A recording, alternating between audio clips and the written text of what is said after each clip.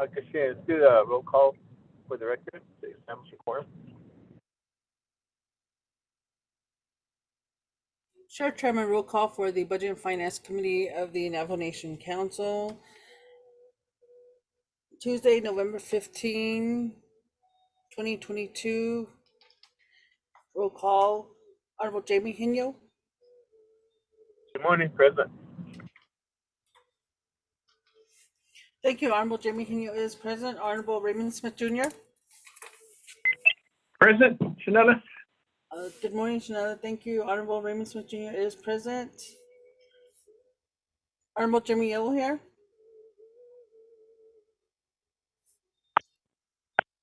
Delegate Yellowhair is also present this morning. Good morning. Okay, thank you, Shazada. Honorable Jimmy Yellow here is present. Honorable Elmer P. Begay. Honorable Elmer P. Begay. Honorable Amber Kenneth Crotty. Honorable Amber Kenneth Crotty. Honorable Nathaniel Brown. Present. Thank you. Honorable Nathaniel Brown is present. Honorable Elmer P. Begay. Honorable Amber Kenneth Crotty. Chairman, we have 4 members present upon roll call and 2 members not entering roll call. Chairman? Kashin Kiana, Ramona for your roll call. We do have 4 members present. Therefore, we have a quorum. I'll call the meeting at 10:11 a.m. on November 15th, 2022, Budget and Finance Committee regular meeting. So let's move forward to an invocation. And this morning, Kados Shinanta, Delegate Nathaniel Brown, Kadon Susan Kapihan, DSP, Kadon PDBS.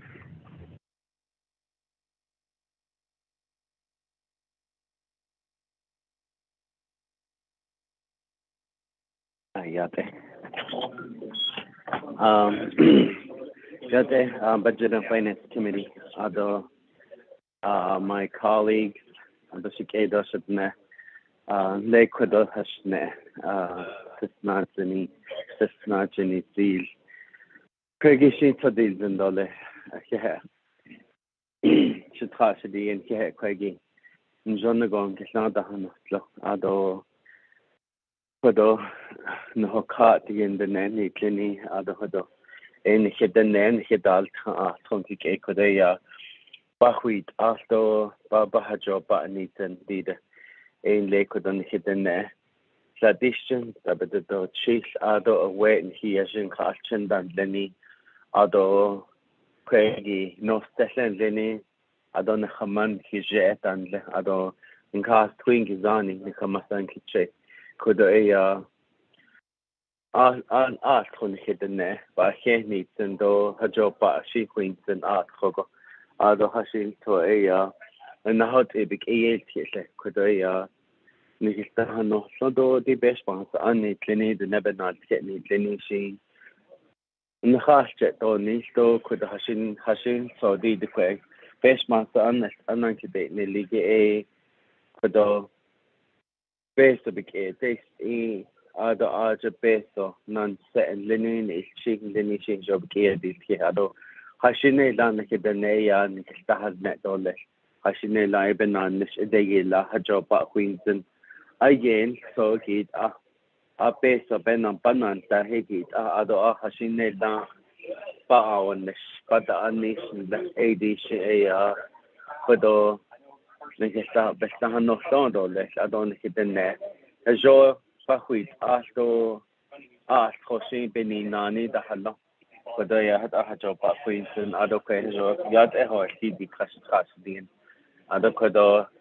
I think it's a Jean Dole, Kados not a need feel, other Kodosha the art that thought the feel. Although I think it's a Jean Dole, I think it's easy things and to get cannot clean. So costly feel.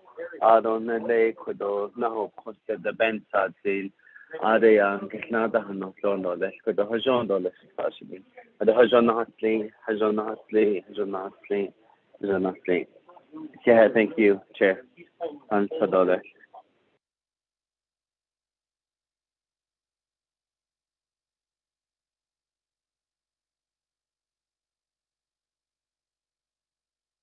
Kela and those are not the deans in the back in the cost. Even a Jaya could anything now after. In the Jaya call, Budget Finance Committee, introduction of guests and visiting officials. Navajo is my teacher, explain that the Hadil link to our audience and the listening public. Vice Chair Smith?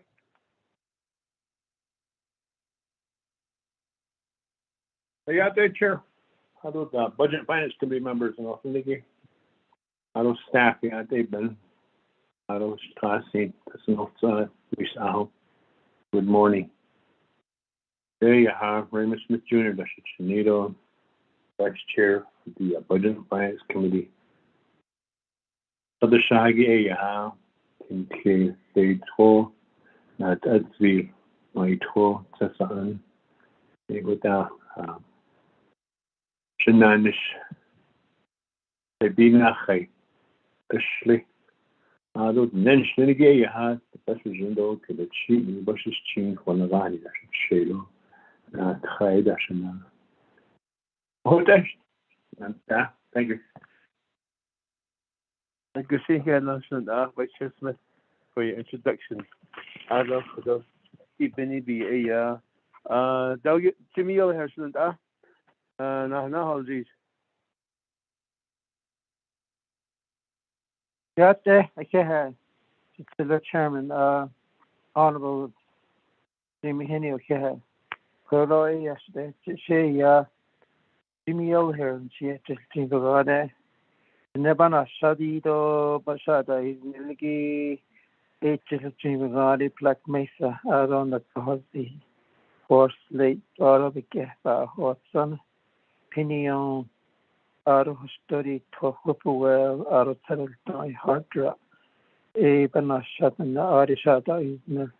Aro und the Tadi, or the Donna, and Schlingi, 200, Schlin on the Ashing, shade Oscar Mahoi, National dot what a chain, a passes chain, one Tony, Jetta, thing has been a member of Budget Finance Committee.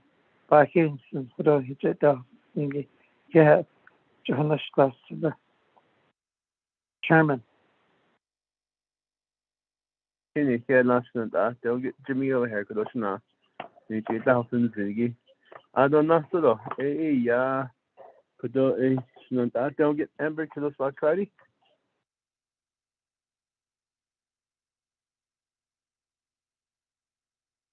No, so that's good too. Kadoshan and John Hatadin Zani Kadoshan delegate Nathaniel Brown. Oh yeah, they say Papa Hansle Ado look a buses sing other key ani other chain other the sun basinale but the never not cancel I don't they then a hot photo chimbi photo to the next year other a hot to go shot I don't they into township though the head of one struggle get they have to say that A Gashina, Figashin and Afdo. Ado, Naso, yeah, delegate Elmer PVG.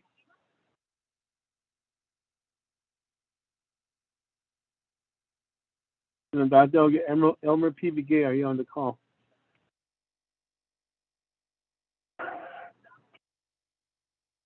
Kashina, Ado, Sisha Hol Jizo.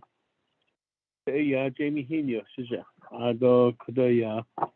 It's been short to the chini, but it's chin. I talk it, Jimmy, to say that. So, by the additional leader, that I talk in there, Nasha. The Rema chapter, the Elmo chapter, the Torjula chapter, but the Shah could be 24th Navajo Nation Council, chairman of the Budget and Finance Committee. I should know, just any call. So, but that's a could only back here the deep in the that's the 2020. A dog, a day, could any kind of skin kind of the Shigi, a Bahadon, Bahal G. So, Peggy Nakai.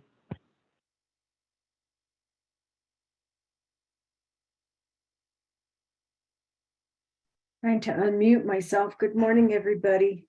Yate Bina. My name is Peggy Nakai. I'm the legislative advisor to the Budget and Finance Committee. I also work with the State Task Force for the Nabikia Committee. My clans are Black Sheep, born for Meadow people, and Bitter Water are my maternal grandfathers, and then my paternal grandfathers are Red Flowing into Water clan. So I'm from the community of Manuelito, New Mexico, Eastern Navajo. Thank you, Chair.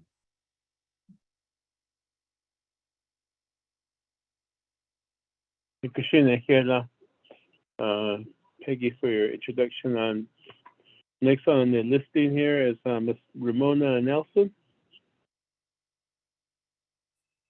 Yes, good morning, Chairman, and the Budget and Finance Committee members and everyone that is listening in this morning. Shay, Ramona Nelson, the Shanido, not of Natochin, Schno, and Rani Bashin, the Slanida, Shay, the Shanana, I is Sanche. Yeah. Ramona, for your introduction. Could I be I don't know, so I did hear Shay, Vice Chair Odoso earlier recognized the so I don't like couldn't wonder what they hold now. Stand over so. Shay, Vice Chair Odoso and the house is not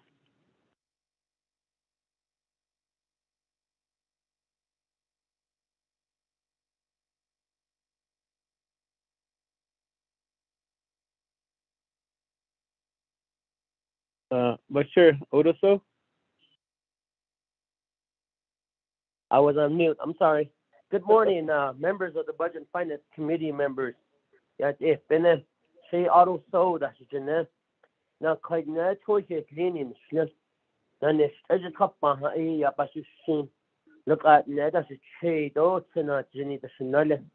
If been be a call, can use this a Budget and Finance Committee. I have a legislation that will be presented. So, even get call. Ni Kaniado, additional Yat, if Benedo, the house Ago, Isno, Nash, Kane, Yat, if Benedo, Zo, Yat, Elke, that do. I'm going to mute. Thank you. Thank you, not Shay. Snatado, they'll get older Sony 2000 Jenny. Adon Abalachi, Kodoya, Hela Sota East Place Mahasana, 24th Navajo Nation Council.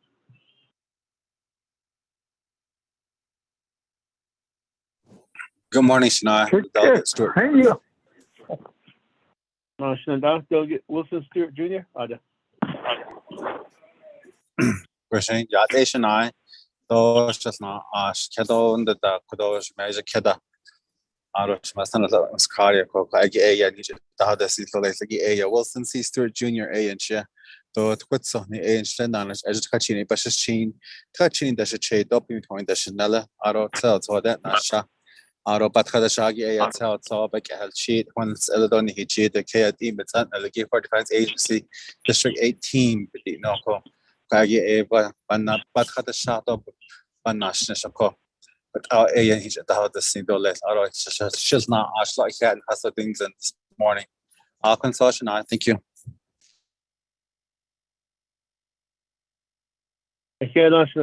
Wilson Stewart Jr. Kodoya by in 2000 Zindi. Ado Benachi, Philasko not the East Basement on the south.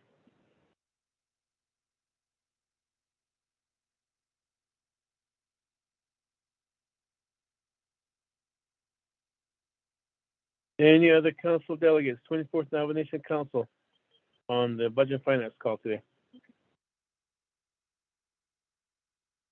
Yes, Eugene So here.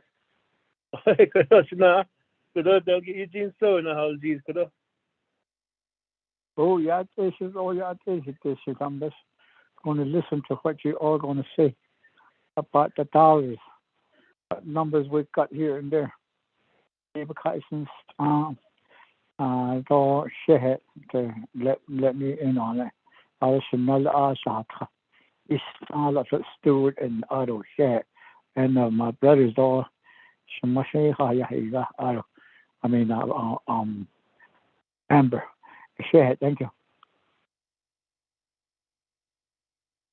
Christine, again, I shouldn't argue.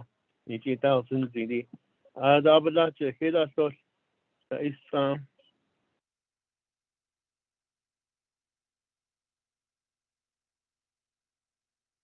tonight, let's move forward to Office of Legislative Council. Are you on the line today with us?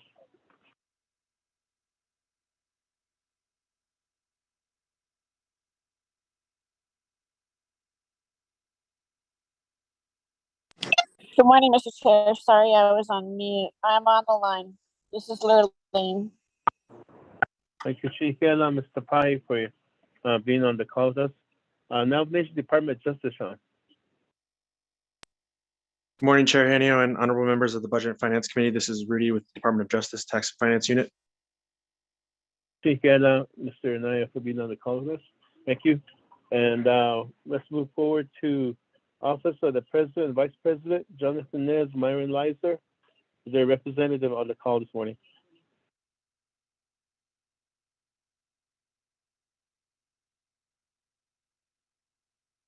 Office of President and Vice President, Jonathan Nez, Myron Leiser.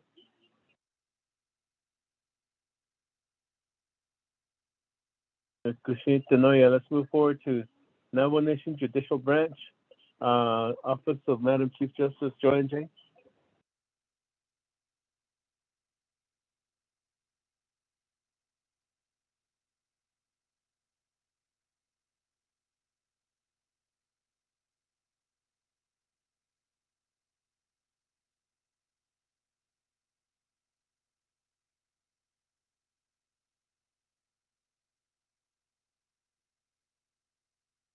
Rashid, there's no representative from Navajo Nation Judicial Branch, so let's move forward to Navajo Nation Chapter Government, Sean.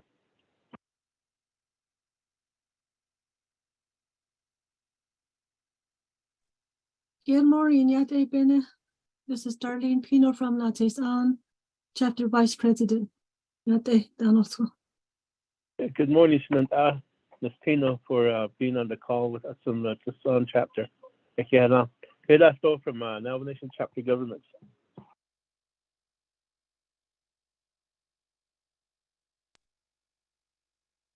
Benita. So with that, let's move forward to Navajo Nation programs, Disha. Executive branch programs.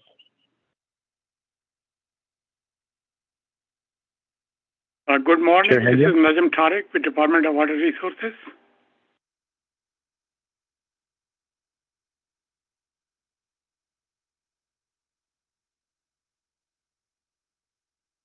Thank you for being a representative from Navajo Nation Water Resources.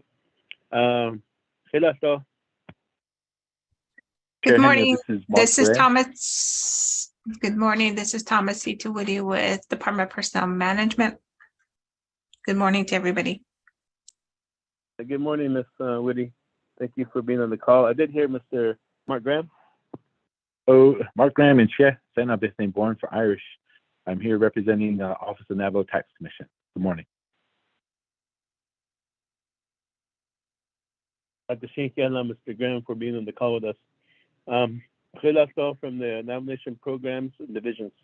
Yeah, go ahead. This is Cordell, Contracts and Grants, OMB. Yeah, they have been. Hey, Mr. Shorty, thank you for being on the call with us. Good morning, Chair, Yate Bennett, committee members. This is Donovan from the Office of the Speaker. Thank you, Donovan, for being on the call with the Office of the Speaker, Legislative Branch. Let's move forward to our agenda. Peggy, if you read the agenda into the record for us, please. Thank you, everybody, for being on the call. Okay, thank you, Chair and members of the Budget and Finance Committee. I hope you can hear me. This is the proposed agenda of the Budget and Finance Committee of the Navajo Nation Council, November 15, 2022. It's a regular meeting via teleconference. Presiding is Jamie Hinio, Chairperson, Raymond Smith Jr., Vice Chairperson. Place via telecommunications, Window Rock, Navajo Nation, Arizona.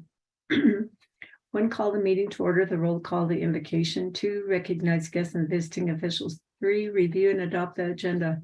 4, review and adopt the journal. None. 5, receive reports. A, NTUA disconnection and assistance status update presented by Gerard Curley, CFO, with Marty Ashley, GM, Government Liaison, Navajo Tribal Utility Authority. B, update on the ARPA Hardship Assistance Program presented by Christine Chavez, Office of the Controller. C, recommendations from the Department of Personnel Management regarding the directive of July 12th, 2022 to respond within 45 days presented by Thomasita Woody, Director, Department of Personnel Management, Division of Human Resources. And the directive is, quote, the Department of Personnel Management shall review the requirement of BFAP 1215 for the controller's position to be a licensed CPA and to make recommendations to the Budget and Finance Committee as to what amendment is needed to this requirement to facilitate the hiring of a permanent controller. Said recommendations shall be provided to the Budget and Finance Committee within 45 days of this directive being issued. D, Monument Valley Tribal Park funding presented by Martin Begay, Director, Navajo Parks and Recreation Division of Natural Resources, Adeline Tohani, Park Manager. E, Navajo Traditional Apprenticeship Project presented by Harold G. Begay, Superintendent, Department of Diné Education, and others, including Tim Begay, Cultural Specialist, Historic Preservation Department, and Manuelito Wheeler, Director, Navajo Nation Museum. F, Colorado Ranch Enterprise presented by Sam Diswood, Ranch Manager, Colorado Ranch Enterprise, Department of Fish and Wildlife, and Gloria Tom, Director, Department of Fish and Wildlife. 6 old business, none. 7 new business. A, legislation number 0193-22. B, legislation number 0196-22. C, legislation number 0198-22. D, legislation number 0190-22.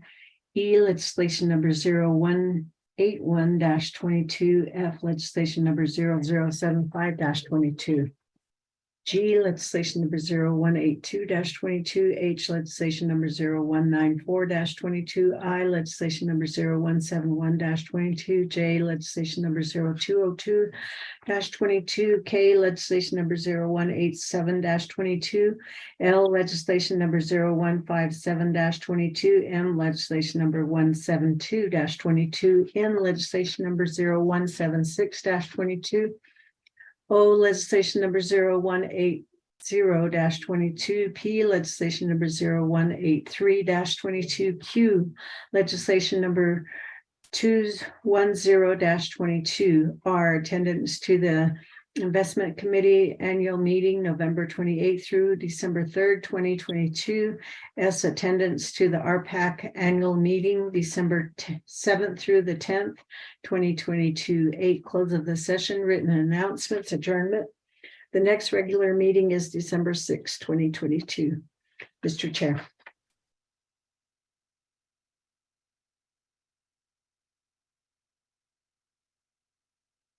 Thank you for the reading of the agenda.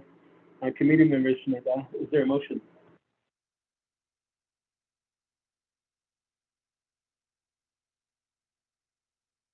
Delegate Yellow Hair, motion. Motion, Delegate Jimmy over here. Is there a second?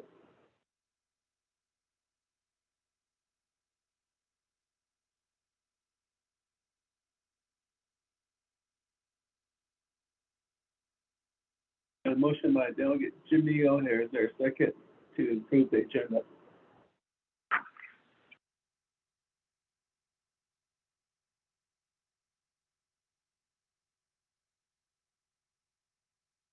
Gotcha. Motion by Delegate Jimmy O'Hare. Is there a motion to approve the agenda? First call.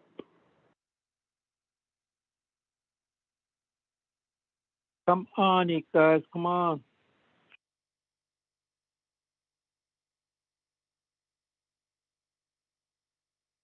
Motion to approve the agenda as read by Delegate Jimmy Yellowhair. Chair Henyo, I was muted. Vice Chair Smith, I'll second. Second. I didn't realize I was muted. Smith. Thank you. So that we do have the agenda motion second. Is there any questions, comments on the agenda? Chair Henyo, this is Vice Chair Smith. I'd like to make a motion. Vice Chair Smith, you have the floor. Oh, thank you, Chair Henyo, and also Budget Finance Committee members of the Navajo Nation and those that are listening on board. We have a lot of legislations.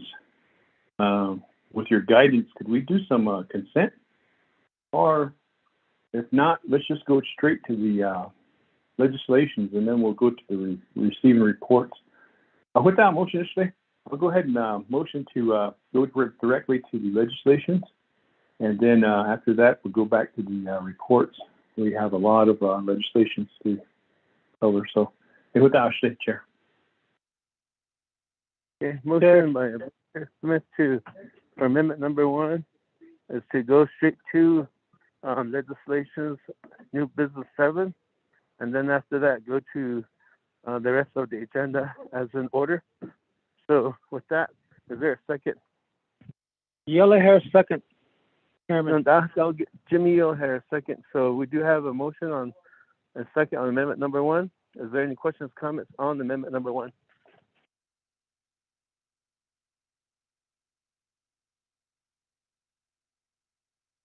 Hearing none, roll call vote. Ramona for amendment number 1. Yes, Chairman Henry, roll call vote on amendment number 1. Honorable Raymond Smith Jr., how do you vote? Green. Thank you. Honorable Raymond Smith Jr. votes green. Honorable Jimmy Yellowhair, how do you vote? Delegate Yellowhair votes green. Thank you. Thank you. Honorable Jimmy Yellowhair votes green. Honorable Elmer P. Begay, how do you vote?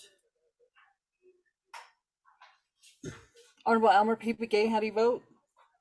Honorable Amber Kenneth-Bott-Crotty, how do you vote? Honorable Amber Kenneth-Bott-Crotty, how do you vote? Honorable Nathaniel Brown, how do you vote? Honorable Nathaniel Delegate Brown votes green. Thank you.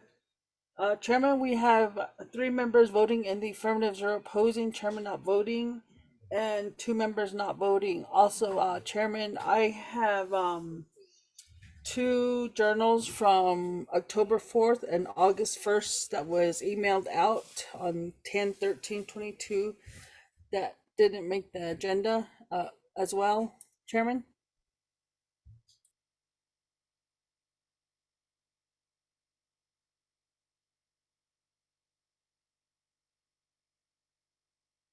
Thank you for the roll call vote. 3 in favor, 0 opposed, Chair not voting.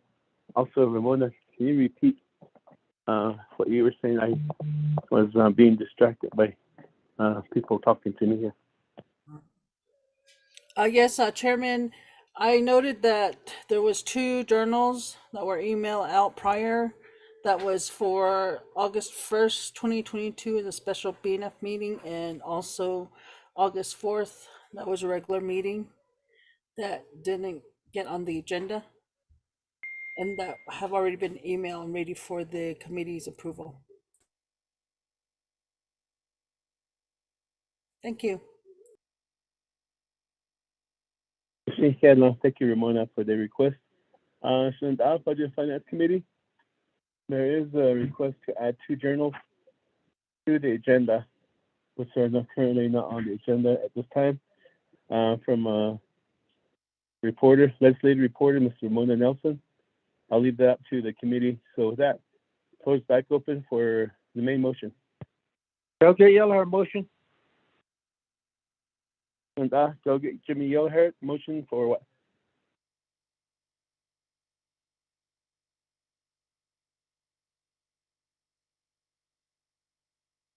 Delegate Jimmy Yellowhair, tila motion ba nila? Ada, I used Kagi needed journal, then you have Nagi. Oh, there you go. Yeah. Motion by Delegate Jimmy Gallagher to add for amendment number 2 to add journals to the agenda from Ramona from freshman August 2nd or August 20. If you repeat that, Ramona. Yes, thank you, Chairman. The dates on those journals are for August 1st, 2022 and October 4th, 2022. Thank you. August 1st, 2022 and October 4th, 2022. Motion to add these to the agenda under item number 4, review and adopt journals. Is there a second to the motion for amendment number 2?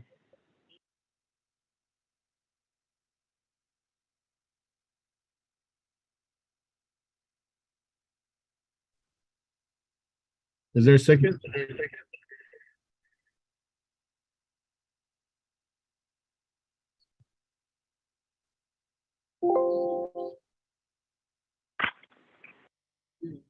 Motion by Delegate Jimmy Gallagher for amendment number 2 to add 2 journals to the agenda. Chair Henio, your rules state that any member can second a motion. There is 2 other members that are sitting. I can't motion. She motion, second. Their This is Delegate there's a Brown. I'll motion go ahead on and the floor second the to add motion. 2 journals to the agenda. Once.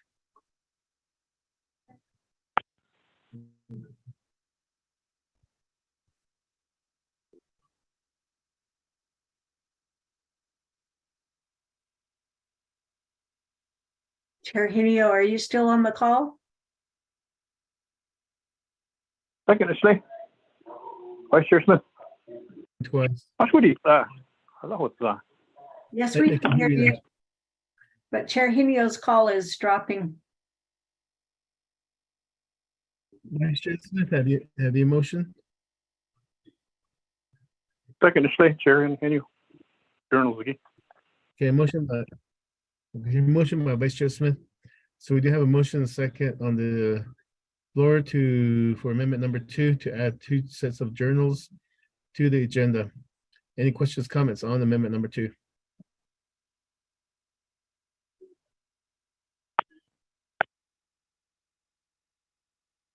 We'll call for the question. Ramona?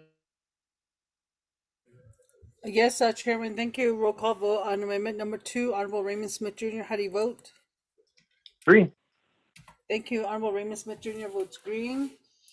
Honorable Jimmy Yellowhair, how do you vote? Delegate Yellowhair votes green. Thank you. Thank you. Honorable Jimmy Yellowhair votes green. Honorable Elmer P. Begay, how do you vote? Honorable Elmer P. Begay, how do you vote?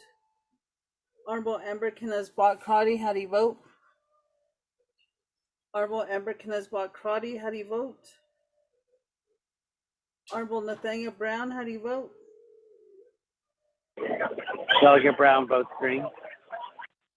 Thank you. Honorable Nathaniel Brown votes green. Chairman, we have 3 members voting in the affirmative, 0 opposing, chairman not voting, and 2 members not voting. Chairman?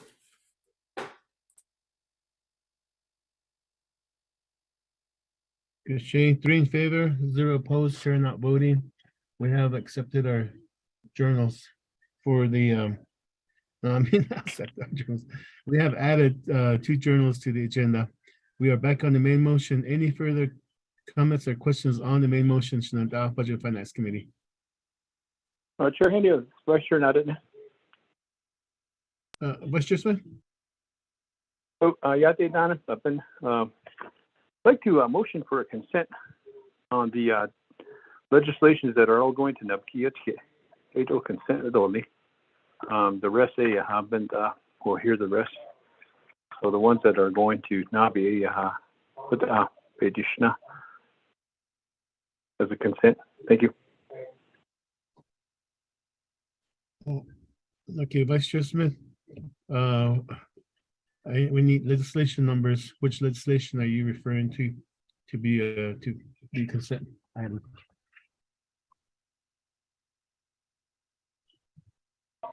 Kagoshi, Ashinanta, let me get all those numbers. Let me help you here, Shinanda. You have legislation 196-22 that had Navigatia as final authority, which is sponsored by Vice Chair Thomas Walker and Shinanda Wilson C. Stewart Jr. 196-22, and then you have 198-22. No, that one goes to council. And you have are you Vice Chair Smith, are you requesting for consent on legislations that stop at NABI? Or all legislations that are going to NABI and then on to council? The ones that are all going to NABI, Chair. And then they go to council. Okay. Chair Hinio, I can read all those legislations. The numbers or the letters to those. May I?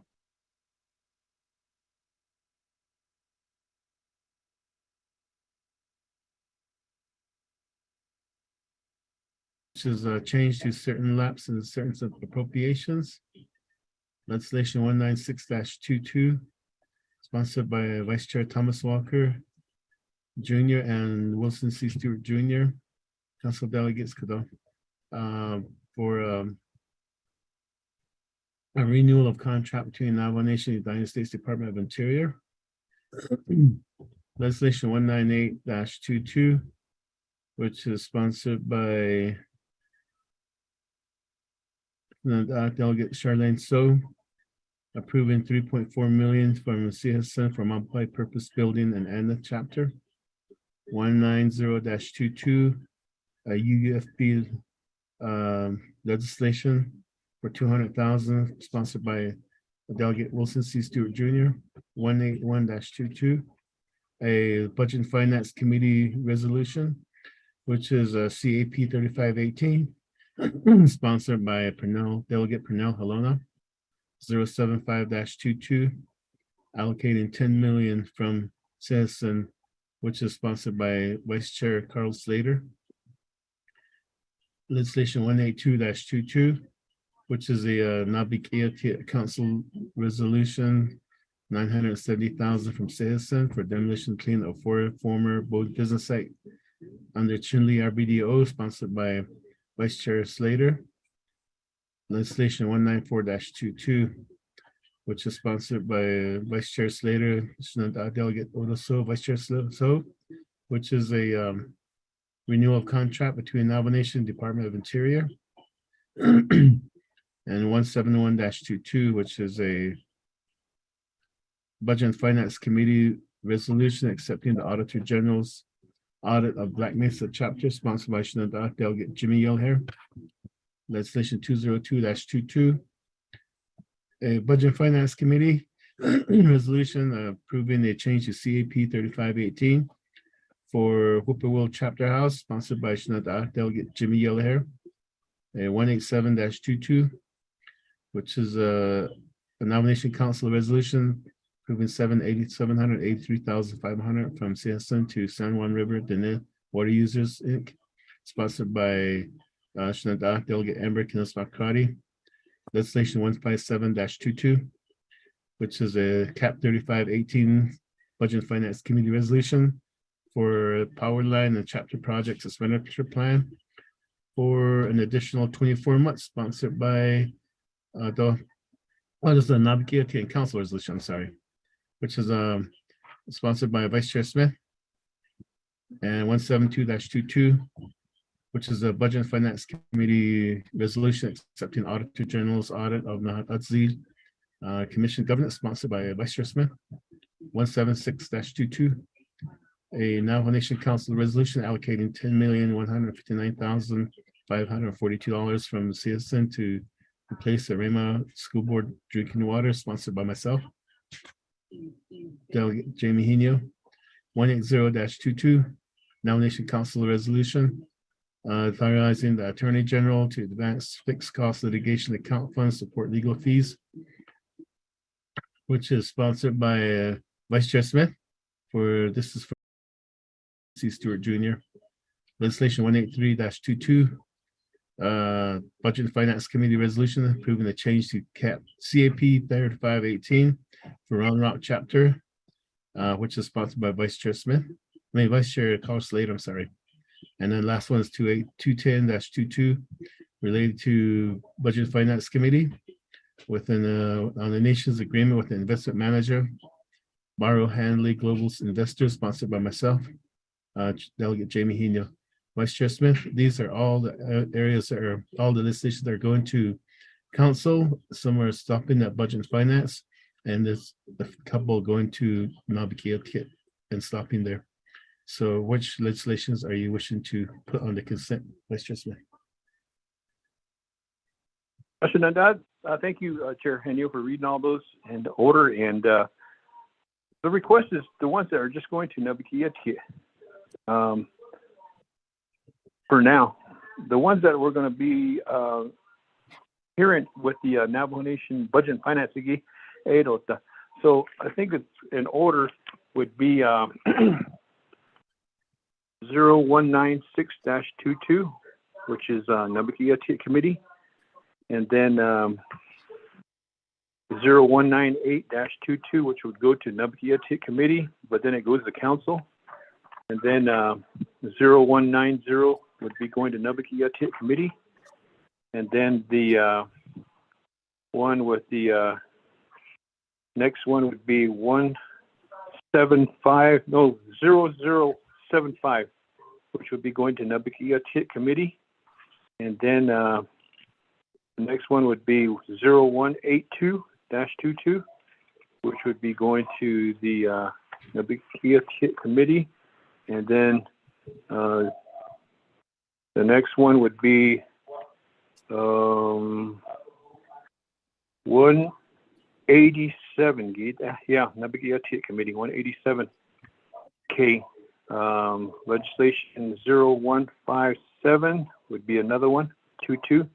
And then the next one would be 0176-22.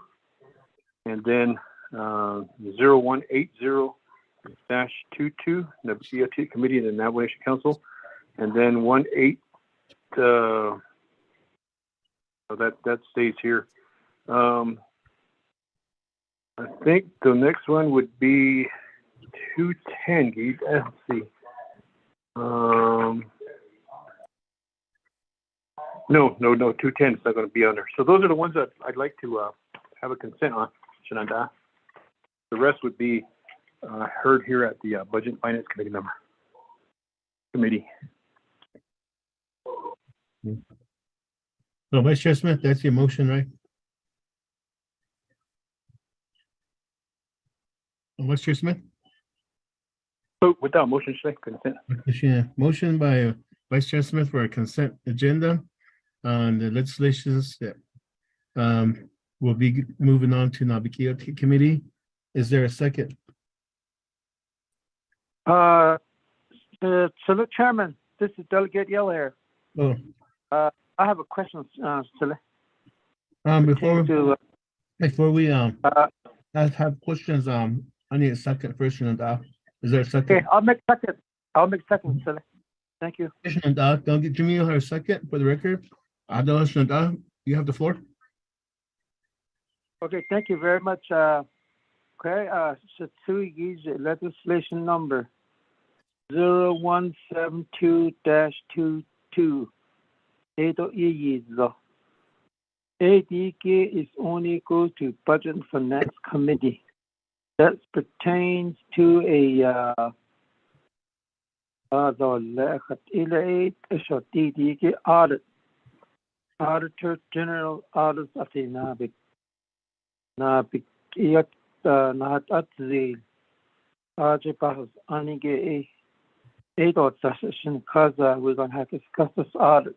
Audit is important, so we need to take this legislation out. 0172-22. This is just exactly like my legislation, audit in Black Mesa, 0171-22. If it is a conduct audit, a 88 or Taishna. Aro, that open date on that. So, what Elena, what Ella Ediki, one to the list, 80 Naharo, so not at the already a job not it is audition. So two, Vice Chairman. Yeah.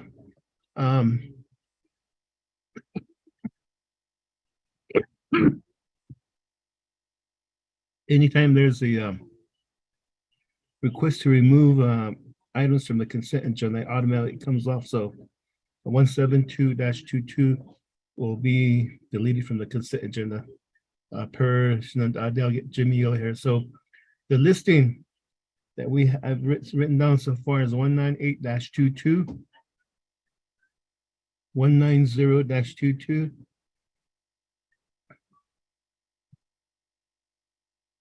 0075-22, and then ADO 182-22,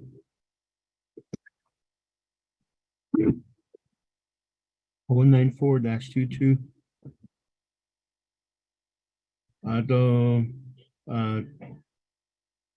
187-22, on the 157-22, the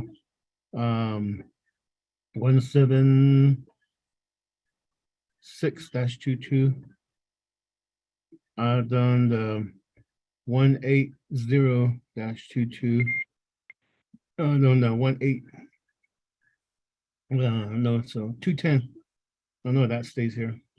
So I thought a listing is 1, 2, 3, 4, 5, 6, 7, 8, 9 legislations to be put on the consent agenda. Yeah, I thought motion, yeah, Vice Chair Smith. I thought second by Delegate Jimmy Yellowhair.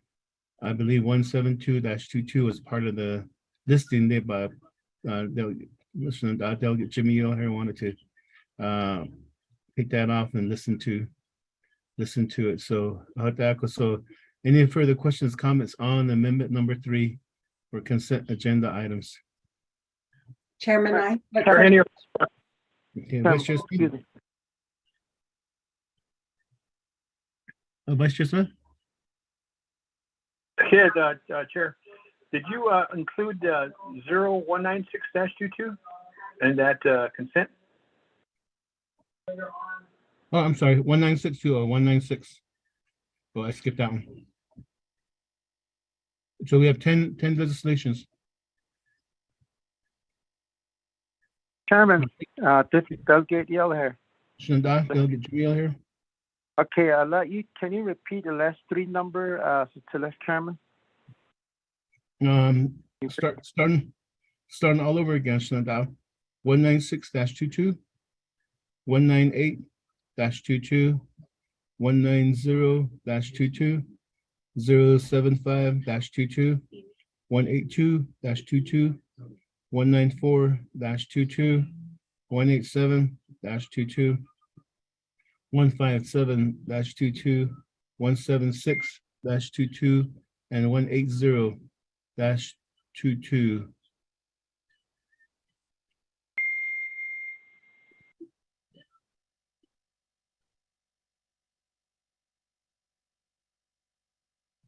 But listing Schlanek as Vice Chair Smith was counting off the numbers. They'll get Jimmy here. Oh, what Ella the last number you put in is 0180-22. Eben Hall G. Yeah. Augustina. With this Peggy?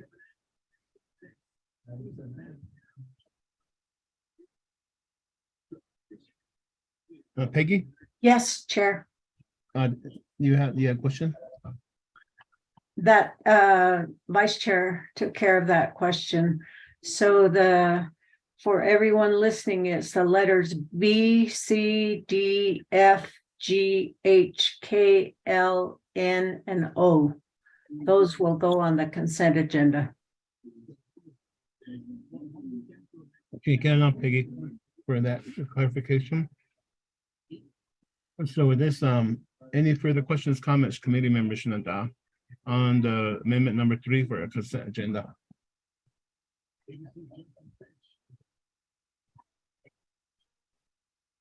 I have to know, yeah, Ramona, roll call vote for amendment number 3.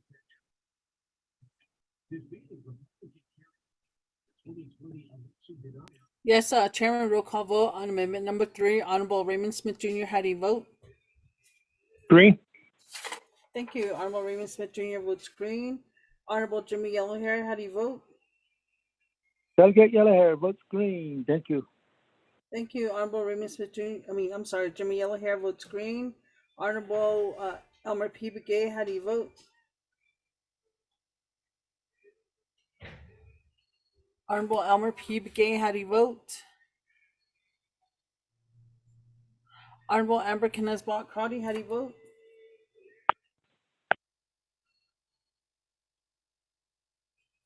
Honorable Amber Kenneth-Bott Crotty, how do you vote? Honorable Nathaniel Brown, how do you vote? Delegate Brown votes in favor. Thank you. Honorable Nathaniel Brown votes in favor. Chairman, you have 3 members voting in the affirmatives or opposing, chairman not voting, and 2 members not voting. Chairman?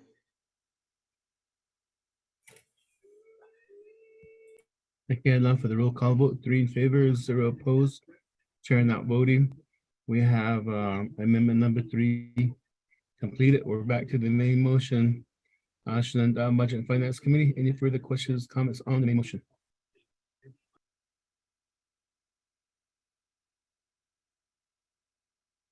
Phyllis, this is Chairman, Chairman, this is Delegate Yellowhair. Shananta, Delegate Yellowhair, we have the floor. Okay, thank you very much. Appreciate it, Phyllis. Oh, yeah, double check this thing. So, legislation 0194-22, that's included, Phyllis. The legislation 0194-22. Ebitloya.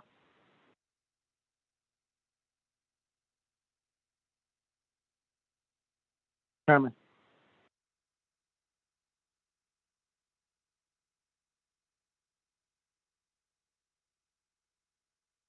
Hello. Hold on, I'm trying to unmute myself here, Shananta.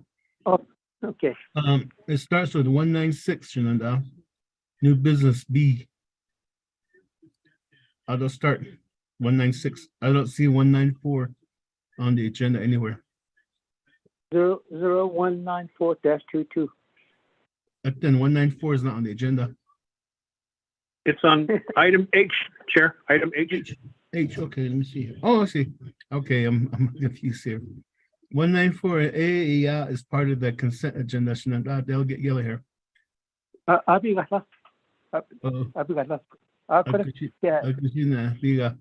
Back to the main motion. Any further questions, comments? Chair Henry, it's Vice Chair Smith. Vice Chair Smith, you have the floor. Yes, I'd like to make another amendment. I didn't include the one that's on A. That's going to go to the NABI as part of the consent. I don't know if I can do that. I don't know if I have to do suspend floor rules or anything like that. But if we could add that on, that'd be my motion. Motion by Vice Chair Smith for amendment number 4 to add one more item to the consent agenda. 193-22. Motion, and now this one goes all the way to council. So 193-22 for amendment number 4. Is there a second? Delegate Yellowhair. Motion by second by Delegate Jimmy Yellowhair. So we do have a motion and a second on the floor for amendment number 4.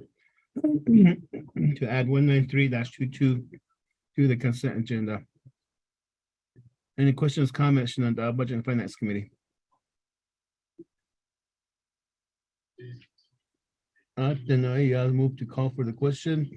Ramona, roll call vote. Sure, Chairman, roll call vote for amendment number 4. Honorable Raymond Smith Jr., how do you vote? Green. Thank you. Honorable Raymond Smith Jr. votes green. Honorable Jimmy Yellow here, how do you vote? Delegate Yellowhair votes green. Thank you. Thank you. Honorable Jimmy Yellow here votes green. Honorable Elmer P. Begay, how do you vote? Honorable Elmer P. Begay.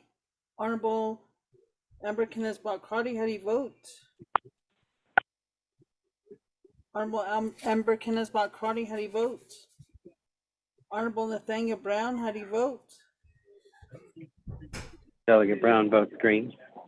Thank you. Honorable Nathaniel Brown votes green. Chairman, we have 3 members voting in the affirmative, 0 opposing, chairman not voting, and 2 members not voting. Chairman? She get 3 in favor, 0 opposed, chair not voting. Amendment number 4 passes. So with this, we do have 4 amendments to the agenda. Any further questions, comments on the main motion?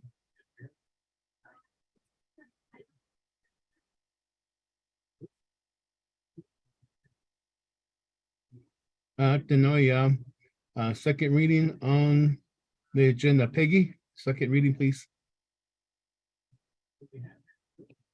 Okay, members of the Budget and Finance Committee, this is your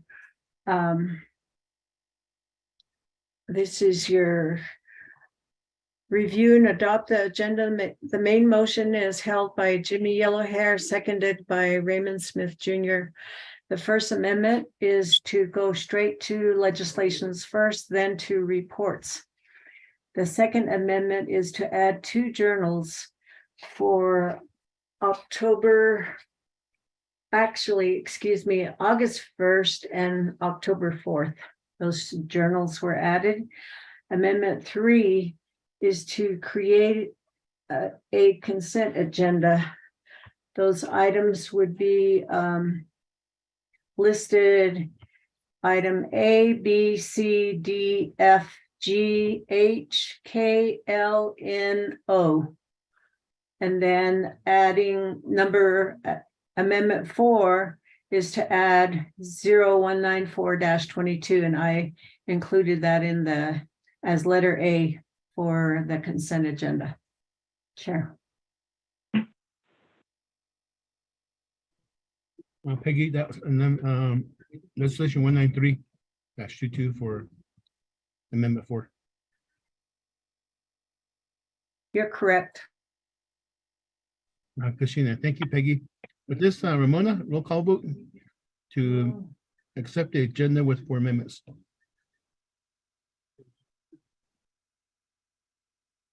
Yes, Chairman, roll call vote on approving the agenda with 4 amendments. Honorable Raymond Smith Jr., how do you vote? Green. Thank you. Honorable Raymond Smith Jr. votes green. Honorable Jimmy Yellowhair, how do you vote? Delegate Yellowhair votes green. Thank you. Thank you. Honorable Jimmy Yellowhair votes green. Honorable Elmer P. Begay, how do you vote? Honorable Elmer P. Begay. Honorable Amber Kenneth Crotty, how do you vote? Honorable Amber Kenneth Crotty, how do you vote? Honorable Nathaniel Brown, how do you vote? Delegate Brown votes in favor. Thank you. Honorable Nathaniel Brown votes in favor. Chairman, you have 3 members voting in the affirmative, 0 opposing, chairman not voting, and 2 members not voting. Chairman? Kashin, thank you for the roll call vote. 3 in favor, 0 opposed, chair not voting. We have accepted our agenda for today, November 15th, 2022. So with this, we'll move forward to the next item on the agenda, which is item 4, review and adopt journals. There are 2 journals, October 4th and August 1st, 2022. Is there a motion to accept the journals from the Budget and Finance Committee? Yellowhair motion. Motion by Delegate Jimmy Yellowhair. Is there a second? Delegate Brown will second. Shannon, Delegate Nathaniel Brown, second. Any questions, comments on the journals?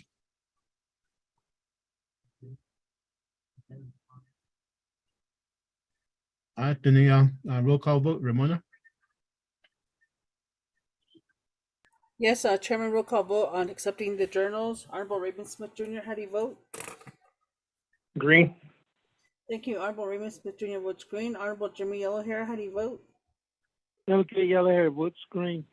Thank you. Honorable Jimmy Yellowhair votes green. Honorable Elmer P. Begay, how do you vote? Honorable Elmer P. Begay, how do you vote? Honorable Amber Kenneth-Mott Crotty, how do you vote? Honorable Amber Kenneth-Mott Crotty, how do you vote? Honorable Nathaniel Brown, how do you vote? Delegate Brown votes in favor. Thank you. Honorable Nathaniel Brown votes in favor. Chairman, we have 3 members voting in the affirmative, Chairman not voting, and 0 opposing, and 2 members not voting. Chairman? 3 in favor, 0 opposed, chair not voting. We have accepted our journals again. Okay, with this, moving forward down to item 7, new business. We do have a consent agenda as item A, and the consent agenda consists of legislations 193-22, 196-22, 198-22. Excuse me, Chair. Peggy? I need to read the titles of those legislations into the record. Okay, Peggy. You have the floor. Thank you. So it's legislation number 0193-22, an act relating to law and order, budget and finance, and the Bekietchkit committees and Navajo Nation Council amending 12 NNC section 820N to change the lapse of certain appropriations, sponsored by Otto So and Eugenia Charles Newton, council delegates. B is legislation number 0196-22, an action relating to resources and development, budget and finance, and Nabikiatikit committees, approving and authorizing a renewal contract between the Navajo Nation and the United States Department of the Interior under 25 U.S. Code, section 5301 at SEEK, Public Law 93-638 as amended for a 5-year term for the period beginning January 1, 2023 and ending December 31, 2027 for the Water Development Program, approving and authorizing the fiscal year annual funding agreement and scope of work for the period of the contract term, sponsored by Thomas Walker and Wilson C. Stewart Jr. council delegates. C, legislation number 0198-22, an act relating to the resources and development, budget and finance, and Nabikiatikit committees and to the Navajo Nation Council approving $3,468,000 from the Citizen Fund for a multi-purpose building at the Aneth chapter, and approving the related expenditure plan sponsored by Charlene So, council delegate. D is legislation number 0190-22, an act relating to the budget and finance, resources and development, and Nabikiatikit committees and the Navajo Nation Council, approving $200,000 from the unreserved undesignated fund balance UUFB for the Sawmill chapter renovation project, sponsored by Wilson C. Stewart Jr., council delegate.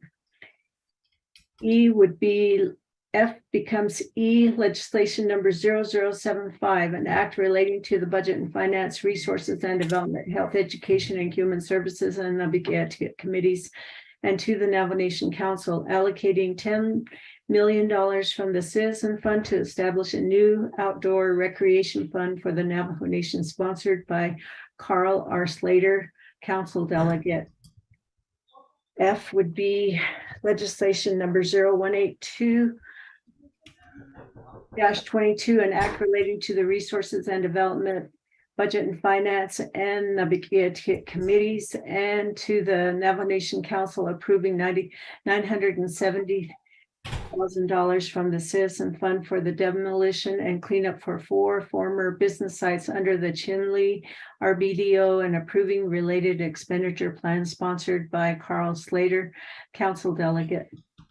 G would be legislation number 0194-22, an action relating to resources and development, budget and finance, and Navigated committees approving and authorizing a renewal contract between the Navajo Nation and the United States Department of Interior under 25 U.S. Code, Section 5301 at SEEK, Public Law 93-638 as amended for a 5-year term for the Indian Child Welfare Act program beginning January 1, 2023 and ending December 31, 2027, approving and authorizing the fiscal year annual funding agreement and scope of work for the period of the contract term sponsored by Carl Slater and Otto So council delegates.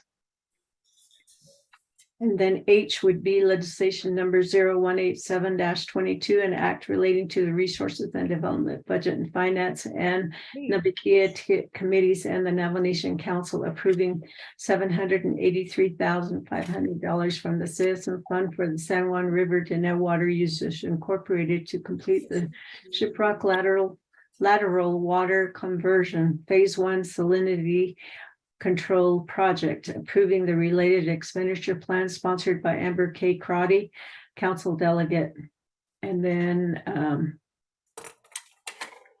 I is legislation number 0157-22, an action relating to law and order, health, education, and human services, resources and development committee, or excuse me, resources and development, budget and finance, and the Navigated committee and Navajo Nation Council amending CAP 3518 Citizen Fund Power Line and chapter projects expenditure plan to extend project completion deadlines for an additional 24 months, sponsored by Raymond Smith Jr., Pernell Halona, and Wilson C. Stewart Jr. Council delegates. And then what did I say?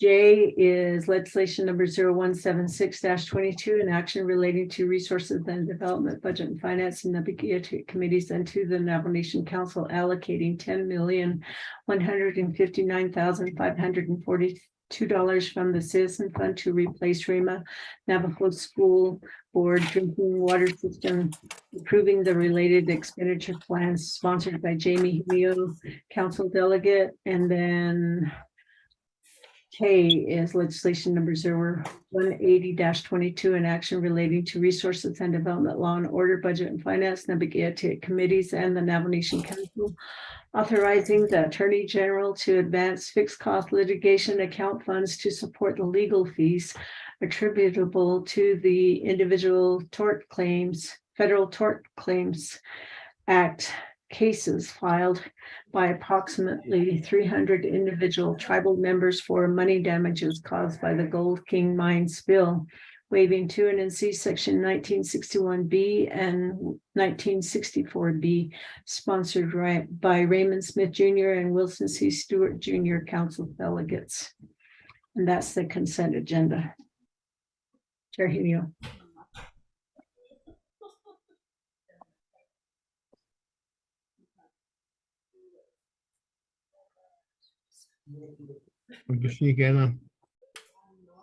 Thank you for reading the consent agenda items into the record. Is there a motion for the consent agenda?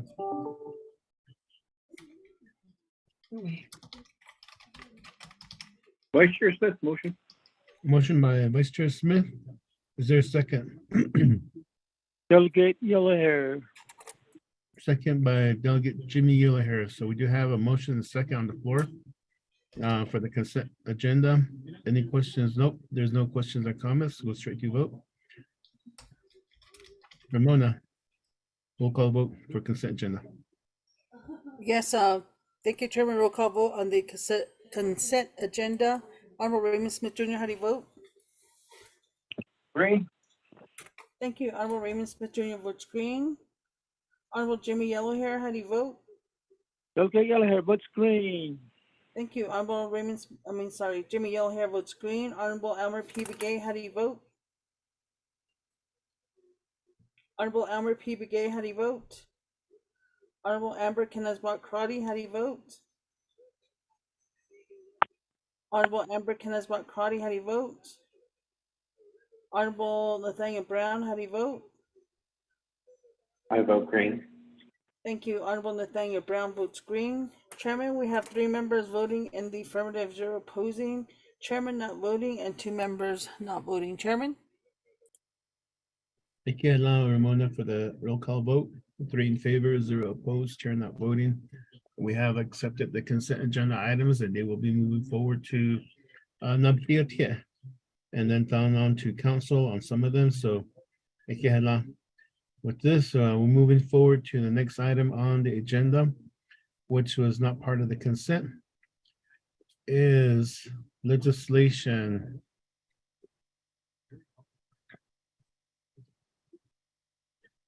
181-22, which is sponsored by Shenandoah Delegate Pernell Halona. I'll call out for the sponsor first. Shenandoah Delegate Pernell Halona, are you on the call? Good morning, Chairman. This is Delegate Pernell Halona. Shenandoah, thank you for being on the call. Delegate Halona is on the call for the record. Peggy, read the legislation into the record, please.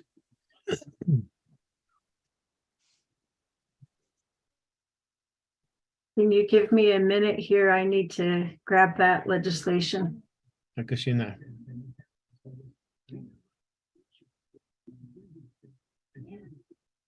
I do see Shenandoah, Vice Chair Carl Slater, are you on the call? Okay, legislation number 0171-22. 181, I'm sorry. Is it 181? Oh, sorry, 181. Oh, hold on a second.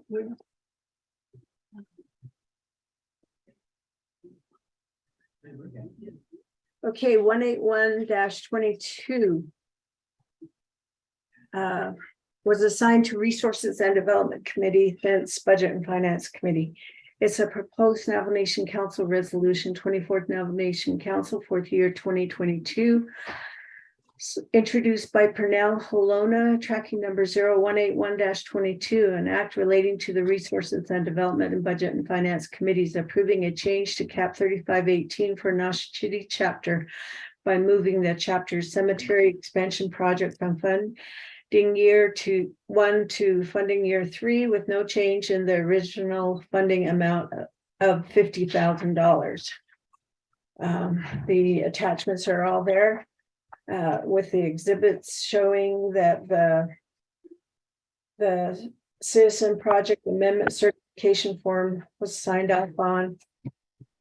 And then the Resources and Development Committee report shows a due pass with no amendments and a vote tally sheet is attached. Chair. So we do have Pernell Halona, Delegate Pernell Halona on the call. There a motion?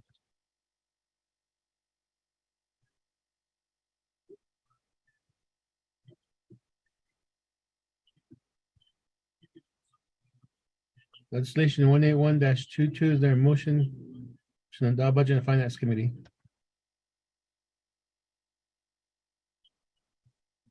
Vice Chair Smith will motion for discussion. Delegate Kelleher. Motion by Shenandoah Vice Chair Smith, second by Shenandoah Delegate Jimmy Yellowhair. With that, we do have a motion on the second on the floor. This is a Cap 3518. Any questions, comments, Shenandoah?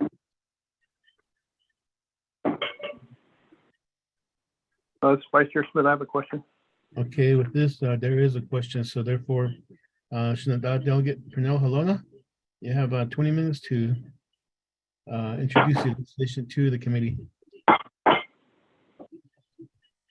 Thank you, Chairman, and BNF committee members. Thank you for listening to this legislation. And yeah, it's quite simple legislation. All we're trying to do is move the money over. We've had the plan in works already there at the chapter house, and right now everything's been taken care of and signed.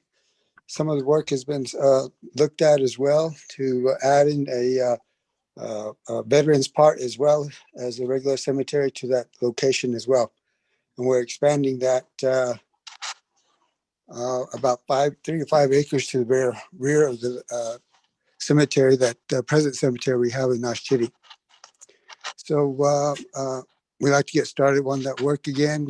It's coming up on the dates from the CPMD office, and then so I'd like to get going on that as soon as we can. Chairman, that's all I have right now for that addition for the cemetery.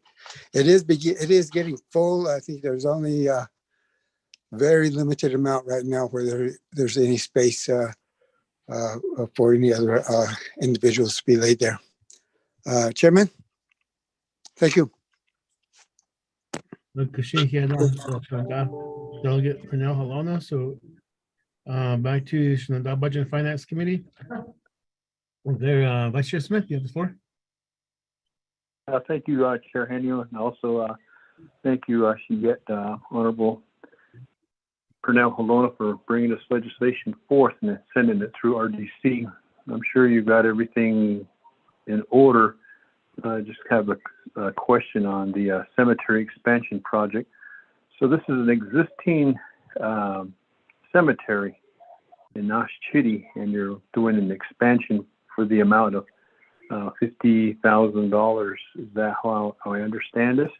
And you know that there is a legislation that's being requested to extend the CAP 35-18 for the benefit of our folks that need to get these projects underway and get them completed. So my question is, how many acres is this going to be? And has the land been withdrawn? And is everything in order? Usually when there is a cemetery expansion, folks that have grazing permits and folks that have certain not close in Dechagi, they usually say Bigahako, and I heard that you mentioned that it was almost filled the capacity. So the CAP 35-18 to change that. So those are my questions, Chair Henio. Thank you. Thank you, Vice Chair Smith, for your questions. I'll defer back to your sponsor, Shenandoah Delegate Pernell Halona.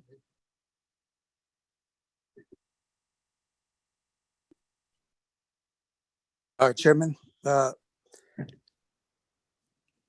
yeah, the room is in the cemetery is quite low, as a matter of fact, and the chapter has been working on it now for 3 years to get all the approvals and everything taken care of. And part of that 50,000 that you're referring to is to put up a memorial as well. Not just for the fencing and all, but just as an additional for a memorial site for the veterans that are there. So that's the additional cost, why it's costing so much. And I'm pretty sure it's only about 10 acres. It's not very far. It might even be 5. I can't remember the numbers now, but it's just enough for I think a quarter of the size of the cemetery that's there. But it's not very large. It should be able to house, not house, but rest a few individuals there for a few years down the road. But it's just an expansion on the cemetery that we have there. Chairman? Thank you for the information. Back to the committee, Budget and Finance Committee. Any further questions, comments?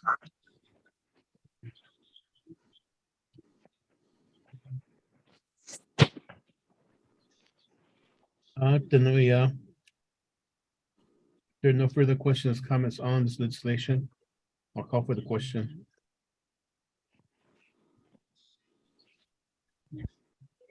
Now, Ramona, roll call vote. Yes, Chairman, roll call vote on the legislation.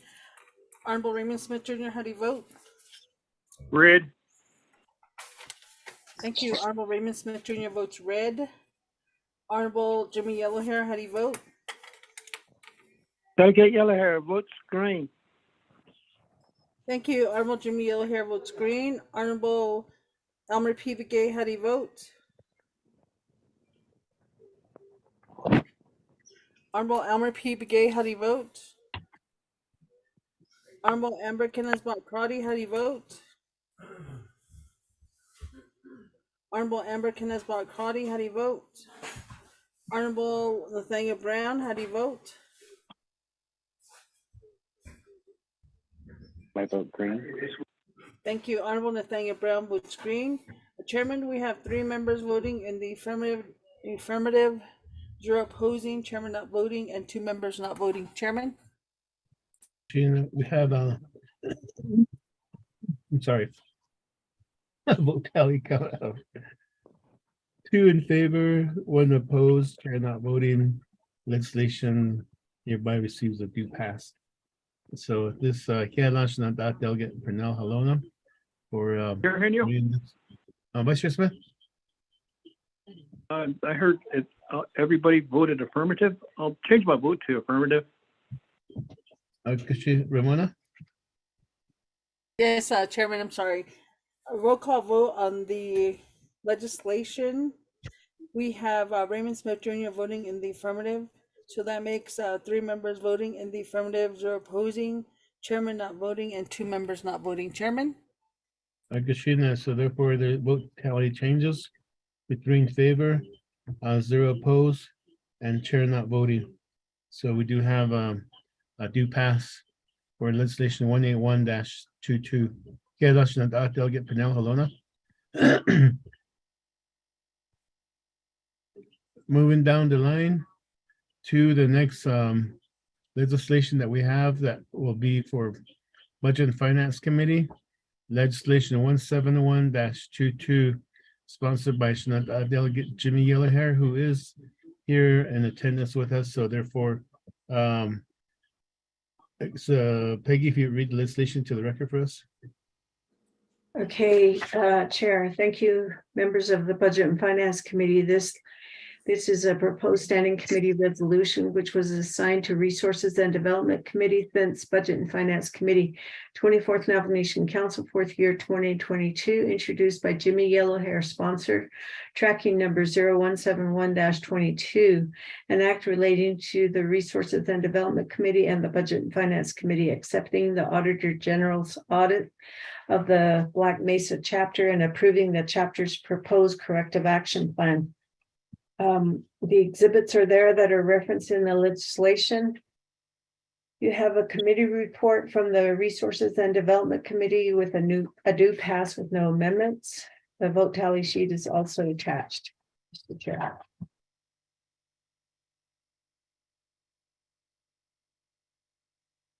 Thank you for the reading of the legislation. Therefore, is there a motion? Vice Chair Smith motions.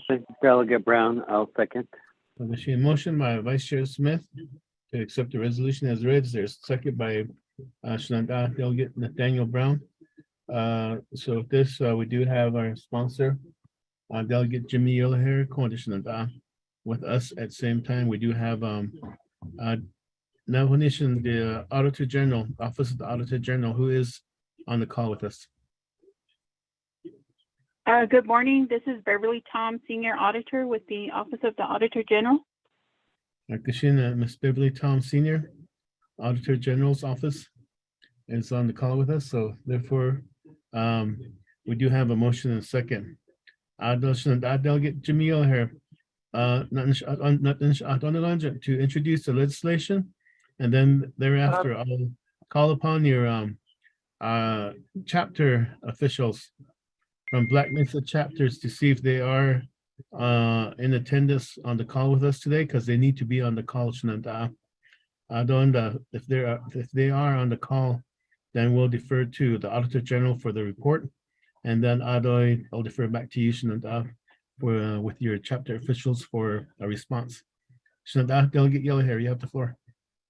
Yes, to the Chairman, thank you very much to legislation 0171-22, which pertains to a Black Mesa audit, has been done by the Navajo Nation Auditor General.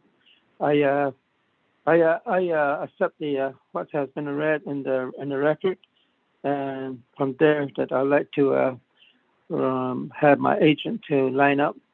First of all, it's going to be a Albert Lee he's the chapter coordinator with Black Mesa.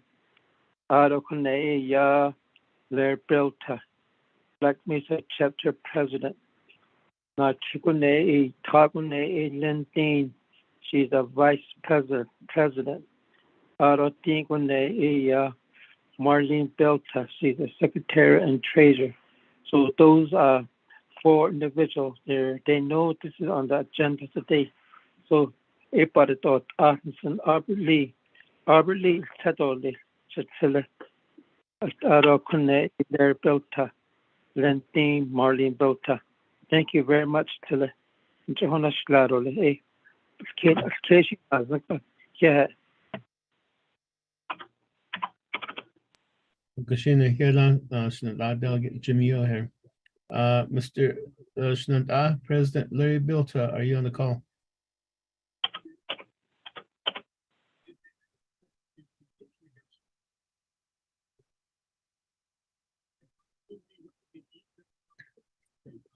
President Larry Bilta.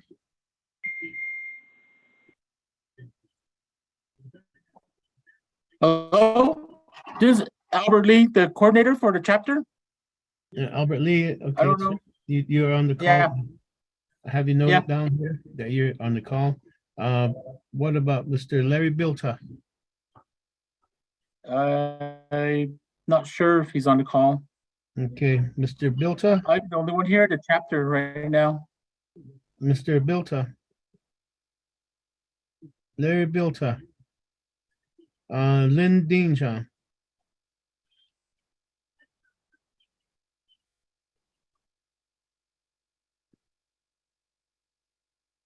Lynn Dean. Ms. Marlene Bilta.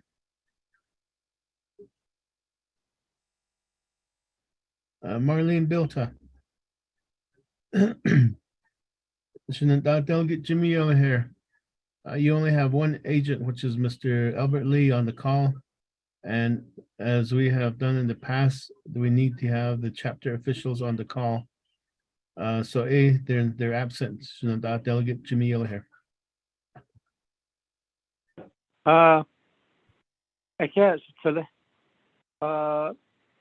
I don't need to send or eonastot asat Chile.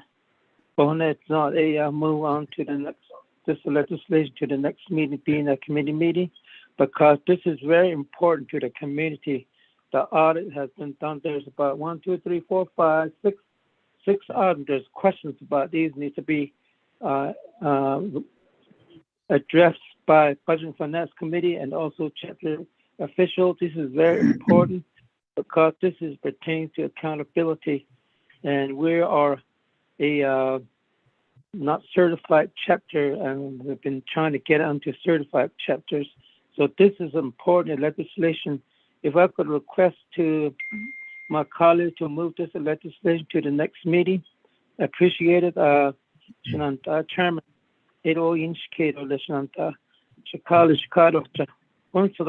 my request.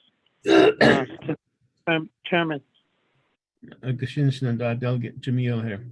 Budget and Finance Committee. We do have a motion party, which is Vice Chair Smith, and then also second by Delegate Nathaniel Brown. And we can handle it 2 ways.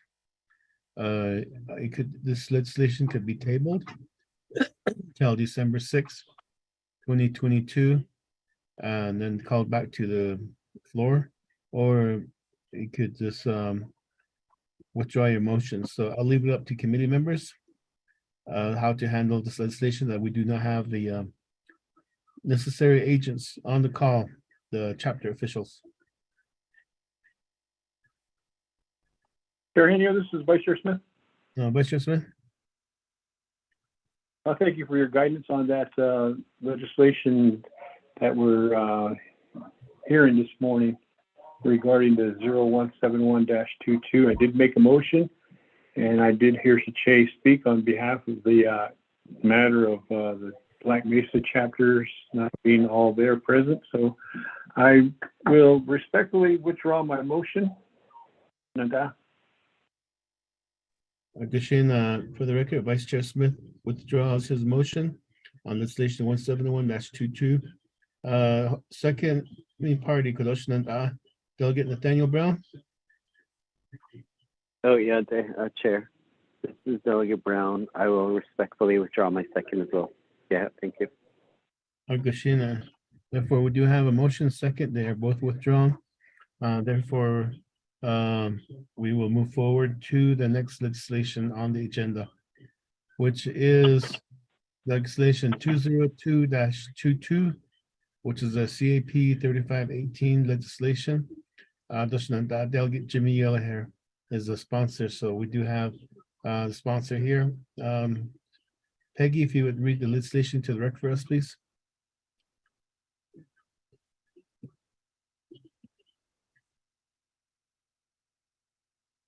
Thank you, Chair and members of the Budget and Finance Committee.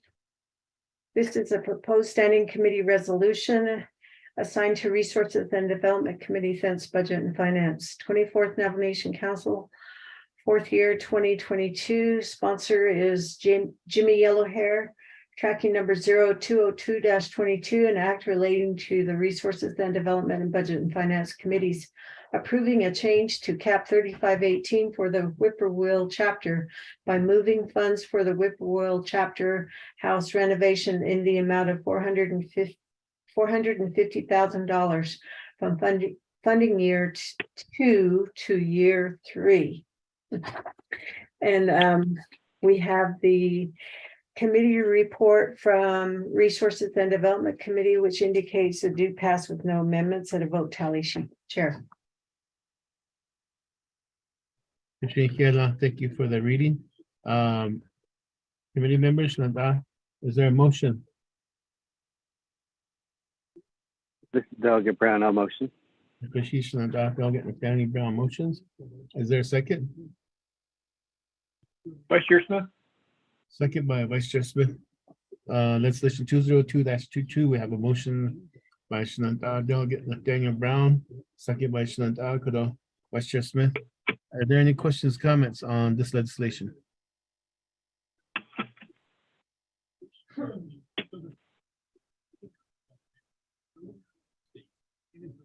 If there are no questions, we'll go to a roll call vote. Ramona, roll call vote. Yes, Chairman, roll call vote for approving the legislation. Honorable Raymond Smith Jr., how do you vote? Green. Thank you. Honorable Raymond Smith Jr. votes green. Honorable Jimmy Yellowhair, how do you vote? Delegate Yellowhair votes green. Thank you.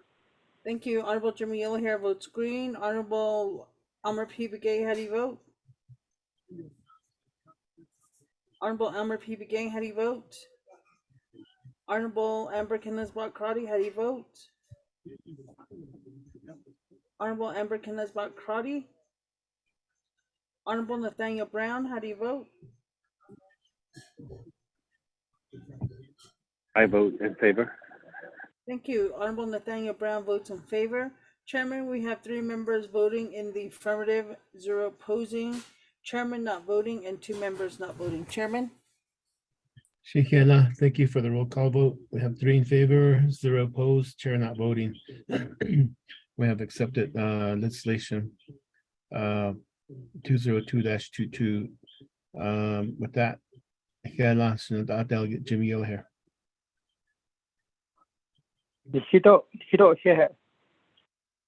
Kushina Naso Nahal just legislation 172-22, which is sponsored by Shananta Akado, Vice Chair Smith. Before I call upon the reading, Vice Chair Smith, you have Nahatazil Commission Governance. Do you have their agents available? You may call upon them if you wish, Vice Chair Smith. Chair Henio, appreciate that question.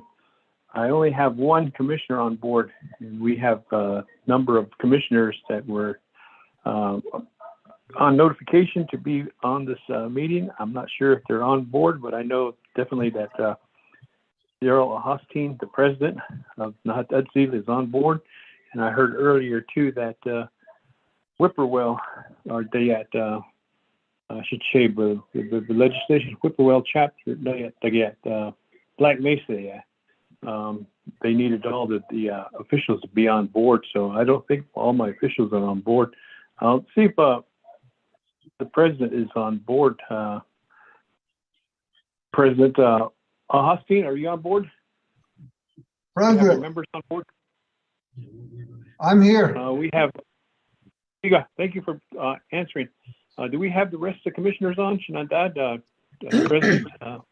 They all been informed. They all got their agenda. They all got their Zoom contact information. They all have it.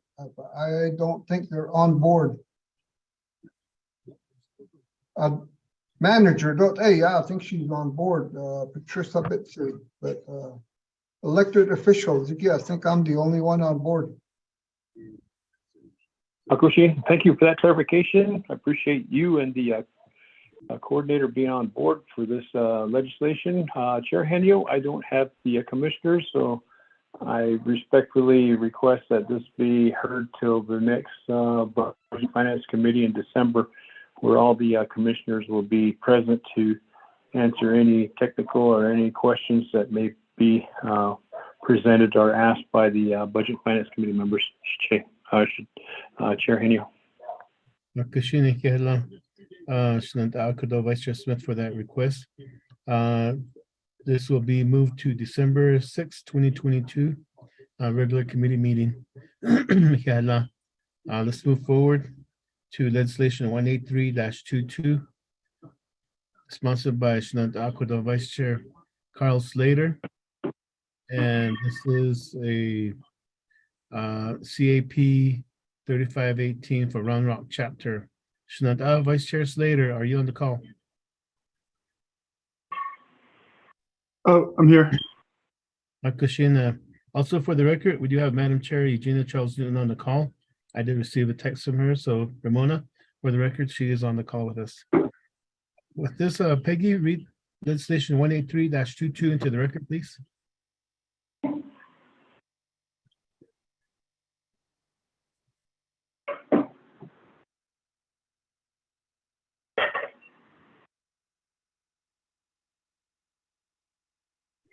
This is a proposed Navajo Council resolution assigned to Resources and Development Committee, thence Budget and Finance Committee.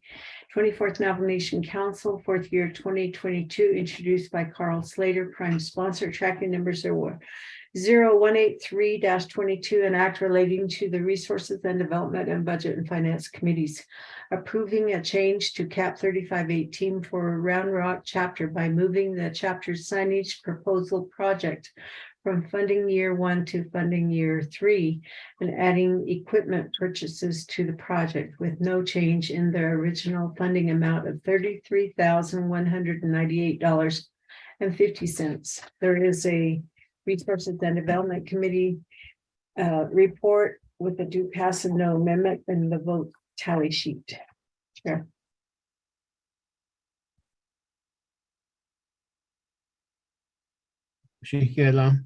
What they're reading, is there a motion?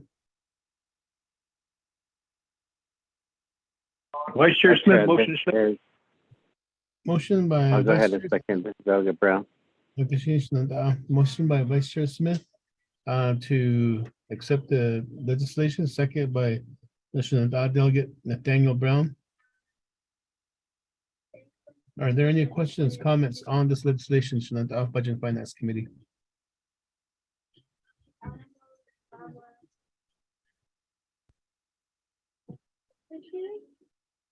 Are there any questions, comments? We'll call for the question to accept resolution 183-22. Excuse me, Chair. Yes. Could you please repeat the motion and the second? I didn't get that. Thank you. Motion by Vice Chair Smith, second by Shenandoah Delegate Nathaniel Brown.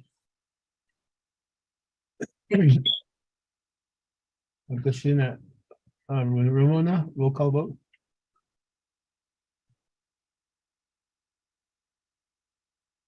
Yes, Chairman, roll call vote on legislation number 0183-22. Honorable Raymond Smith Jr., how do you vote? Green. Thank you. Honorable Raymond Smith Jr. votes green. Honorable Jimmy Yellowhair, how do you vote? Delegate Yellowhair votes green.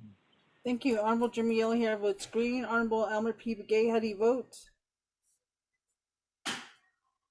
Honorable Elmer P. Begay, how do you vote? Honorable Nathaniel Brown, how do you vote?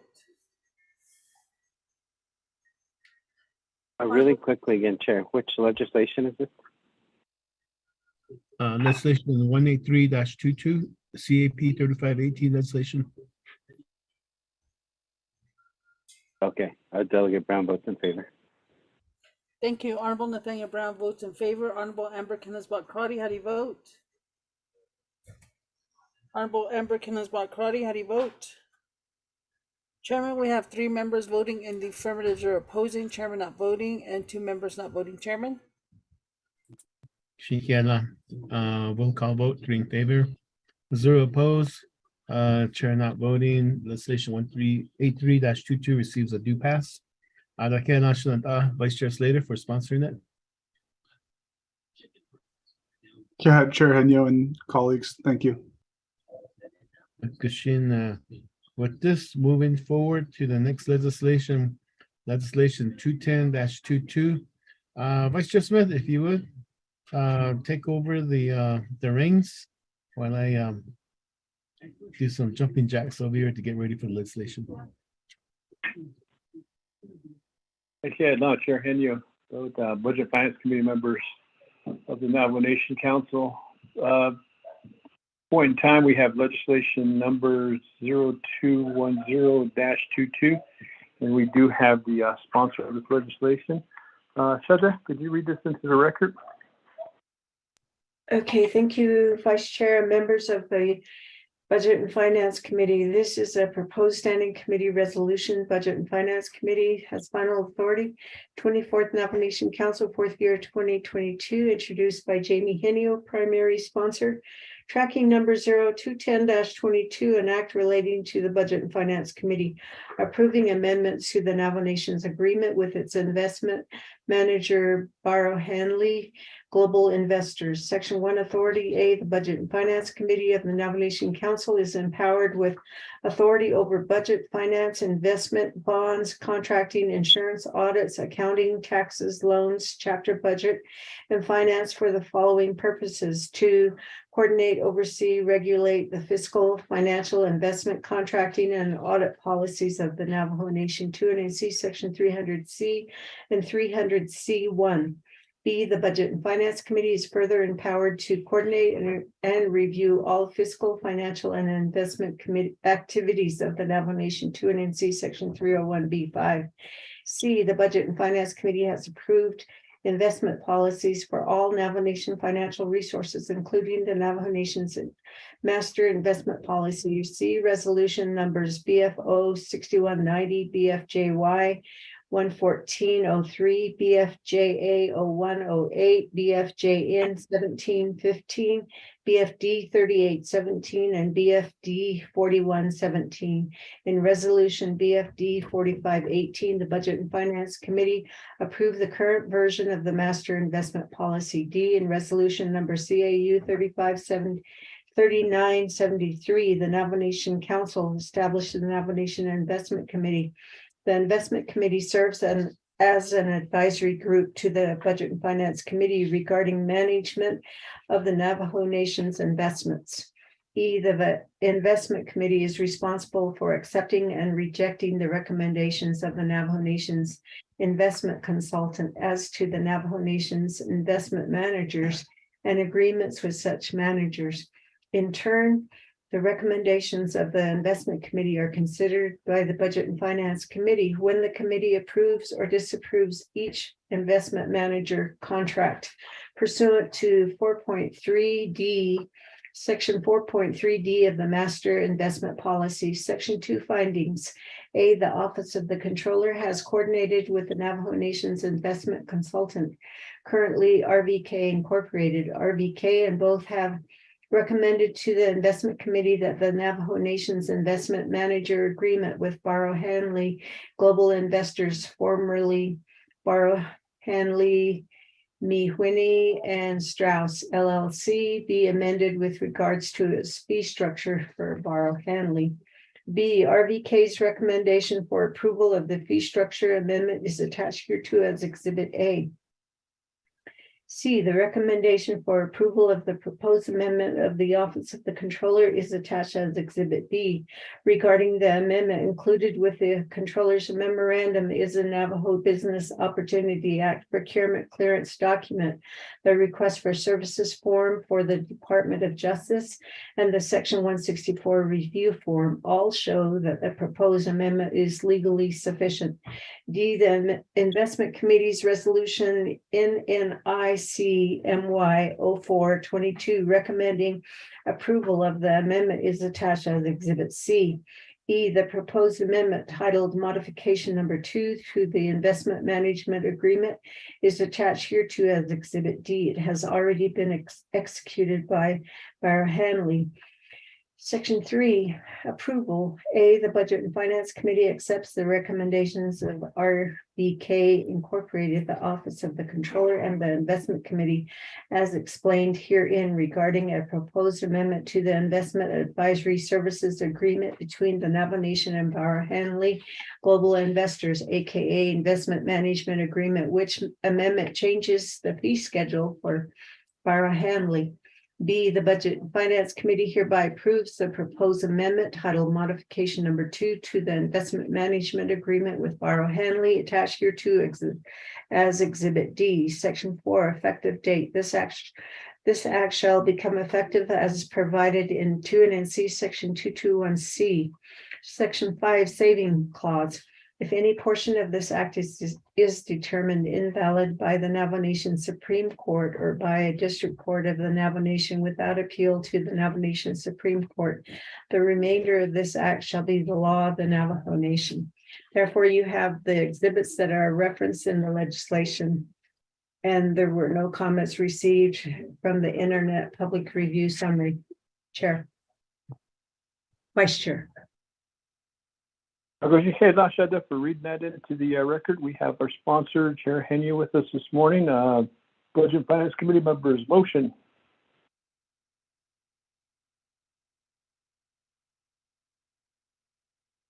Delegate Yellowhair, motion. We have Honorable Jimmy Yellowhair motioning. Second.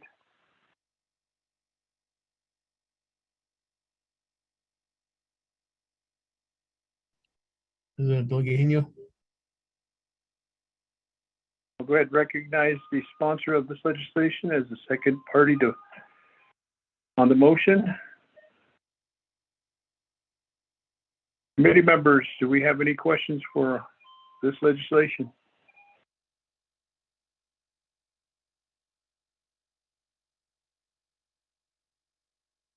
Chiche, are you still with us?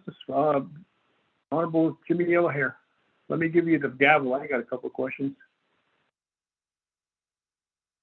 Yes, I mean, yes, the two. The two. My question. I guess that'd be Honorable Chair Henyo to present his position.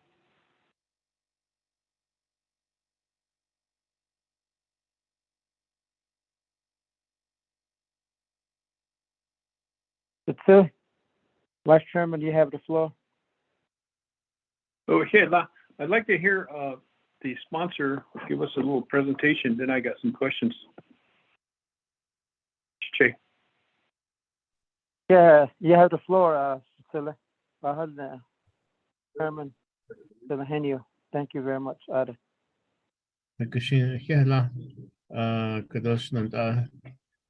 Pro Tem Chair Delegate Jimmy Yellowhair, Ada Vice Chair Smith, and Shnanta Delegate Nathaniel Brown. This legislation, AKA, is an amendment to the agreement with one of our money managers, Barrow Hanley Global Investors.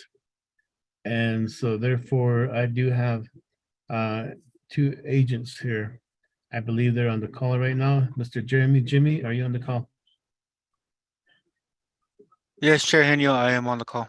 Kushina, thank you. Now we do have Mr. Jimmy. He is the takes care of the investment financial management program for the Navajo Nation. And so I think he will do a whole lot better job than I will in providing information on this legislation. So Mr. Jimmy, help me out and you have the floor. Thank you, Chair Henyo. The amendment before you that we're asking for approval is regarding the agreement between the investment manager, Barrow Henley Investors. There's two things that are going on with this amendment. The first one is they're changing the name of the strategy from Core Plus to Core, meaning that the investment strategies that is built into this investment is going from a more risky portfolio to a less risky portfolio. So that's why they felt that the name change would be more aligned with their current strategy in place. The second part to the amendment is the fee amendment that was going to be changing. So there's a component of the core portfolio that used to be in a commingled fund that the Barrow Henley was directly managing. What changed was they moved that commingled fund into a mutual fund. And so when it changed to a mutual fund in itself charges its own fee. And so to not double charge the Navajo Nation, they built in a discount, and that's part of the amendment. So when they would add up the total fee for the quarter, then they would discount the price of the mutual fund. And so with this mutual fund, what it gives them is opportunity for other institutional investors to take part in the investment. And so therefore they're able to better diversify that portfolio, that piece of that portfolio. And so they can mix with AAA bonds and also high yield bonds. And so you're getting higher returns. And as they converted the commingle to the mutual fund, we participate into that fund as well. And so the amendment of the fee is really so that we're able to participate in the mutual fund and not get charged twice for from Barrow Henley, because we're already getting charged already in the mutual fund. And therefore we're getting that fee taken out as a discount as part of the investment manager fee. And so those are the two amendments that are in this overall amendment number 2 between the Navajo Nation and Barrow Henley investors. Thank you. That completes my presentation. If they stand ready for any questions. Also to mention that we also have a member of the investment consultant RVK online as well, so Stephen Jagraston as well, just to mention that too, Chair. Thank you. Thank you, Mr. Jimmy, for your presentation and explanation to the legislation. I'll call upon RVK. Yes, thank you. My name is Stephen Dragaston. As Jeremy said, I'm with RVK, the nation's investment consultant. I do not have too much additional to add on to what Jeremy presented. As he noted, their vehicle for commingled fund transitioned to a mutual fund, and with the mutual fund, it has its own fee structure. This resolution, in order for the new fee agreement, is to offset that mutual fund fee.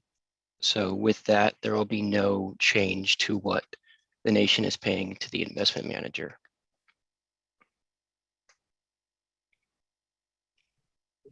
Mr. DeGrassi. And so therefore, our Budget and Finance Committee, this is the explanation to this legislation 210-22. And I do have to commend Mr. Jeremy Jimmy for doing excellent work on behalf of the Navajo Nation and looking out for our investment, as he is a young man that has gone off, learned his trade, and decided to come back to the nation and help the Navajo Nation. So again, Mr. Jimmy, you are a good, very valuable asset to the Controller's Office Investment Section. Thank you. So at this, Yes. you have the floor back.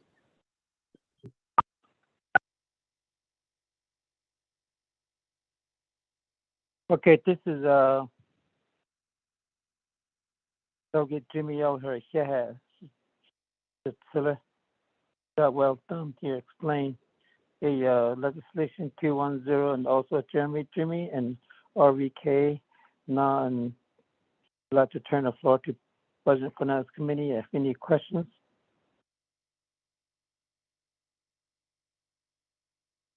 Mr. Chair, this is Vice Chair Smith. I'd like to ask a couple questions. Okay, you have the floor to Vice Chairman.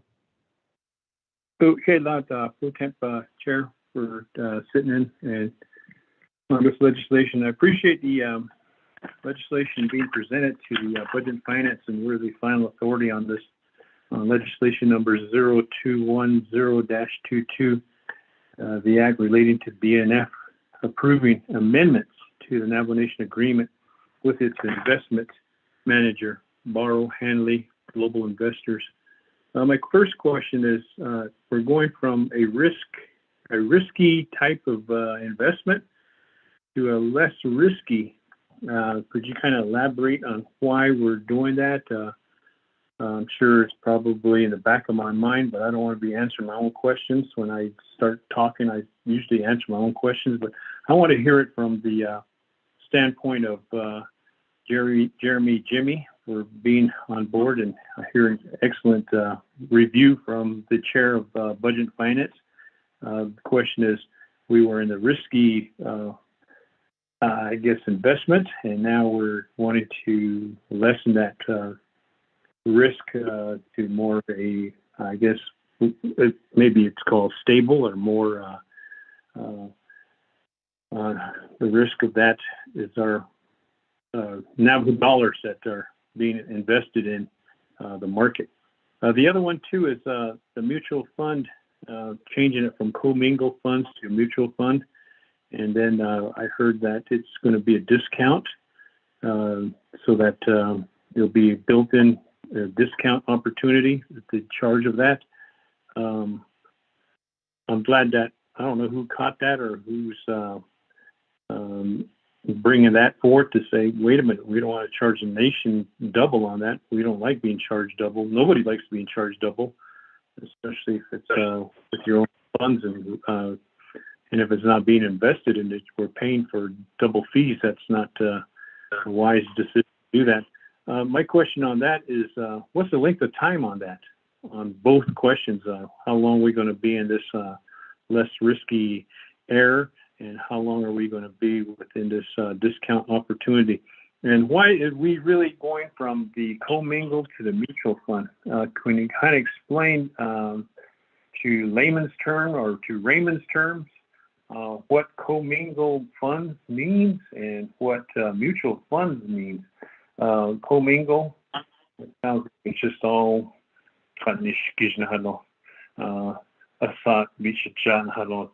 that's kind of picture I'm getting.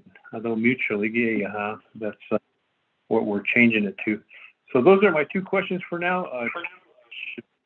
Pro Temp Chair. Yeah. Okay. Yeah, thank you for the two questions that I'm going to ask you. I'd like to give a floor to Mr. Honorable Chairman, and give you the floor, and then turn the floor to your agent, to Jeremy Jimmy.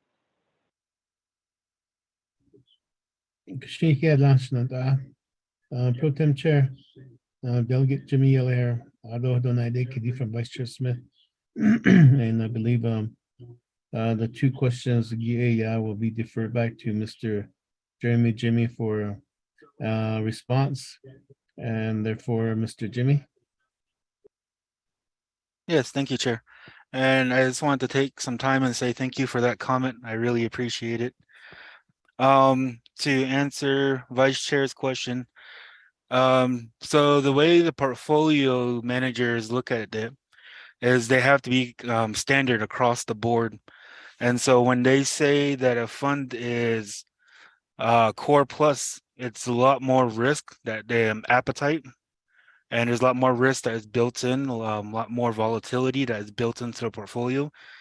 And the last time that the investment manager reviewed the investment holdings, it was recommended by their board that it was better that we be renamed and classified as a core because we're not a risky portfolio currently, and that's not the strategy that Barrow Henley is taking with this portfolio. And so because they're not willing, or they're not building in a lot of risk into the portfolio, and because when they say that we're a core, that name has to carry across all the different managers. So whenever we say core portfolio, another manager would understand that, we're less risk than a core plus portfolio would be. And so it's just kind of a standardized naming convention. And that because our strategy, the investment manager's strategy is not as risky, therefore we're more aligned with a core naming convention.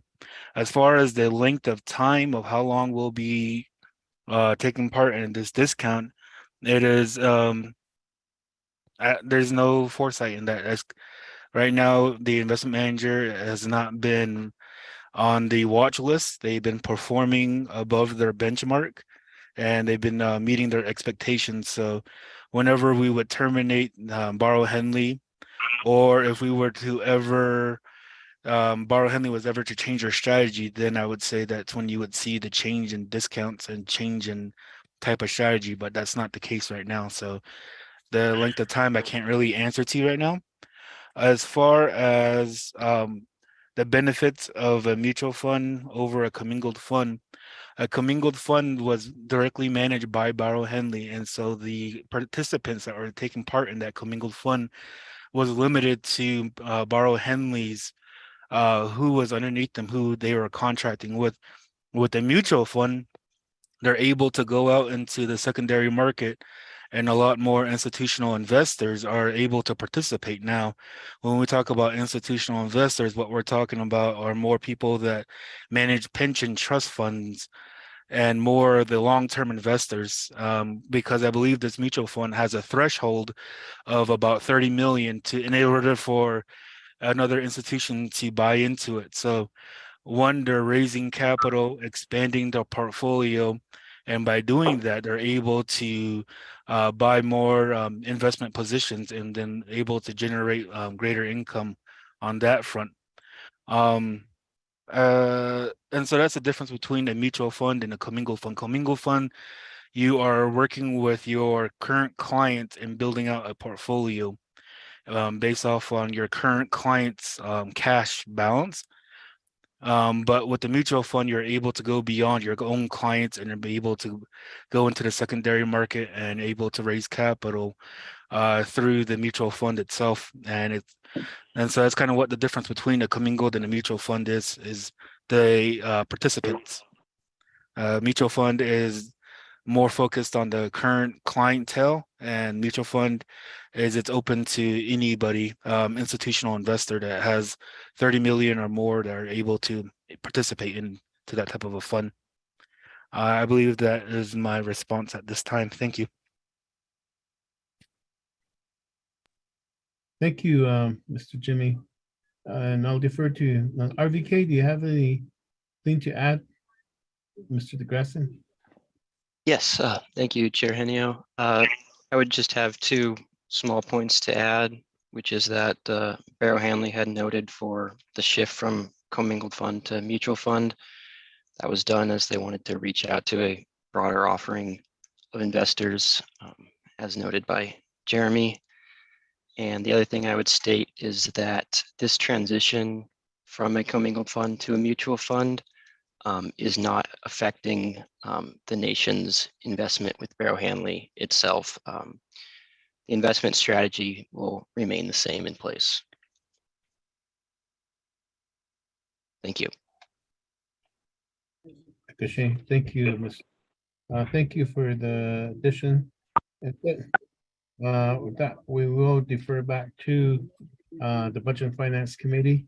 Chairman Chair Pro Tem. So thank you very much, my brother Henio. I'd like to ask my any follow-up questions, Honorable Vice Chairman Smith. Give the floor back. Give the floor to you. Okay, that's okay. Yes, I do have a couple other questions. I appreciate the time on this, and it is very, very important. We are Budget and Finance Committee. We're the final authority on this, and it's always wise to understand where we're going with this and what's happening, what's taking place between the mutual transition from the commingled funds to the mutual fund. I appreciate your answers on that, Chair Hanyo and your agents on behalf of this. Well, my question is, there was a contract that was in place back in 1990, and we're talking about transitioning from the commingle. And back in 1990, was that for the commingle? And now we're transitioning it into the mutual fund. Back then it was the interim president, Leonard Haskell, who signed that in between Barrow Hanley August of 1990. That's many years ago. Would that have to be renewed, or would that have to be updated in order to move forward from what you were saying to commingle to mutual fund? And thank you for the for articulating what the aspects of commingle and the mutual fund. And the mutual fund does sound like it's opening the door and the gateway for others to be able to participate. The threshold is at 30 million.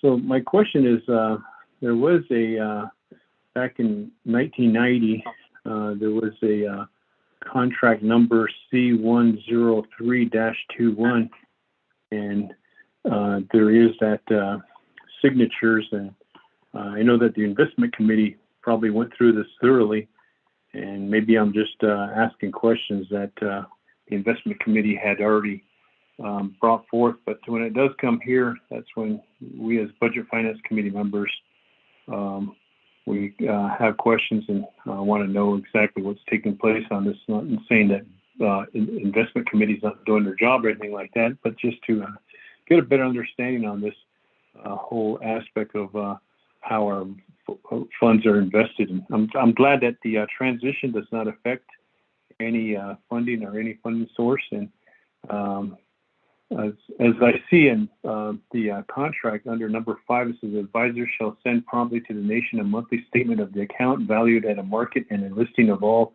securities and transfers. Advisor will also send promptly confirmation of purchases and sales upon request of the nation to advisor. I'm sure that's I'm kind of thinking about why we're going from a less risky to from a risky to less risky. Is it because of the way the market is going right now?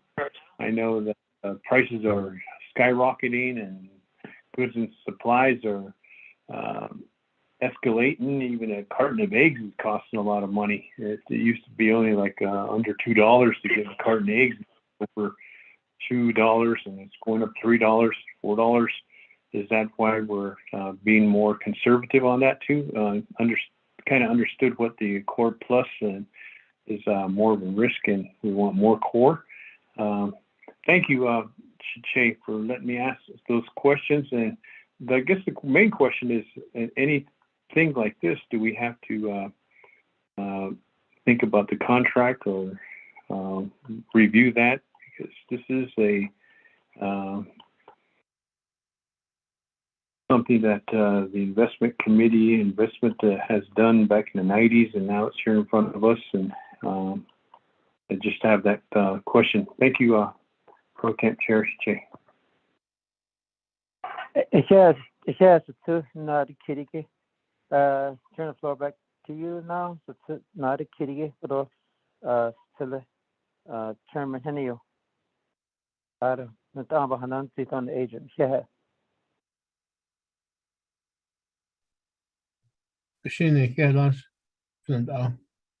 Pro Tem Chair, the Budget and Finance Committee, as you'll see in a couple of weeks, we will be meeting with Barrow Hanley during the Investment Committee's annual meeting with the money managers. and therefore you'll get a lot more information from the money manager itself. So you could ask the same questions again there, but here, yeah, at the committee level, we will respond back to the questions that are being posed by Vice Chair Smith. So with this, Mr. Jimmy. Yes, thank you, Chair. As far as the contract from 1990, so this predates our current financial system, FMIS.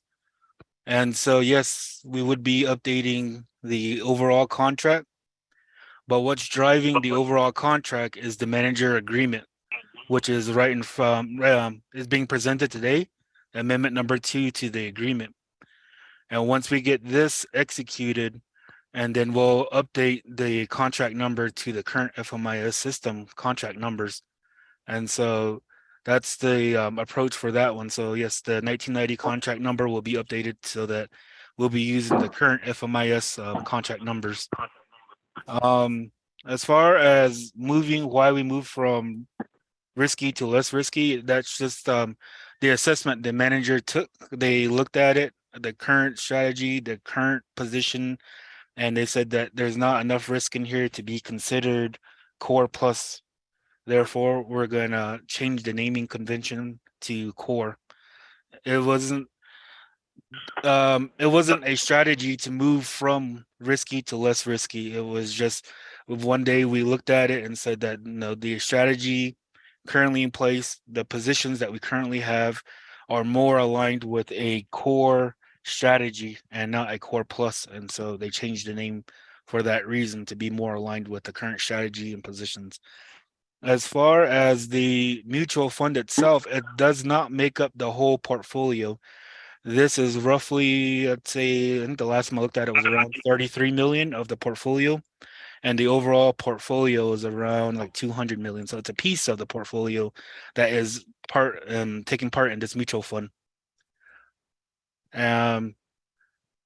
Yeah, so core, I'm looking at RVK's recommendation there as part of the legislation. What they provided in core assets was at 335 million, and this mutual fund is at 34 million. So roughly 10% of the core portfolio will be in mutual funds, and this mutual fund participating in this mutual fund. So it's not the entire strategy, it's just a piece of the strategy that a mutual fund will be in. Thank you. I think I answered all the questions, and if I didn't, I'm sorry. I can re-answer them if it's still outstanding. Thank you.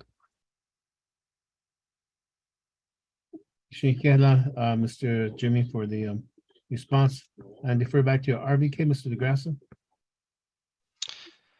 Yeah, I would just have, excuse me, only one additional clarification in terms of the vehicle type that Navajo Nation itself is invested in with Barrow Hanley. That is a separately managed account. And as Jeremy noted, the high yield portion, which is around that 10% mark, that component was a commingled fund, and that is what switched to a mutual fund. The nation is invested with a separately managed account with the manager in order for them to more specifically, excuse me, to have a portfolio more specifically customized to the nation's needs. Thank you. Okay, thank you, Mr. DeGrasse, for your response. With this, Pro Tem Chair, Delegate Jamil here, we defer back to you.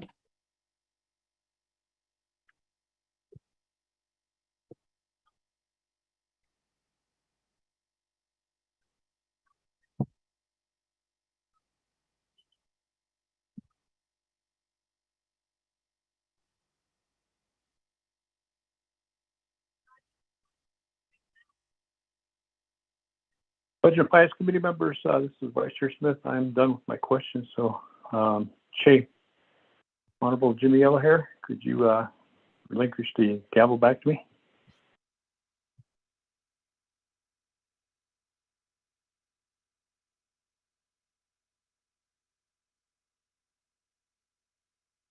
Shudder, do we still have a quorum? Yes, he just needs to press *6.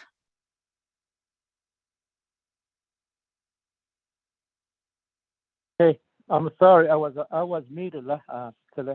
Chairman Henio and Vice Chairman, turn the gavel back to you.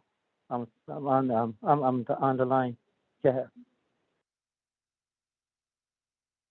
I'll go ahead, Lashe, for taking over during the time I had questions posed for the legislation and the sponsored by our chair, Henio. Appreciate the answers that was presented. At this point in time, I'll take the gavel and Budget and Finance Committee members, we have legislation 0210-22.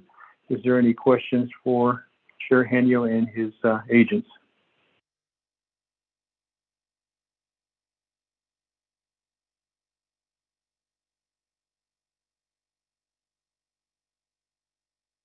I'm not hearing any questions. So we have a motion by Jimmy O'Hare and also second by Honorable Chair Henio on this legislation. I don't hear any questions, so I'll call for the question. Shanetta? Roll call vote, round the horn. Yes, Vice Chairman Shanetta, roll call vote on the legislation. Honorable Jamie Henio, how do you vote? Vote green. Thank you. Honorable Jamie Henio votes green. Honorable Jimmy Yellowhair, how do you vote? Delegate Yellowhair votes green. Thank you. Thank you. Honorable Jimmy Yellowhair votes green. Honorable Amber Kenneth-Bakrati, how do you vote? Honorable Amber Kenneth-Bakrati, how do you vote? Honorable Elmer P. Begay, how do you vote? Honorable Elmer P. Begay, how do you vote? Honorable Nathaniel Brown, how do you vote? Delegate Brown votes in favor? Yes, thank you. Thank you. Honorable Nathaniel Brown votes in favor. Chairman, we have 3 members voting in the affirmative, 0 opposing, chairman not voting, and 2 members not voting. Chairman? Vice Chairman?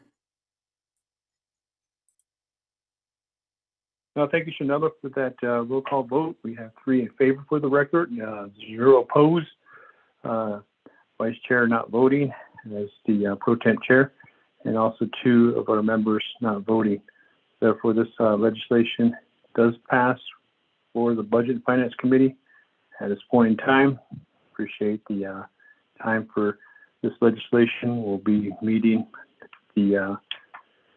at New York. More questions will probably be provided over there. At this point in time, I'll turn the gavel back over to our chair. Chair Henio, you have the gavel.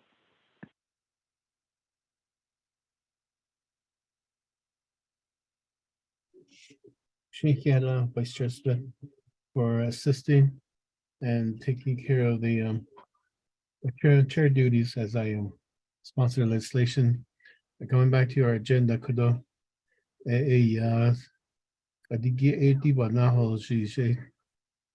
next item is item attendance to Investment Committee's annual meeting, November 28th to December 3rd, 2022.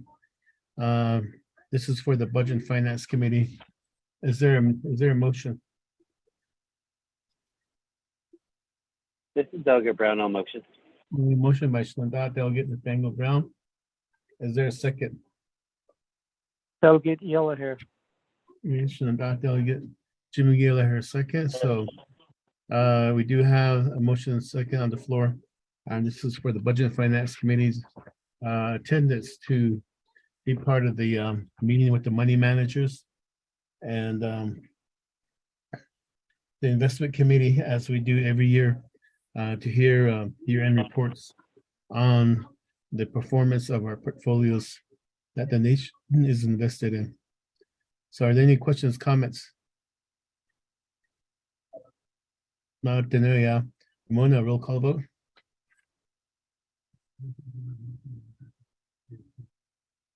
Yes, Chairman, roll call vote on the motion. Honorable Raymond Smith Jr., how do you vote? Green.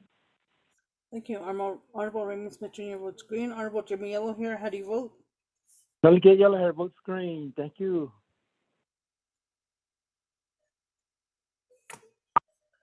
I'm sorry, I didn't get that. Honorable Jimmy Yellowhair, how do you vote?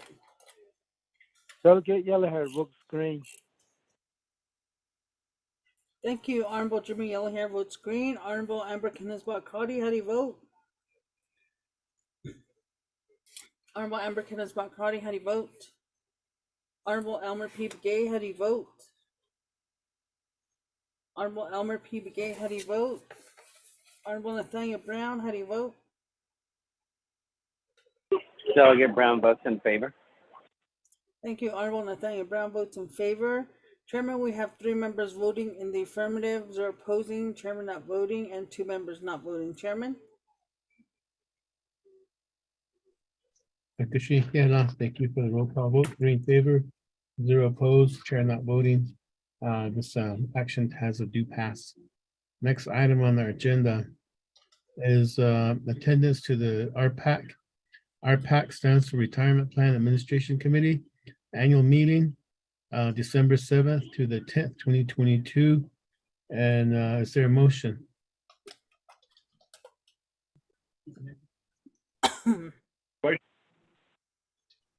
Motion by Vice Chair Smith. Is there a second? Delegate Yellow Hair, second. Second by Delegate Jimmy Yellowhair. And this is an annual meeting with the Retirement Plan Administration Committee to also meet with the money managers within the Navajo Nation retirement system as their money is being invested for our retirees. And so with that, are there any questions, comments, committee members?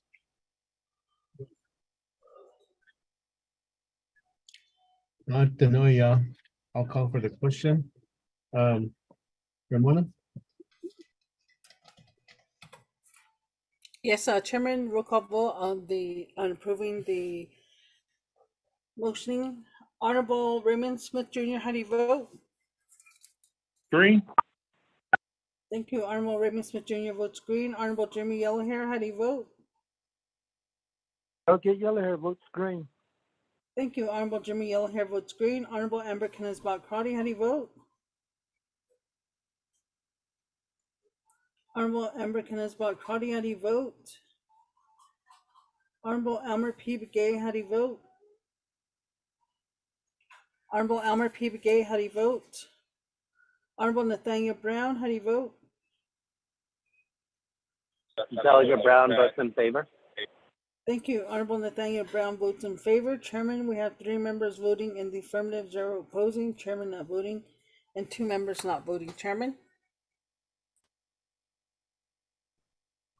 We do have a due pass vote for the action. 3 in favor, 0 opposed, chair not voting. Budget and Finance Committee. That takes care of all of our action items for item 7, new business. Therefore, we'll go back up to the top for reports. Chair Henio, this is Vice Chair Smith. I have a question. Vice Chair Smith, you have the floor. Thank you, Chair Henio. Thank you for the Budget and Finance going through this lengthy legislation and getting our business done. My question is, since we're going into the reports, do we require to have a quorum? Because I need to be excused at least by another 45 minutes. I've got other pending things that's happening. And I know this is a report, and they are very important, but I'm just asking if we need, I don't want to break quorum too. So I'm trying to work that around this important schedule that I have to.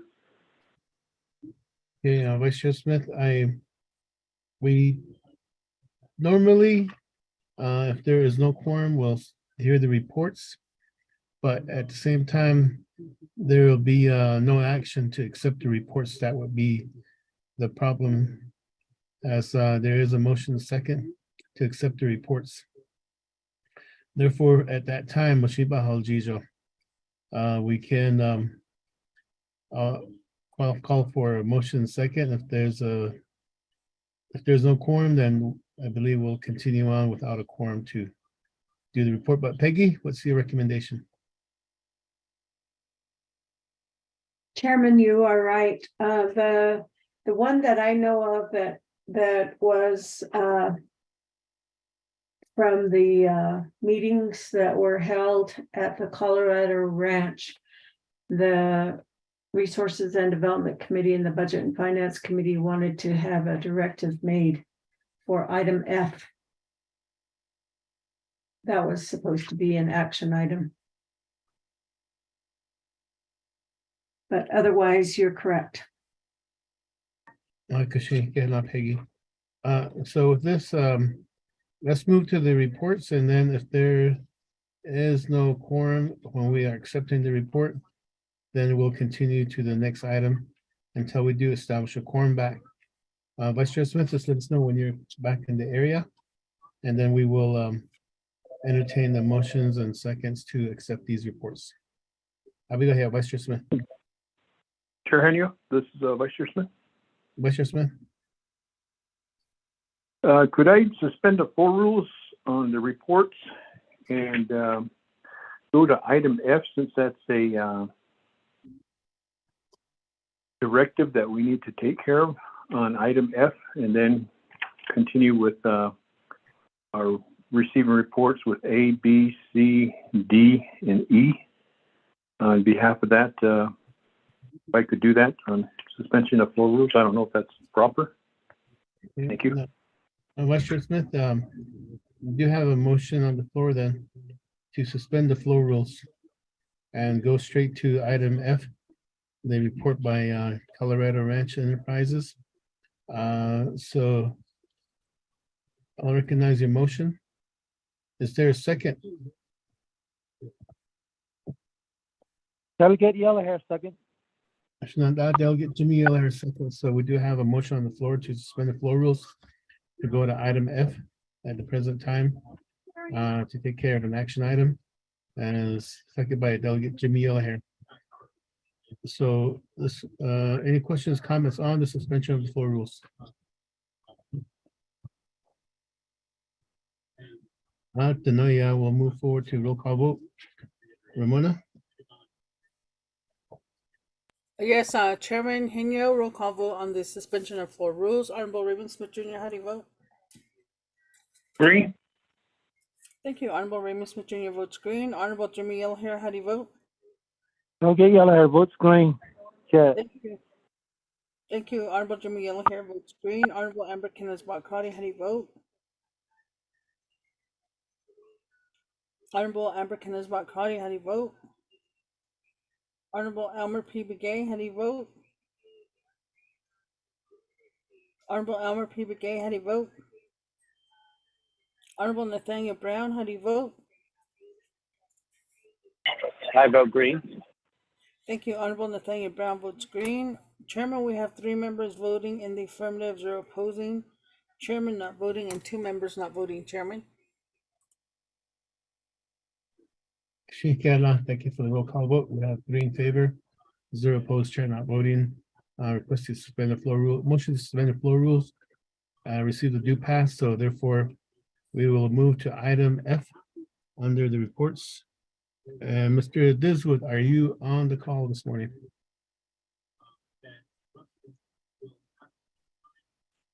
Yes, sir, Chairman. I'm here. For being on the call, and therefore we will move forward. Vice Chair Smith, you have the floor. Thank you, Chairman. Members of the Budget and Finance Committee. Hold on, Mr. Diswood. Before I go to you, defer to you, Vice Chair Smith.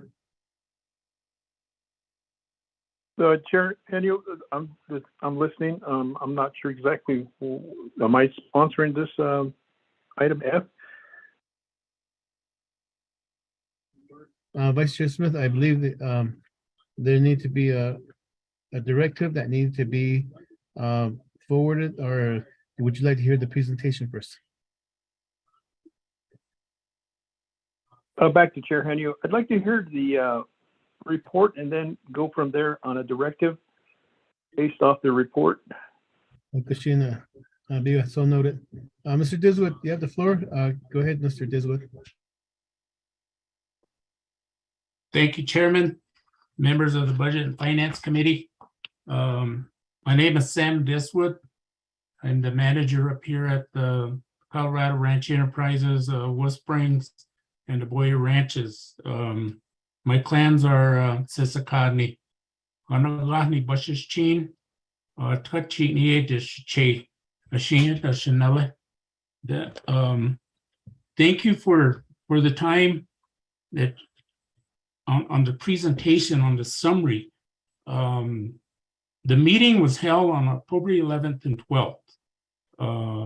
The purpose of the leadership meeting that the Resources Development Committee and the Budget and Finance Committee was to discuss the continued viability of Wolf Springs Ranch, its operations, take some site tours, and I know directives were issued for personnel or departments to be in attendance from the Resources Development Committee, which included the Department of Fish and Wildlife, CKP Insurance, Department of Agriculture, Division of Economic Development, the Lands Department, and also in attendance were representatives from the Resources Development Committee, Budget and Finance, Office of Legislative Services, and the Office of the Speaker, and the Office of the President and Vice President. So on Tuesday, October 11th, the start of the meeting, the enterprise pretty much presented kind of the drought situation, our current activities and solutions that we encountered or that we implemented to the drought situation. CKP Insurance also presented and led a discussion on the insurance program, the benefits to the ranch, tribal producers, and kind of how they plan to move forward. Department of Ag continued on the insurance programs again.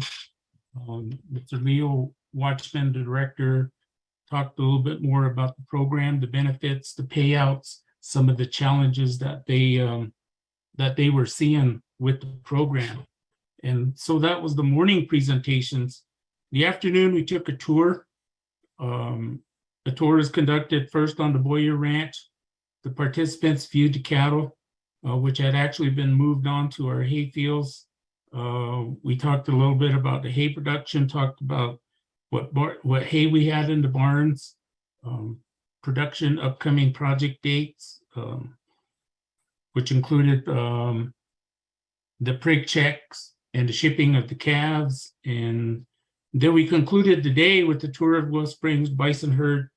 Bison were located on the south end of the ranch on the lower pastures. Again, field discussions were held about bison production, some of the upcoming project dates, which are going to be happening next month. We're going to be doing the prig checks, vaccinations, and weaning of the bison herd. So Wednesday on October 12th, the Colorado Ranch Enterprises kind of gave some updates on the pilot meat program that we're developing now, the collaborative efforts we have with NRCS and other agencies, Colorado Parks and Wildlife, kind of some of the, I think, renewals that we're seeing in our gravel program or gravel lease. Colorado State University, Dr. Gilbert John presented on the grant funding opportunities. The university is doing or potential that we have with the chronic wasting and presented information on the chronic wasting disease impacts in the state of Colorado. And Mr. Perry from Division of Economic Development also provided information on support through assisting the enterprise with the marketing, the business plan developments, as well as funding for website development, an interactive website program where we would use to implement in the pilot meat program, and just updates and activities to the ranch enterprises activities and operations. Department of Ag Also provided recommendations on solar panel, vaccinations, range management practices. In the Department of Land, Mr. Mike Colonna presented a history and background on the ranch purchase, and just stated the value of the ranch today, and made statement the Navajo Nation owns it free and clear. The Land Department, he also supported the enterprise and suggested developing an escrow account for the commercial ranch business to allow more autonomy from the central government. And then in the afternoon, Colorado Ranch Enterprise presented the draft 5-year strategic plan, and held discussions of the challenges on procurement, getting our bills paid, and just some different things that maybe we could do to improve procurement and payment. Collaborative efforts with, again, the federal, state agencies, and the potential new revenue streams for the enterprise. So upon completion of that discussion, the Office of the President, Vice President Myron Leiser pledged support to continued development of the enterprise to a standalone enterprise. And so when the presentations were completed, both our Resources Development Committee and the Budget and Finance Committee issued 3 assignments to ask OOC and OMB to do a site visit to the Colorado Ranch ranches, so they better understand the ranches as a business and not a program. Item 2, to revise the fund management plan so it allows greater autonomy for the ranch to operate with more flexible financial policies. And item 3, to create an escrow account for a Colorado Ranch Enterprise such that it will have access to capital when it needs it, rather than waiting for approval of the documents from the central government. And then on Thursday, October 13th, the staff worked on revisions to the fund management plan. So that's a summary of what the leadership meeting was on October 11th and 12th, Chairman.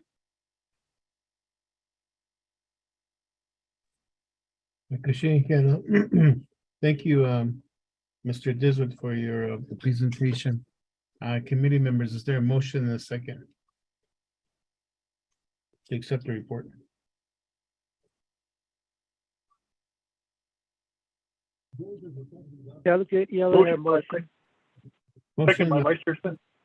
Motion by Delegate Jimmy Yellahan, second by Vice Chair Smith.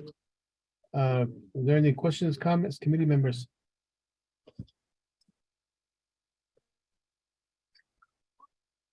Delegate Gay.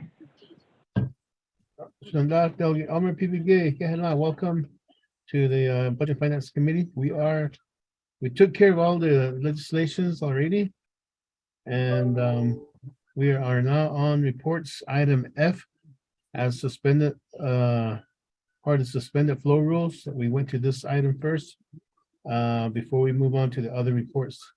So, Delegate Elmer PBG, you have a question?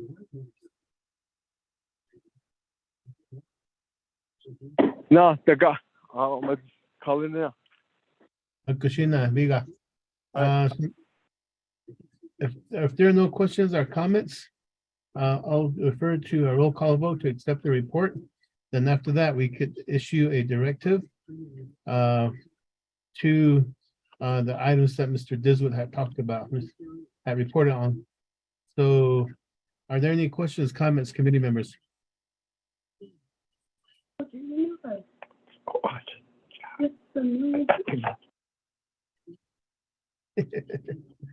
Somebody mute your phone. We get Chair Inyo, I have a question. This is Vice Chair Smith. Vice Chair Smith, you have the floor. Yes, thank you, Chair Inyo. Thank you, Deswood, for the brief report on what took place in October. And yes, we still support the fact that Fish and Wildlife does really need to be on its own autonomy. And my question is, this directive that will be coming forth, know that the holidays are coming up and time is of the essence, and the directive would be to have what we had proposed in October. Would there be accommodations made for them? And the weather's getting pretty unpredictable too. So those are my two questions. If we do make that directive, to have them visit the ranch and get an idea of what's going on and support that, and maybe have a date set for us so that this could be accommodated. Thank you, Chair. Vice Chair Smith, for your question. Also, Mr. Pahi, are you still here with us from Legislative Council? Yes, Mr. Chair, I'm here.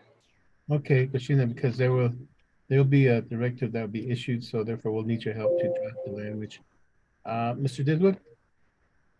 Yes, sir. There's a question from Vice Chair Smith. Yeah, we do have just the bison work that's coming up on the 9th, 10th, and 11th, but everything else we can make those arrangements. And we could probably do the first, or either the first part of December, middle part of December. We can make some dates available. Okay, and then accommodations. Yes, the accommodations would just be depending on the number of people coming up, and the accommodations are available here. Yeah. Kashina, thank you for your response. Defer back to Budget and Finance Committee. Any further questions, comments?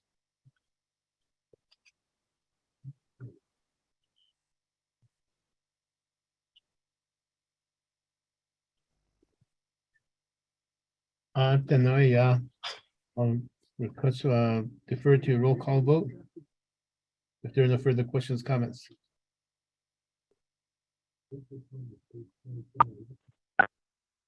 Ramona, roll call vote to accept the report.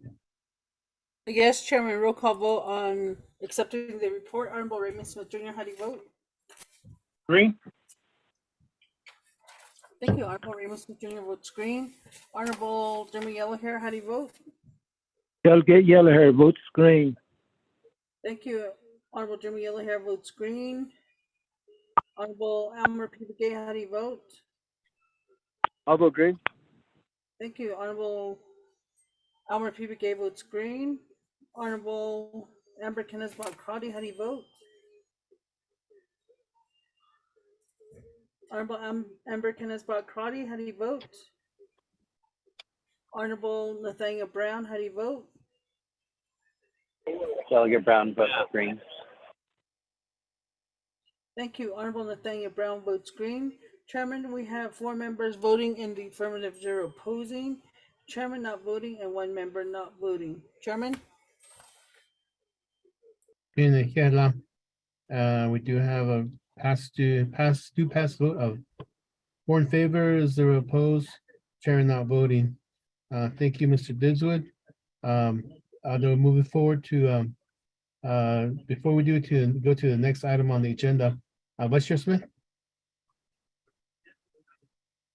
Thank you, Chair Henio. Appreciate the report, and also I'd like to make a motion for a directive, if I'm in order. And that motion for directive would have Office of Controller, OMB, Office of Management Budget, visit the ranch in December, when accommodations are set forth by Fish and Wildlife, and to have the directive on the fund management plan of the Colorado Ranch Enterprise be completed before the end of this fiscal year, or the end of this calendar year, yeah. I don't know if I'm in order on that behalf, but I'd like to make the directive for OOC and OMB to be there to visit the ranch, and also the tribal programs that are affiliated with that, as we had discussed in October. That's my motion at this point in time for that directive, Chair Henry.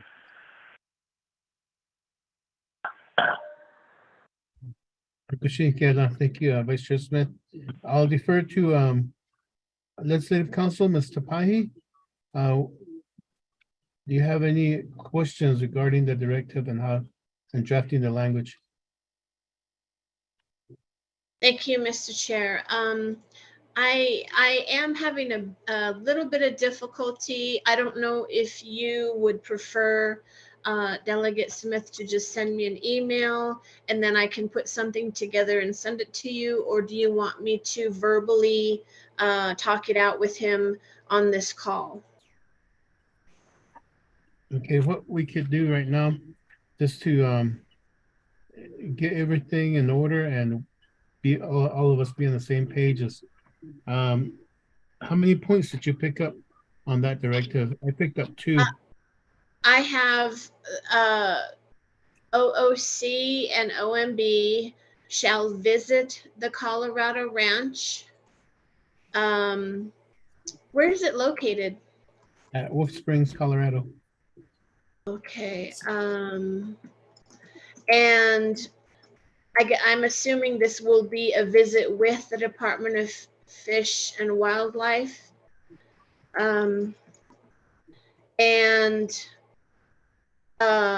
Department of Fish and Wildlife will prepare accommodations for the visit.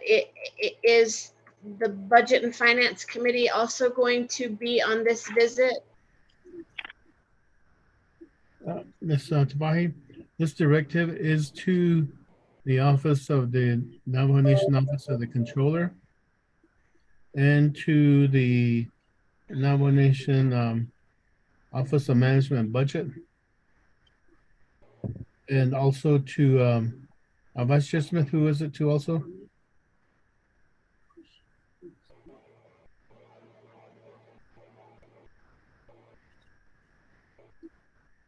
Vice Chair Smith? Chair Henry, I didn't hear that last question. This directive is geared towards the Office of the Controller, the Office of Management and Budget, and whom else?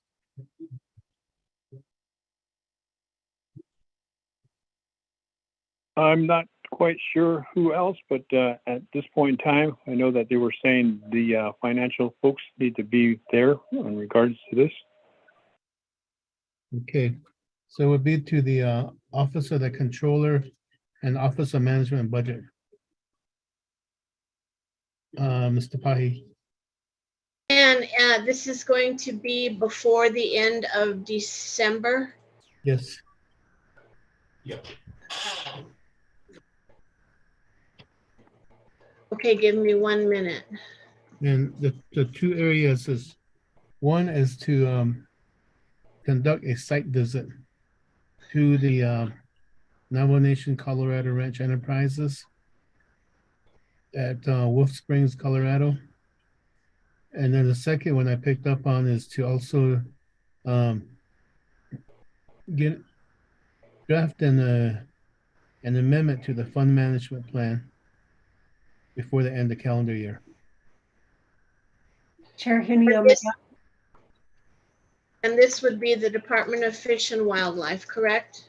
Yes. May I add in the Department of Justice to assist them? Yes. Okay.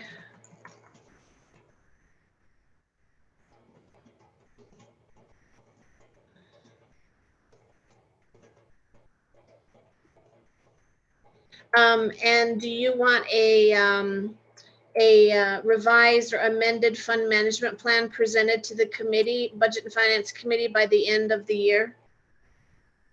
Vice Chair Smith?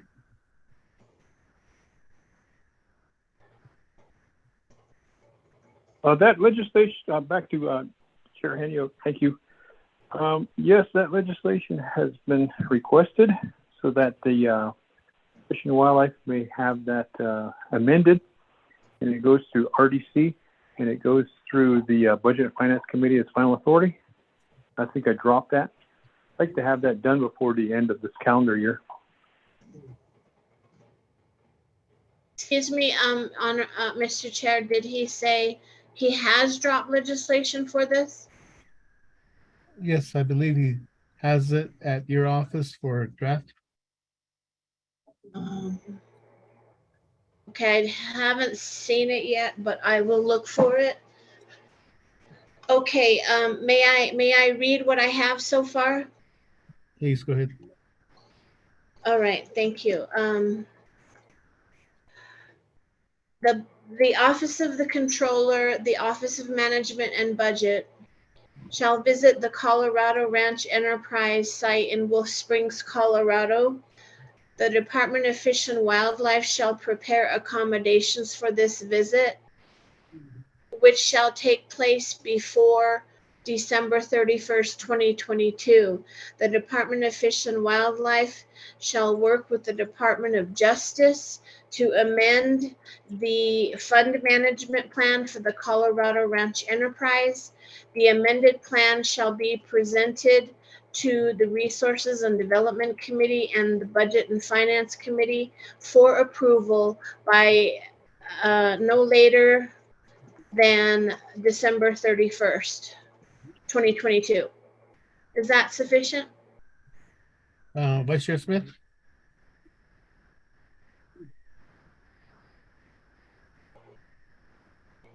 Back to Chair Henio, thank you for reading that out. My only question is, I did drop legislation. Does that still need to go through Department of Justice? I know that it goes through RDC once we get the legislation done for 5 days, and after RDC, and then it goes to Budget and Finance Committee for approval, and that's on the fund management. So are we trying to revamp this? That's my core question. Thank you. Mr. Pahi, it sounds like the second part has already been taken care of. So the directive would only be to direct the two offices to do a site visit. Thank you, Mr. Chair. Let's see, I'm looking on DIB right now. The legislation that Delegate Smith is referring to, it doesn't ring a bell for me. I can't seem to find it on DIB. Maybe he's talking about that he has submitted a legislation request, a green sheet. Is that what Delegate Smith is talking about? Mr. Pai, I believe that's what it is. It might be in your office for drafting purposes, legislative requests. Okay, so I'm assuming that Ms. Khan has that. She deals with the ranches, so that's the reason I'm not familiar with this. If you could give me just a moment to check with her, I'll ask her to come into my office and give you further answers to this question. If you give me a moment.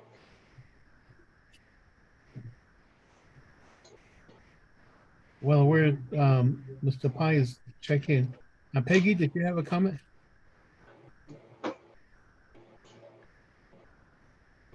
Just to state what Vice Chair Smith had already said, that the fund management plan, the language was already amended by the Fish and Wildlife. We worked on that up there at the ranch, and then they were going to go through reviews. They sent that out, and then it was ready, and it was dropped by Vice Chair Smith. That's what I was going to say. Okay, over at Legislative Council, right? Yes. Okay. Thank you.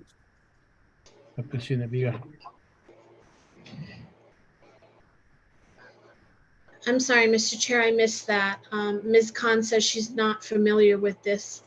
It may be quite new that it hasn't been assigned yet. We're checking right now to see who it's assigned to, Mr. Chair. Thank you. Kushina. So apparently that task has already been completed. So it'll just be the site visit directive for the site visit.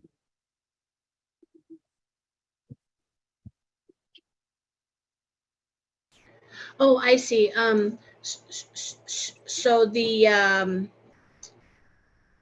doing the amended plan is not necessary then? According to Vice Chair Smith, it's already been, and Peggy, it's already been taken care of, and it's been amended by Fish and Wildlife already, and it is there for the green sheet. Oh, all right. That sounds wonderful then. Okay, if I may just read one more time. Kushina. Okay, here we go. The Office of the Controller and the Office of Management and Budget shall visit the Colorado Ranch Enterprise site in Wolf Springs, Colorado. The Department of Fish and Wildlife shall prepare accommodations for this visit, which shall take place before December 31st, 2022. And that's all I have. I'm glad to add anything else Delegate Smith would like. Hi, Kushina. Vice Chair Smith, does that look good for your directive? Again, thanks, Chair Henio and Legislative Council. That sounds sufficient. Kushina Biga Ako. With that, we do have a motion and second on the floor for the directive. And so that, any questions, comments on the directive?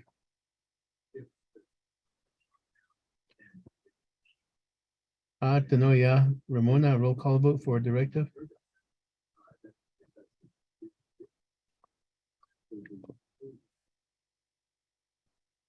Yes, Chairman Henio will call vote on the directive. Honorable Raymond Smith Jr., how do you vote? Green. Thank you. Honorable Raymond Smith Jr. votes green. Honorable Jimmy Yellowhair, how do you vote? Okay, Yellowhair votes green. Yes, thank you. Honorable Jimmy Yellowhair votes green. Honorable Elmer P. Begay, how do you vote? I vote green. Thank you. Honorable Elmer P. Begay votes green. Honorable Amber Kenneth-Crotty, how do you vote? Honorable Amber Kenneth-Crotty, how do you vote? Honorable Nathaniel Brown, how do you vote? Delegate Brown votes green. Thank you. Honorable Nathaniel Brown votes green. Chair Henio, this is Peggy.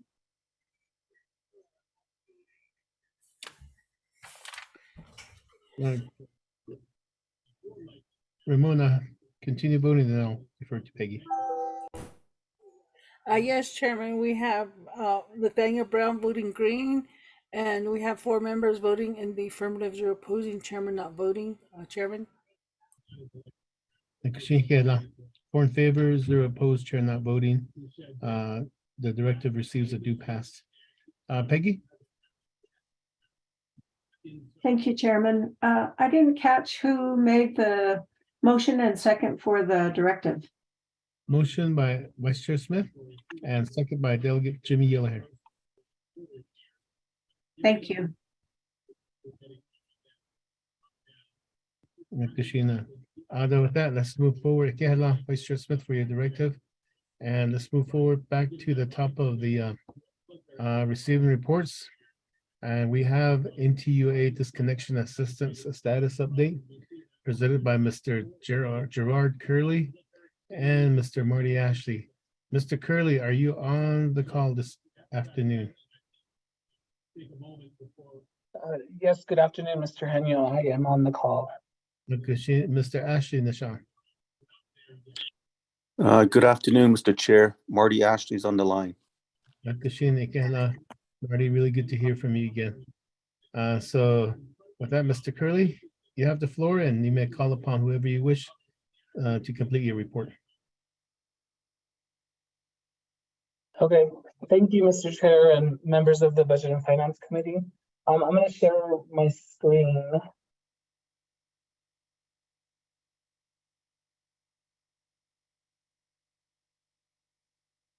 Are you able to see that? Yes. Okay. So I'm going to be going over the presentation again. This presentation was given to the council back on November 3rd with the work session. It's the same presentation, but I'll update you on any items that have changed within the from then until now. So today I will be presenting on the N2A past due relief program for past due customers. In the presentation, I will be going over some history items as it relates to NHA and HUD, and the N2A plan after that. And then I'll be getting a little bit granular on a phased approach that we've been looking at that will help us complete required applications.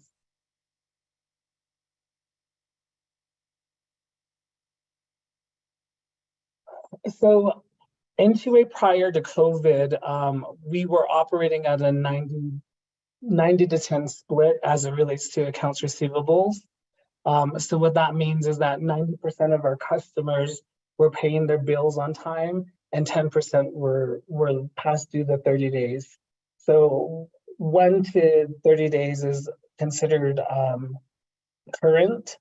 And then after 30 days, any person that owes on their utility bills after 30 days is considered non-current. So when it came to current customers, 90% of our customers were paying on time and 10% of our customers were paying late, basically. Also to provide some perspective, back in March 2020, N2A implemented a temporary non-disconnection policy to provide financial relief for residential customers due to COVID-19. In 2021, other regional utility companies started to resume disconnecting services for customers whose bills were past due. N2A did not. It's been over 2 years now since N2A stopped disconnecting residential customers for non-payments. As a result, the number of accounts past due equates to about $10 million. N2A can no longer carry this growing debt going forward. Therefore, we have reached a business decision to resume standard business practice regarding past due accounts.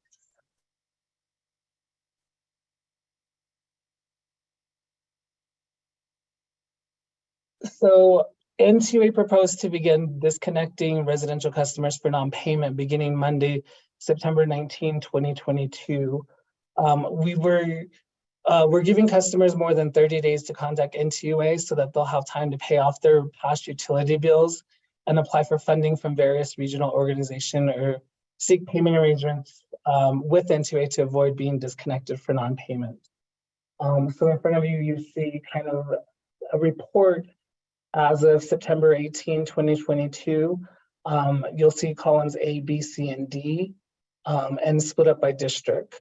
So column A, as of July 29, 2022, we had 12,281 customers that were considered late. And that amounted to about $11,381,043. The average amount per customer that was due is about $927. So when we started to do the contact out to the public, letting them know that we're going to start disconnecting, we had individuals or customers contact N2A, and what they did is they either became current or they set up a payment plan. So when you look at column B, these are customers out of the 12,281 that became current. So there's 3,092 customers that became current, which equated to about $255,399. And so these are customers that probably, pay late on their bill, or, they didn't have that much outstanding due. So they came and paid that amount. Column C are those individuals, the 1,824. Those are individuals that were set up on an installment payment plan. So these are individuals that had contacted N2A and said, I owe, $6,000. Can I please set up a payment plan where they'll still be paying on that amount, and then they'll be paying on whatever they consume as a customer too for the monthly. And then column D is kind of the residual of all of that. So it's the 12,000 less the 3,000. the past due amount equates to about 7,365 customers. These are the customers that weren't put on an installment payment plan, and that equated to about 10,062,194. So those were the customers that were potentially going to get disconnected moving forward.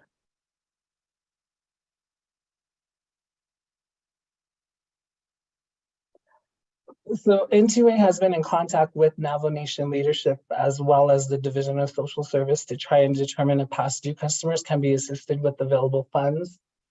This included low-income home energy assistance program like HEAP and low-income household water assistance program like WAP, NHA emergency rental assistance program or ERAP, and the homeowners assistance fund.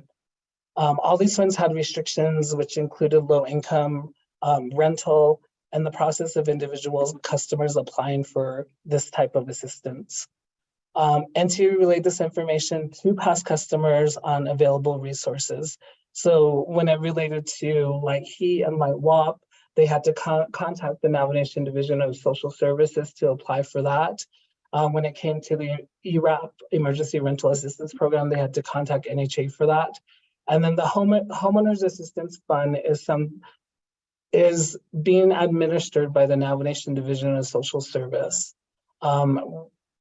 Initially, what had happened is the Office of the President, Vice President contacted NTA as there is about $50 million as it related to home assistance funds. So Homeowners Assistance Fund could be used on a wide selection of areas. I think they had like 10 criteria, which included they had a mortgage and they were behind on the mortgage. They had some utility bills and they were behind on the utility bills. Again, this had to have a program developed. They had to do research as it related to the communities, and then they had to get approval from the Treasury Department so that they can start drawing down funds on this. According to the Division of Social Service, this Homeowners Assistance Fund, it hasn't been approved yet, but they're anticipating for it to move forward and be available starting January 2023. So that's the latest that we got back on the Home Assistance Fund. So on September 18th, the day before disconnections were supposed to resume, Navajo Nation leadership, which included the Navajo Nation president and some Navajo Nation council delegates, wanted to meet with NTA, NHA, and Navajo Nation Division of Social Service. As a result of this meeting, a pause was put on the disconnections until further meetings were held between NTA, NHA, Navajo Nation Division of Social Service. At this time, NHA was able to identify funds in the amount of $10 million to help with past due customers. This funding was with HUD.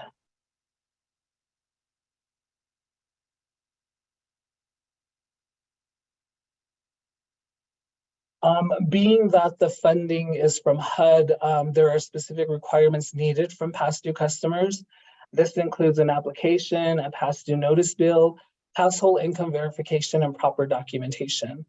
NTA has mailed out packages to all past due customers.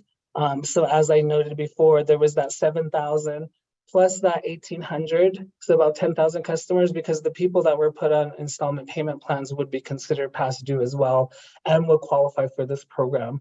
So packages along with the past due amount were sent out to customers last week.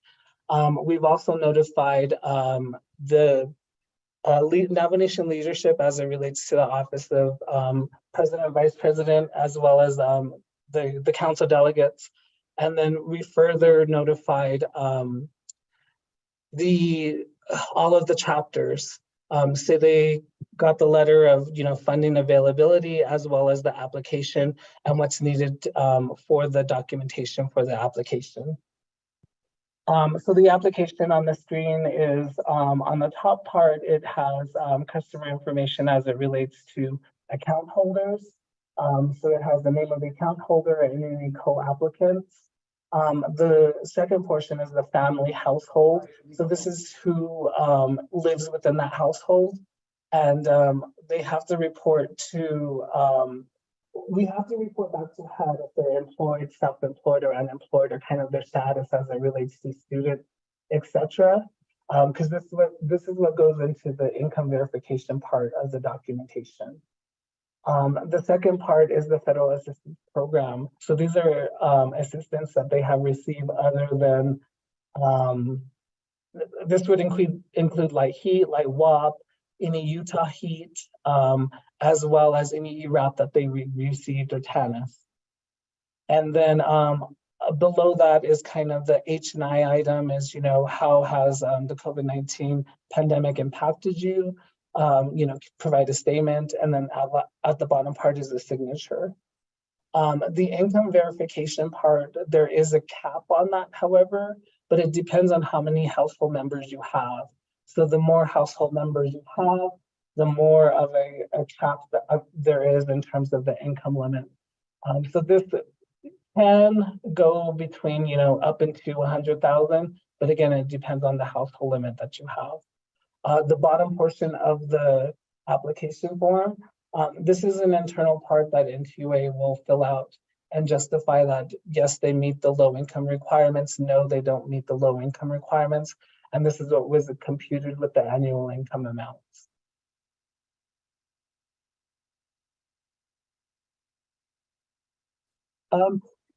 So initially what the plan was is that NTUA has identified NHA customers as well as Division of Social Services customers.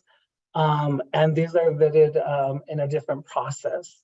So with the 10,000 that was mentioned in terms of the past due, which included those individuals that were not set up on an IPP and those individuals that were set up on an IPP, that when we took out the NHA customers and when we took out the Division of Social Service customers, the remaining customers left were about 7,000.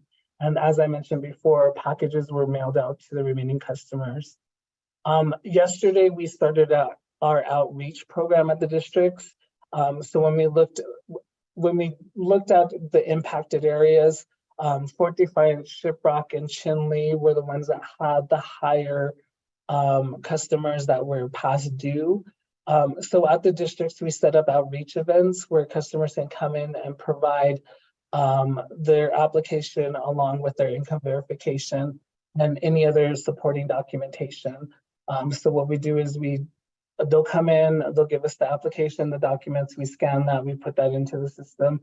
And then within 2 to 3 weeks, we'll reply back to the individuals or to the customers to let them know whether or not they did qualify or they did not qualify, depending on the income levels as well as the household levels. So what we do again is on that yellow portion of the application, we go through and we verify all that information. If there's any information that's missing, we contact the customer and we let them know, and then we give them options of what they can do. So that's what's going on with that outreach program. The second part that we've done is on our NTUA website. They can download the application as well as fill out a job form for that application. Within the application that was sent to customers, they have a QR code, which they could fill out the application and they could upload the documents on that as well too. So as I mentioned, we're looking at doing a phased approach in terms of getting as much customers to sign up as we can.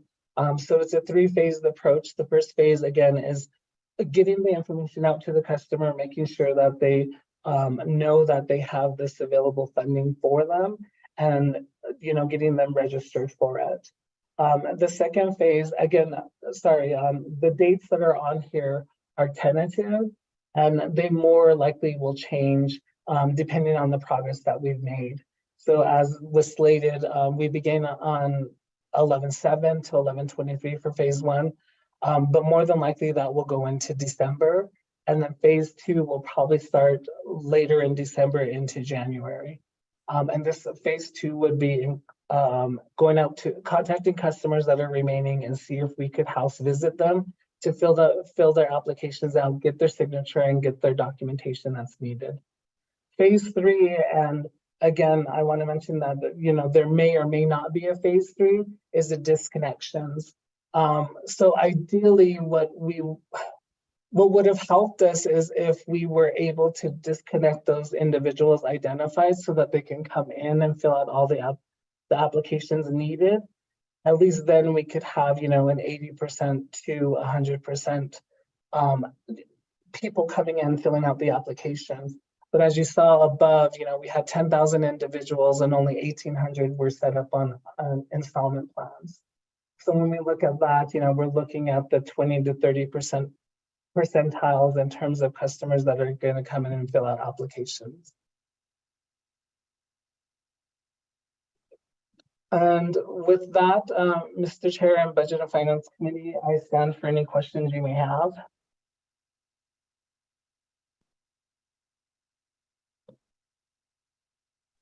Thank you for the report. And therefore we'll entertain for a motion and second to accept the report. Is there a motion, committee members? Vice Chair Smith. This is Delegate Crotty. I'll second. Vice Chair Smith. Vice Chair. Okay, Vice Chair Smith, motions to accept the report, second by Shananta. Delegate Amber Kinaspa-Kari. The floor is open for questions. Vice Chair Smith, like to ask a question. Vice Chair Smith, you have the floor. Thank you, Chair Henyo, and Budget Finance Committee members of the Navajo Nation, those listening abroad, and thank you for this report, NTUA, for the in-depth funds that were provided by HUD and Navajo Nation President, and looking out for the people that rely on the utilities to maintain heating, lighting. I'm sure some use it for nebulizers and the food fresh and things of that nature. My question is, so many applications that will be sent out, and which is good, and folks are looking forward to being helped out. Is there a mechanism in there let the people?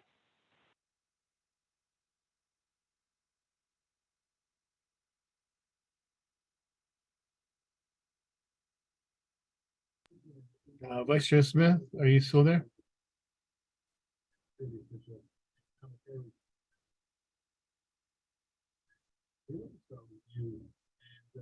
Well, Vice Chair Smith? Ashwadita. Like, we can hear you now. You trailed off there in the middle of your question. Okay. My question is, I'll make it real quick and brief. I'm in the area, I'm going to lose signal. Anyway, is NTUA providing education to the folks saying, this is not a recurring thing?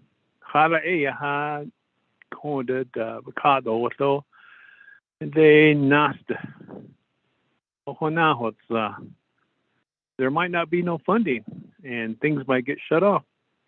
So this would be an avenue of bringing the bill to zero or maybe to manageable.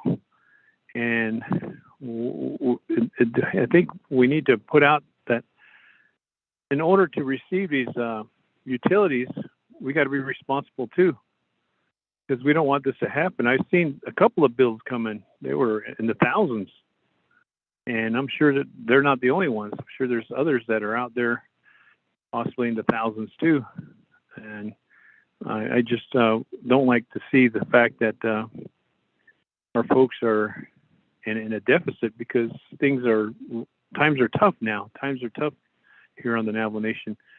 But I'm hoping that there is that incentive telling people, we might not have the funding to help in this matter to ensure that the bill will be paid off. And I highly encourage those that were on a payment schedule too for making that effort. And the other question too is NTUA is taking care of that. Eastern Agency relies on Continental Divide and things like that. How do we facilitate that? Is I know these are federal dollars from HUD. The federal dollars, could they be stretched out to folks that are within Continental Divide and other electrical companies throughout the Navajo Nation? Because the NTUA has a certain region that they cover. Those are my two questions. Thank you, Chair. Vice Chair Smith, for your questions. I defer back to Mr. Curley for response. Yes, thank you, Mr. Honorable Smith, for your questions. In regards to your first question, the education as it relates to, explicitly letting the customers know that, this is a one-time funding deal. So going forward, there may be a possibility that funding may not be available, or they'd have to seek other avenues for funding. So we are wanting to, once we determine if the customer is eligible, we do have to send out a kind of like an award to a certain extent, or a letter stating that, you have been eligible to receive this much funds. So within that letter, we were going to state that message as you stated, as well as list other resources that are available. And then if they were to have any further questions, they could contact us on our 1-800 number, and then we could provide them those other resources available, which would include, again, the light heat, light WAP, the homeowners assistance fund. And then the second question as it relates to other utility companies. So NHA did get funding approval for 2 pots of money, which are both for $10 million each. The first pot, which was related to only NTUA account holders for $10 million. The second pot is related to other utility companies that are off the reservation that they can apply for. NHA is still currently developing the process as it relates for those customers. But once we hear back from NHA to let them know that, this is available, or this is the process for it, we'll let those customers know, as well as leadership. Thank you. Thank you, Mr. Curley, for the response to the questions. I'll defer back to the committee, Budget and Finance Committee. Any further questions, comments?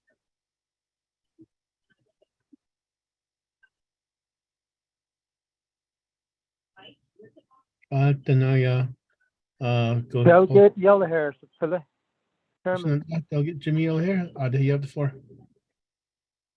Thank you very much. Appreciate it for you to say legislative report from NTUA, and I have one of the person that support this to pay for our people out there, like a no income or something like that, and they're behind, and all of our kids and Gerald Curley here. Of course, do you have any evaluations as to why these people are not paying, or maybe no income or no job, and maybe something like this to report back to Navajo Budget Finance Committee for next report why they're behind, behind on the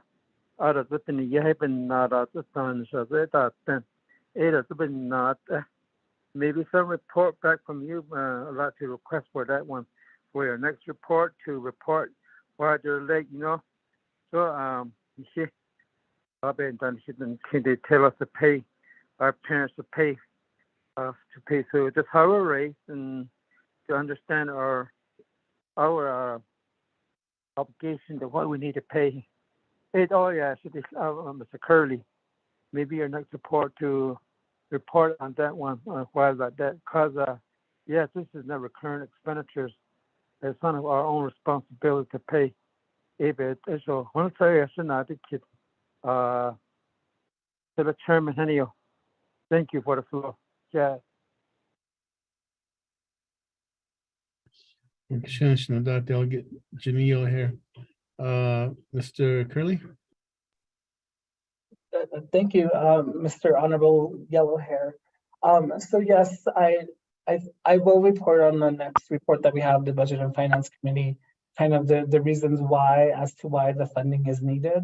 So we do have that within the application as to, you know, how this has affected the family makeup or kind of the, you know, circumstances as it relates to the family. Some of the applications that I've seen, we've only started yesterday, but some of the applications I've seen is related to unemployment or a loss of a job. But again, we'll report back to you what we have in, or what we've listed within, or what they've listed within their applications.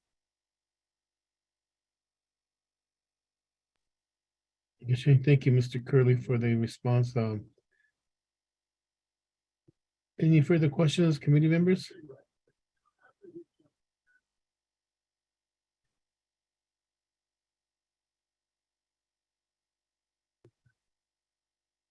Not deny all for the questions if there is no questions on this report. So this is Delegate Yellowhair to the chairman. Do you have the floor again? Yeah, Mr. Curley. Thank you to the chairman. This is very important. Yeah, we don't practice to pay these bills and what will happen in the future, because we need to know, and our electrical bill has to be paid. That's priority. Is such a one benefit. The national, you know, the todo that could have been the shard in the year.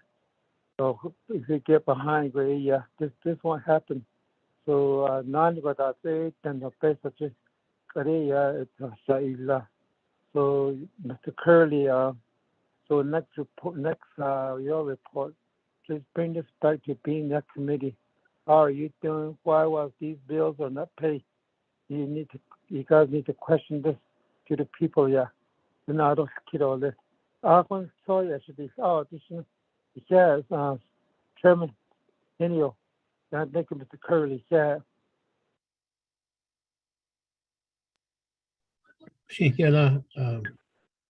So Delegate Jimmy O'Hare.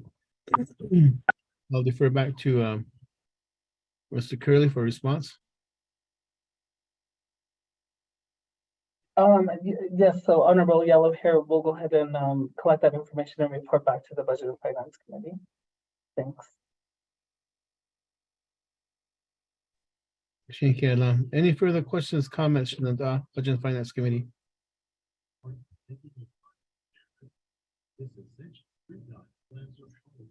Then call for the question to accept the report.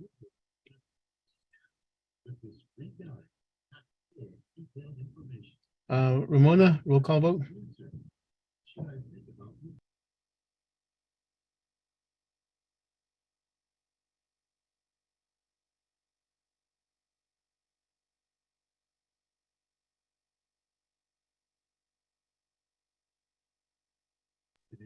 Ramona, roll call vote.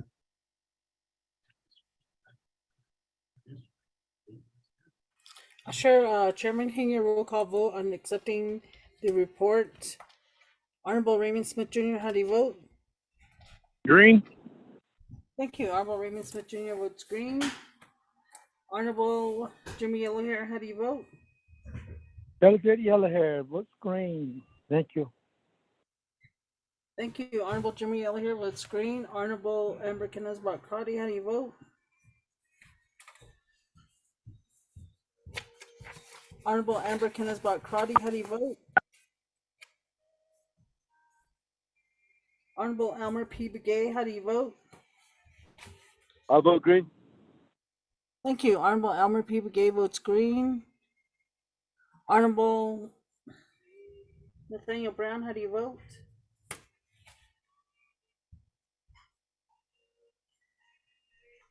Honorable Nathaniel Brown, how do you vote?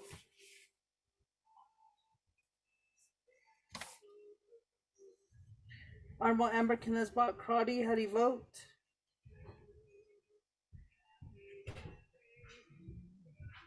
Chairman, we have 2 members voting in the affirmative. Oh, I'm sorry, 3 members voting in the affirmative. 0 opposing, chairman not voting, and 2 members not voting chairman. Okay, thank you for the roll call vote. We do have a do pass to accept the report with was it 3 in favor, Ramona? Yes, it's 3 in favor and 0 opposing. Okay, 3 in favor and 0 opposing. So Kehla, Mr. Curley for the report. And we'll move forward to the next item is update on ARPA Hardship Assistance Program presented by Ms. Christine Chavez or Chavez. Ms. Chavez, are you on the call? Good afternoon, Chairman Henio. This is Emerson Horace, County Supervisor for the ARPA. Okay, Mr. Horace, ARPA section. hear from you, so you have the floor. All right, thank you. All right, I'm here to present the report on the ARPA Hardship Program. Good morning, Chair Henio, Budget and Finance Committee members. I'm presenting the summary ARPA Hardship Check Run Report.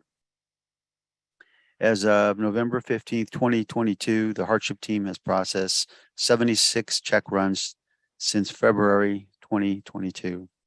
During the month of November, the hardship team has processed 1,147 checks to eligible Navajo customers. The total spent to date is $560,971,300. That represents 76 check runs since February 2022. The total budget to support the ARPA Hardship Program Assistance Program is $677 million. The available balance after 76 checks runs is $109,384,700. And currently we have 2,630 stale dated checks and 6 return live checks. And the program is been extended to June 30th, 2023. And that represents our report from OOC. Chair Henio. Questions? Thank you, Mr. Horace, for the report. Committee members, is there a motion to accept the report? Vice Chair Smith. Vice Chair Smith, motion, is there a second? Yellow hair. Second by Delegate Jimmy Yellowhair. Okay, is there any questions, comments for Mr. Horace? Chair Henio, this is Vice Chair Smith. Okay, Vice Chair Smith, do you have the floor? Thank you, Chair Henio. Also, Budget and Finance Committee members, those that are listening. Thank you for the report regarding the hardship. I came across a document, and it was sent out by our advisor on the hardship. 557, the first one. 557 million. And the balance of that, I don't have the figures in front of me, but it was in the neighborhood of 119,000 in the red. When you said that there was a balance or something like that, I didn't quite catch that. Which figure is accurate? Because what was provided was hardship 1 was paid out, and now it's at $119,000 in the red. Then hardship 2, which is 120 million, according to that document, it indicates that none of it has been paid out, still has a balance of 120 million. Could you kind of clarify that? That's my question, Chair Henio. Thank you. Okay, Mr. Smith, thank you for that question. Hold on, Mr. Horst. Hold on. Okay. Let's see if there's any other questions. Are there any other questions from the committee before I turn back over to Mr. Horst? This is Delegate Yellowhair.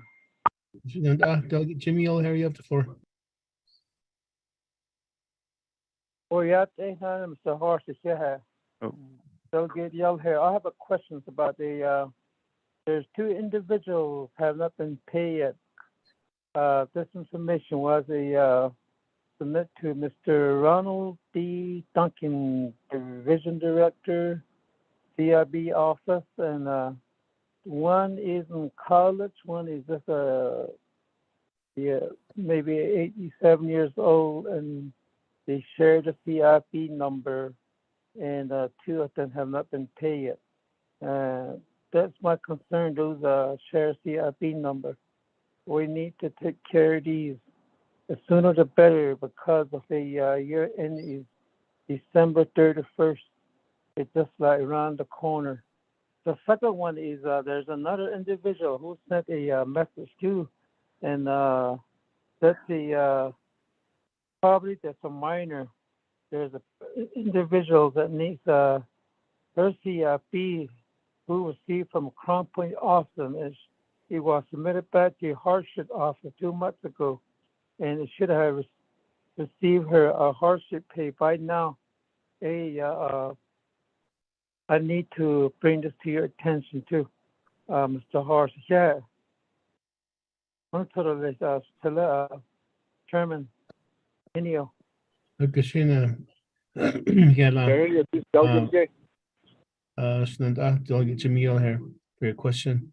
Shananda, Delegate Elmer Bigay, your turn. You have the floor. I guess it's a down, Chair Henio, out of the members of the Budget and Finance Committee, out of people that are on the line, though, out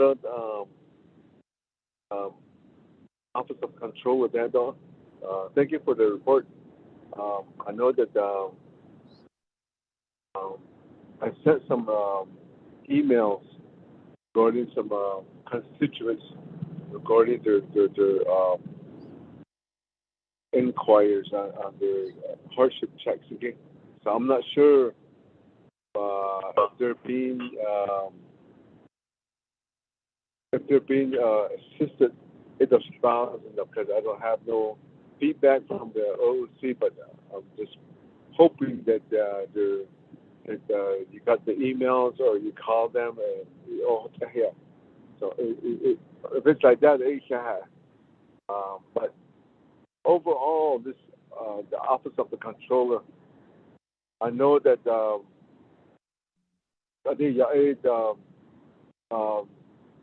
election went through, and then there's gonna be new transition team will be coming in. My question is kind of leading to that. Is I know that President Naz hire under the interim controller, Madam Elizabeth Begay, controller. She was appointed. Is there any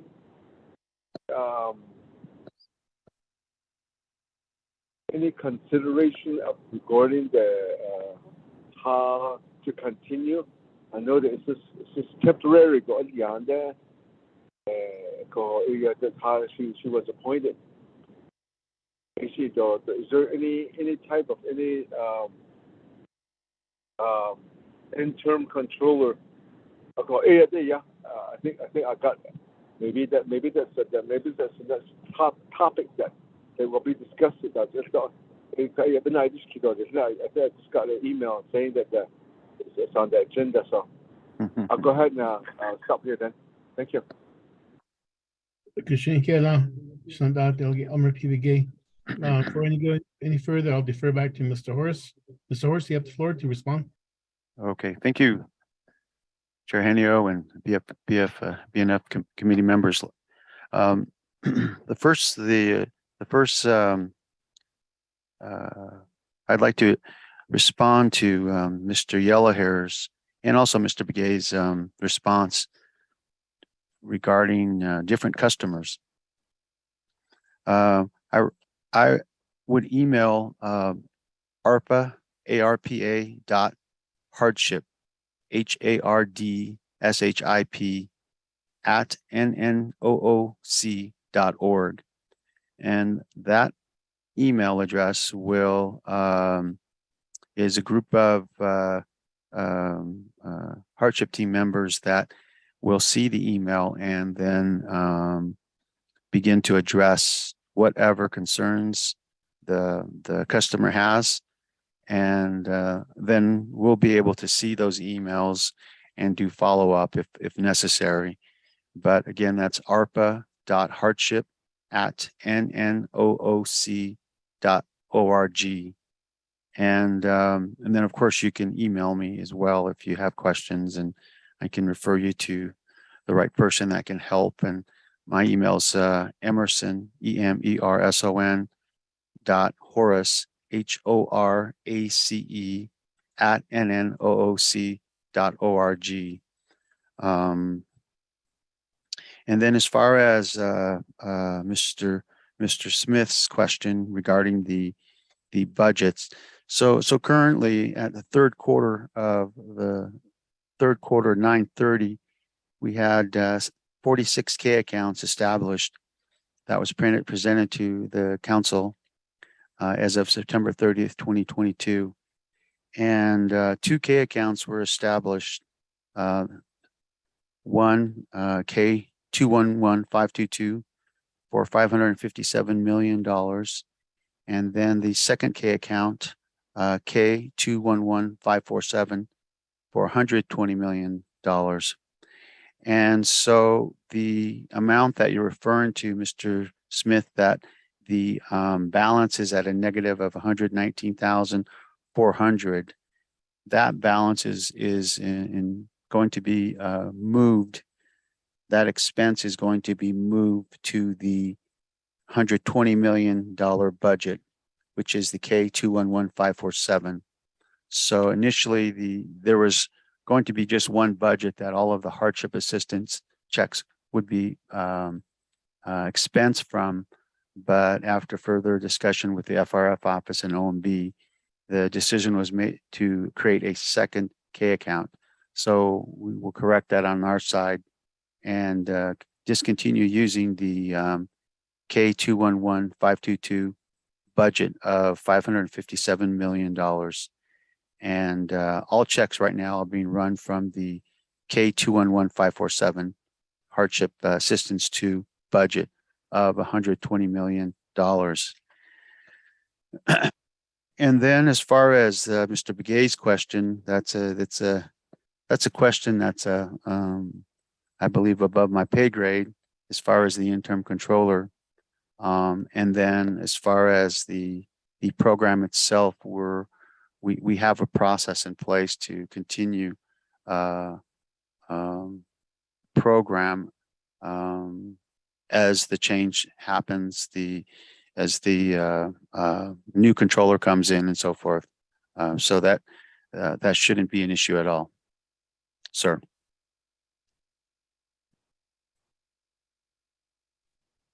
Okay, thank you for that. And also, Vice Chair Smith's follow-up question.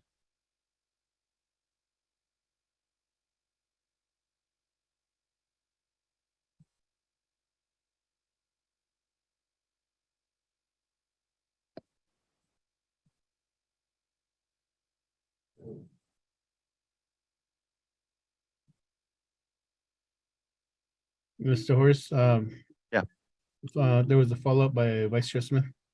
Yeah, was that I thought I answered that regarding the 2 budgets. Okay. Yeah. As thank you for the response. Defer back to committee members. Budget and Finance Committee. Any further questions, comments? Chair Henry, Vice Chair Smith. Vice Chair Smith, do you have the floor? So, Nana Hela, thank you for that answer. There is 2 business unit numbers, yes.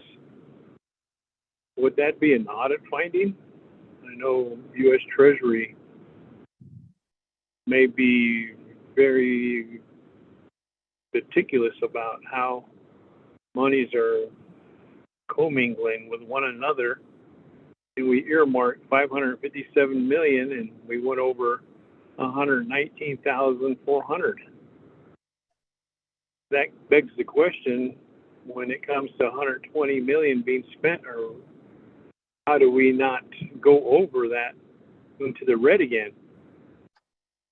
As an example, for 557 million, we went into the $119,400, and now we're going to charge it to the business unit number with the last number 47, which is not the 557 million, which is going to be 120 million.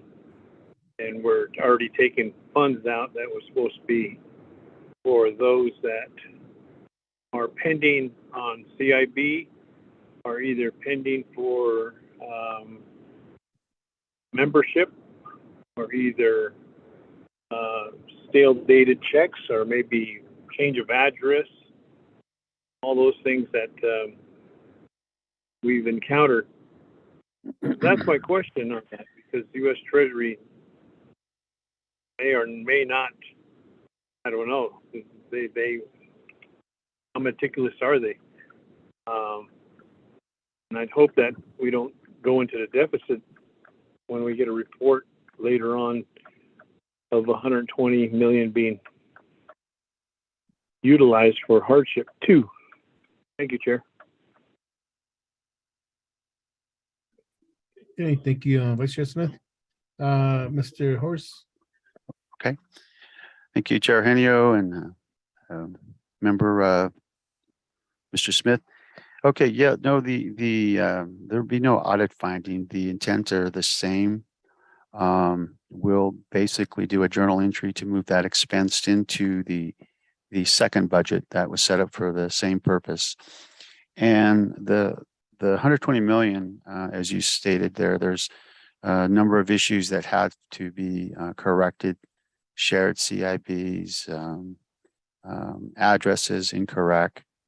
But there in the budget forms that we submitted to OMB, that was targeting 55,000 more Navajo customers. And then as far as the reporting, I do the reporting to U.S. Treasury. So in that, there's two categories in the reporting portal: those expenditures above 50,000 and those below 50,000. So they're distinguished in the portal and basically tied to the quarterly reports that are submitted to the council. So they are both intended for the same purpose, just two different numbers separating them. Sir.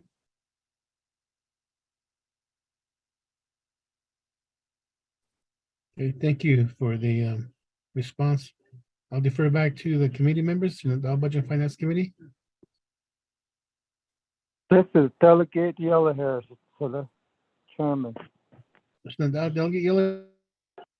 Okay, I understand your report, Mr. Hars, because of those established account number, it just controlled the expenditures. All it was. Your total report to this ARPA funds is going to be that one, as the one account number expenditure report will be report that to federal funds. So there is no indirect.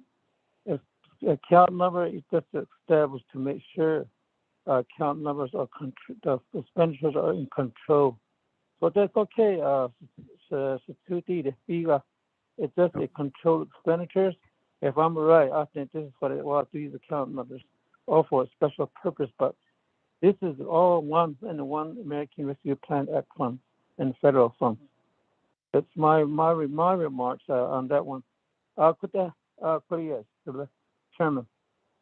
Thank you.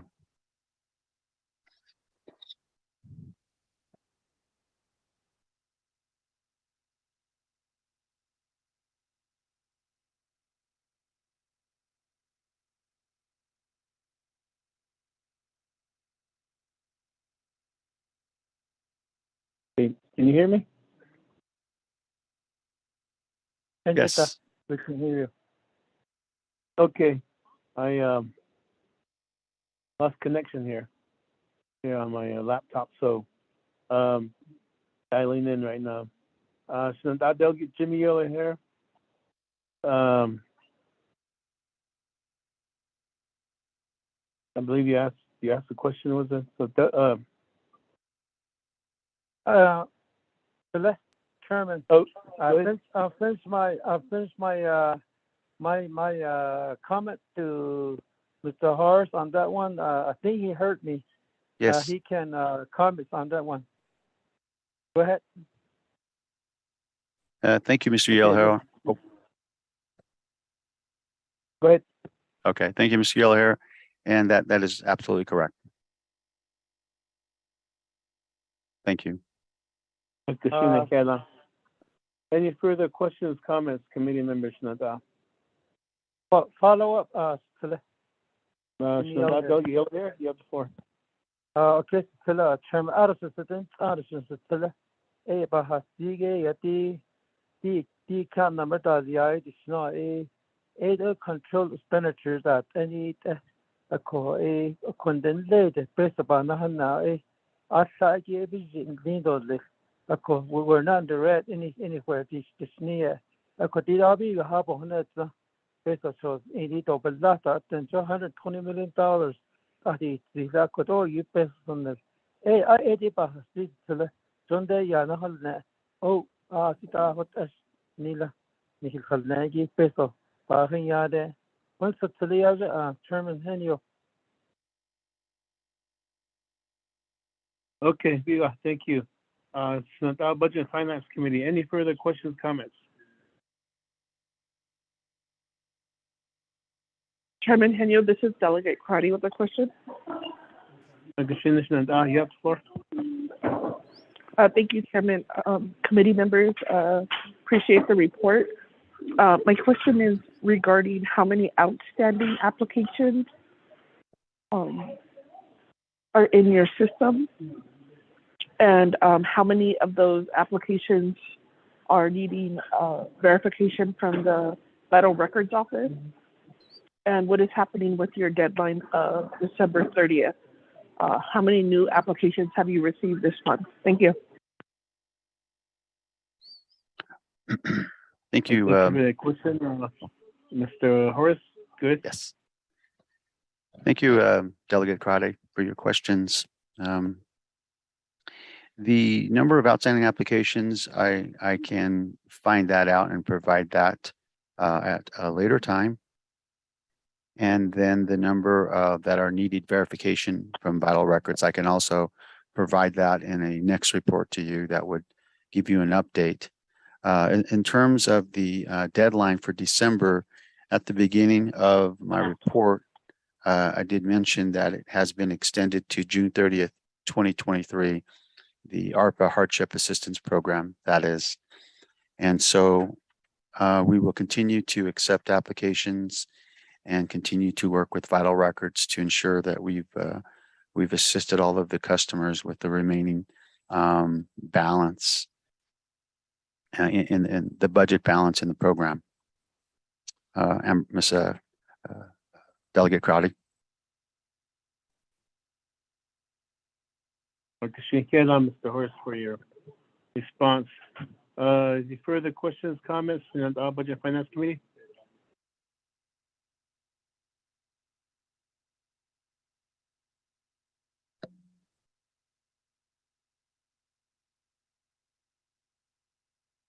I'll call for the question to accept the report.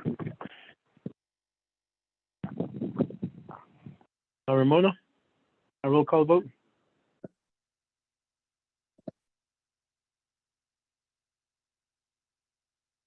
Yes, Chairman, in your roll call vote on accepting the report. Honorable Raymond Smith Jr., how do you vote? Green. Thank you. Honorable Raymond Smith Jr. votes green. Honorable Jimmy Yellow here, how do you vote? Delegate Yellowhair votes green. Thank you. Thank you. Honorable Jimmy Yellow here votes green. Honorable Amber Crowdy, how do you vote? Shada, this is Delegate Crotty. I'll vote green. Thank you. Thank you. Honorable Amber Crowdy votes green. Honorable Elmer P. Begay, how do you vote? I'll vote green. Thank you. Honorable Elmer PVK votes green. Honorable Nathaniel Brown, how do you vote? Delegate Brown votes green. Thank you. Honorable Nathaniel Brown votes green. Chairman, we have 5 members voting in the affirmative, 0 opposing. Chairman not voting. Chairman?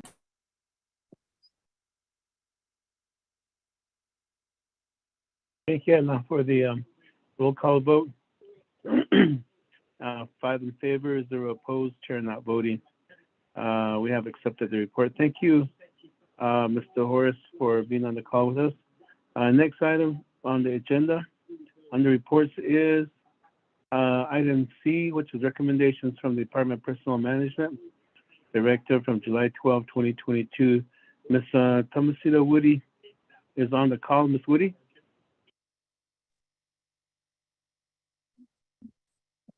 Good afternoon, Budget and Finance Committee. Chair Jamie Henio, thank you for allowing me to speak here. If you can, and I'm pretty sure, hopefully, that you have copies of the memorandum that was issued on October 24th in regards to the subject line is Office of the Controller, Controller position, the status, updates, and recommendations. If not, I am able to read that for the record.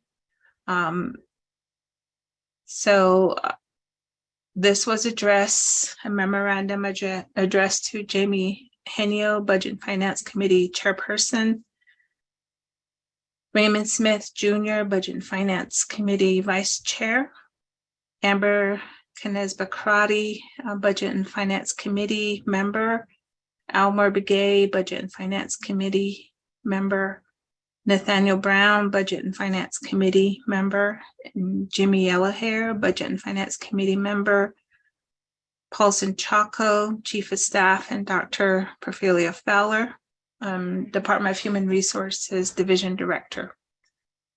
This is from Thomas C. Woody, Human Resources Director, dated October 24th, 2022.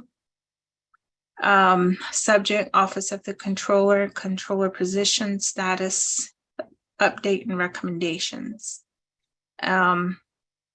Just to give you some, if I'm reading this into the record, I'll start from the very beginning. Good afternoon, everyone. This will serve as DPM's update with regard to the controller's position, which is being advertised with the Department of Personnel Management website. Timeline, we've had like 3 requisition numbers that were submitted for the controller position. Just giving you an idea from 6/23/2022 to 7/29/2022. We received 1 applicant. The status or the remarks of that particular applicant, it was determined that the applicant lacks a CPA. 8/10/2022 was communicated back to Mr. Paulson Chaco. Sorry, I don't have the attachments to that. That was sent to Mr. Chaco in regards to the applicant. The other one, the date 8/11/2022 to 8/31/2022, 1 application was received. Again, the applicant lacked the CPA, so therefore disqualified both of them. On 8/19/2022 to 8/25/2022, OOC, Office of the Controller, sent an outside advertisement. It's posted in the Albuquerque Journal. The amount that was that it costs was $1,068.89. And if you see the attachments to this particular memorandum, and I can go through that with you here in a bit to provide you what the outcome was to that. 10/5/2022 to 10/31/2022, we haven't received any applications. Therefore, we posted the position open until fill. As of today, according to my recruitment, there has been no applications received by any interested applicant. We do have the position open until filled to the end of the year. So there was recommendations that I've also sent in.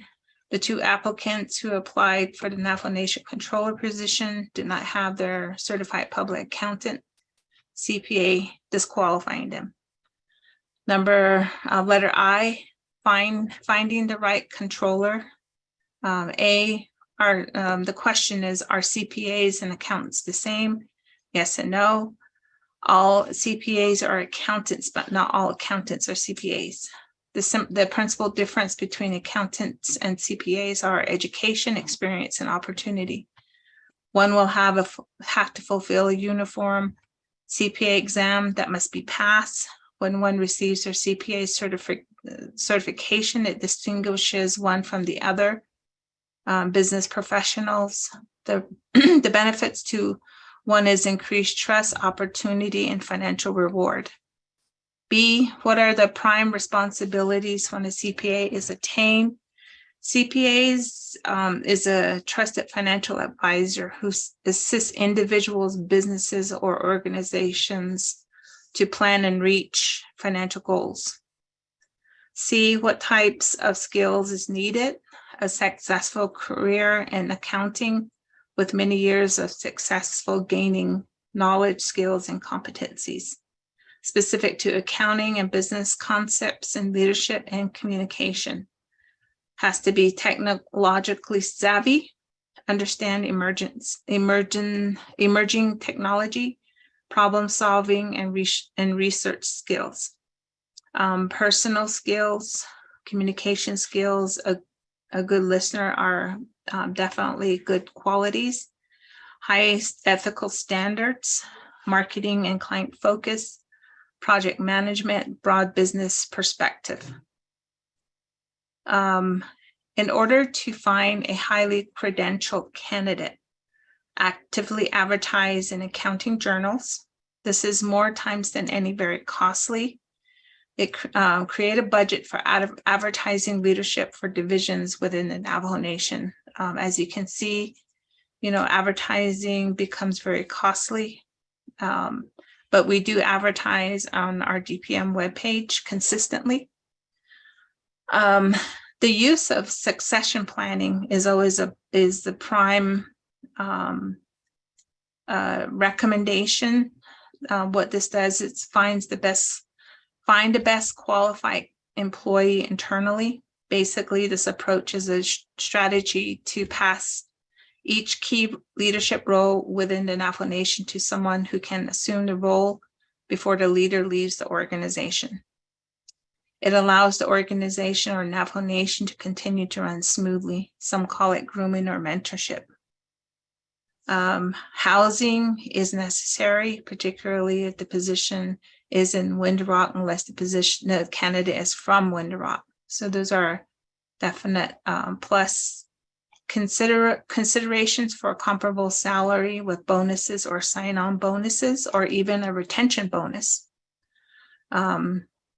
Develop an effective expectation of duties, roles, and responsibilities. Support the effectiveness of the controller. These positions are very difficult to fill and hire. So those are the recommendations.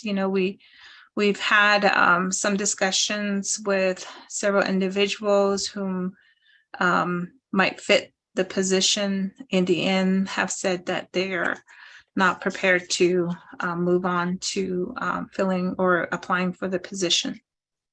So that was, constant communication with people that we see that would qualify for a position or this position in particular. The Office of the Controller, they had submitted their request to advertise the position with the Albuquerque Journal. The run date that the Albuquerque Journal assisted with the advertisement of the controller was August 19, 20, 21, 22, 23, 24, and 25. That's one. The other run date was 1920. Oh, that I did say that. I'm sorry. I'm going through this, but basically depends on the size of the advertisement. And currently, from what I understand, they were still working on getting a budget together so that they can advertise more. And as you can see, these advertisements do absorb a lot of funds, so we have to be prepared for this. DPM does not have a budget for advertising. If it's DPM vacancies, we do have our advertising budget. Every department within the nation has their, in order for them to advertise externally, will have to have their own budget. And then majority of the time, they'll seek our approval before they run ads. And with that approval, they can go ahead and run with those. But that's my report. As far as I do appreciate that your time and attention. If you have questions, I'm right here. Thank you. Thank you, Ms. Woody, for your response. And therefore, I'll defer back to the committee, Budget and Finance Committee. Are there any? Is there a motion to accept the report? Motion, Delegate Begay. Delegate by Gallagher. Delegate Elmer P. Begay. Motion, second by Delegate Jimmy Yellowhair. Floor is open for questions. I have a question. This is Delegate Yellowhair. You have the floor. Yeah, good afternoon, Chairman. So I don't appreciate to Nasira Witty to this report. Very important to the Navajo Nation. My question is, there is two or three positions that they filed and they don't have a CPA. I'm pretty sure that those positions that apply for the positions that they how much of it they have in the county experience. I know of some CPA they don't have accounting experience at all. But with this accounting experience, with three disqualified because of due to they don't have a CPA. Can you elaborate those three positions? How much accounting CPA experience they have? The one that or disqualifies due to they don't have a CPA. Even now, this kid caught us in able to try it. So a CPA be the long no.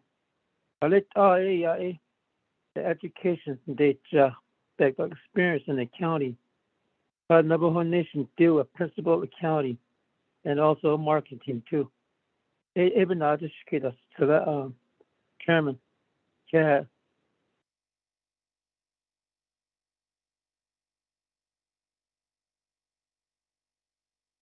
Ms. Woody. Thank you for that question, Honorable Yellowhair. According to, let me just read the minimum qualifications for the position that is required for the controller position. A bachelor's degree in accounting or finance is required, and 8 years of progressive responsible experience in governmental finance and accounting administration. And the only thing that was lacking was their CPA. So basically what it's saying is that these individuals met the minimum qualifications with the accounting degree, bachelor's degree, and 8 years of progressive responsible experience in government finance and accounting. The only thing they didn't have was the certification, the CPA. So that was the only thing that was lacking, which disqualified them. Hope that answers your question. Thank you. Shekela, thank you. Thank you for the response. I defer back to the committee members. Committee members, any further questions, comments?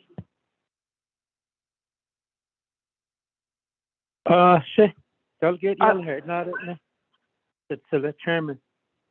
Delegate Yellowhair, you have the floor. I can't announce it to the chairman. Thank you, sweetie. Can't. All you here, no hot. I saw the CPA hot named. But I seen no way without the next CPA. So, I had accounted and then it also to high yield. Did I to that the Navajo applied the one that didn't have a CPA. The Coco. My request is how many Navajo to apply? Is it all Navajo? And we have 2 or 3 that apply but no CPA. Maybe your next report is make it by rank.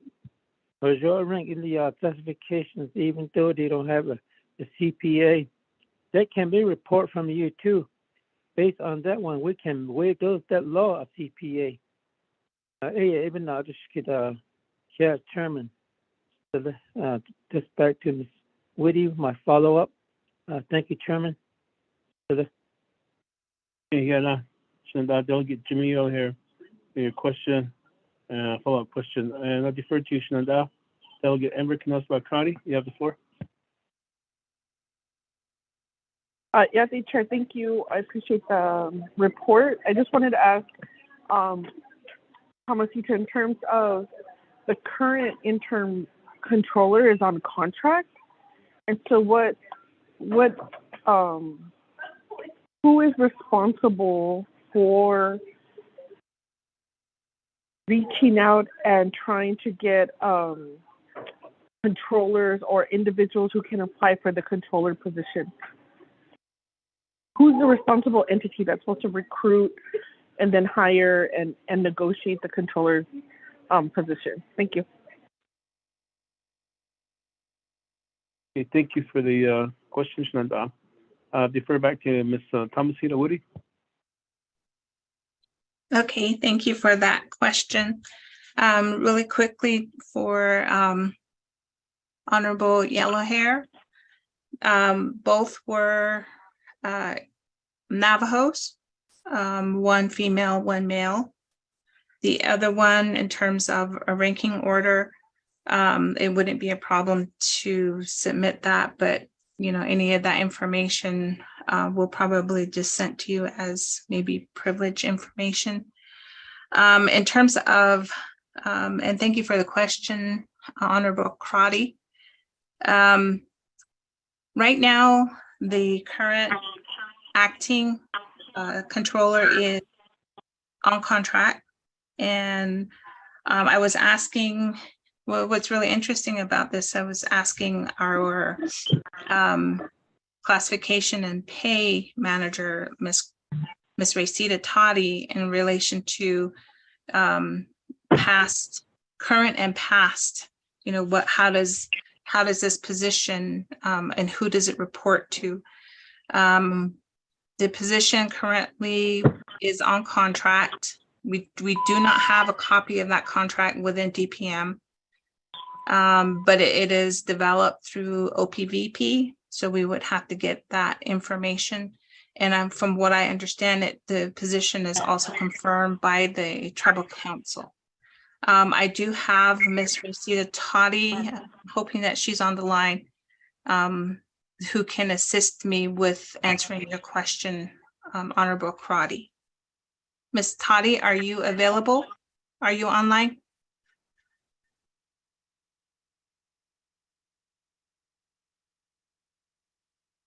Good afternoon. I am on the line. Thank you. Hello? Hi, Ms. Toddy, can you assist me in answering Honorable Karati's question? Yes, and good afternoon, honorable members of the Budget and Finance Committee.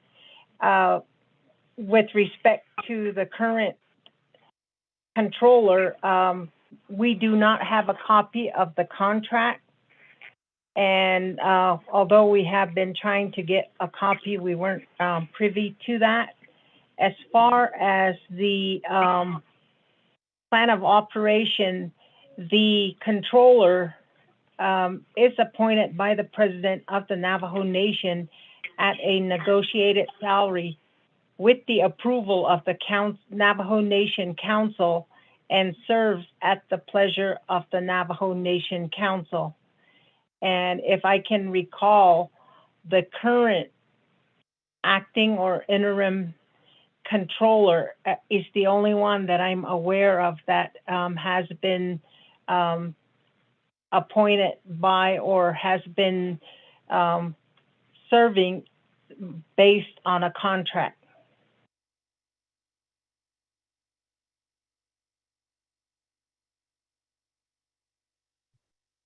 Thank you, Ms. Toddy. That would be our responses. Thank you. Kela, Ms. Woody, for your response to the questions. Though with that, do we back to committee members, Budget and Finance Committee? Any further questions, comments?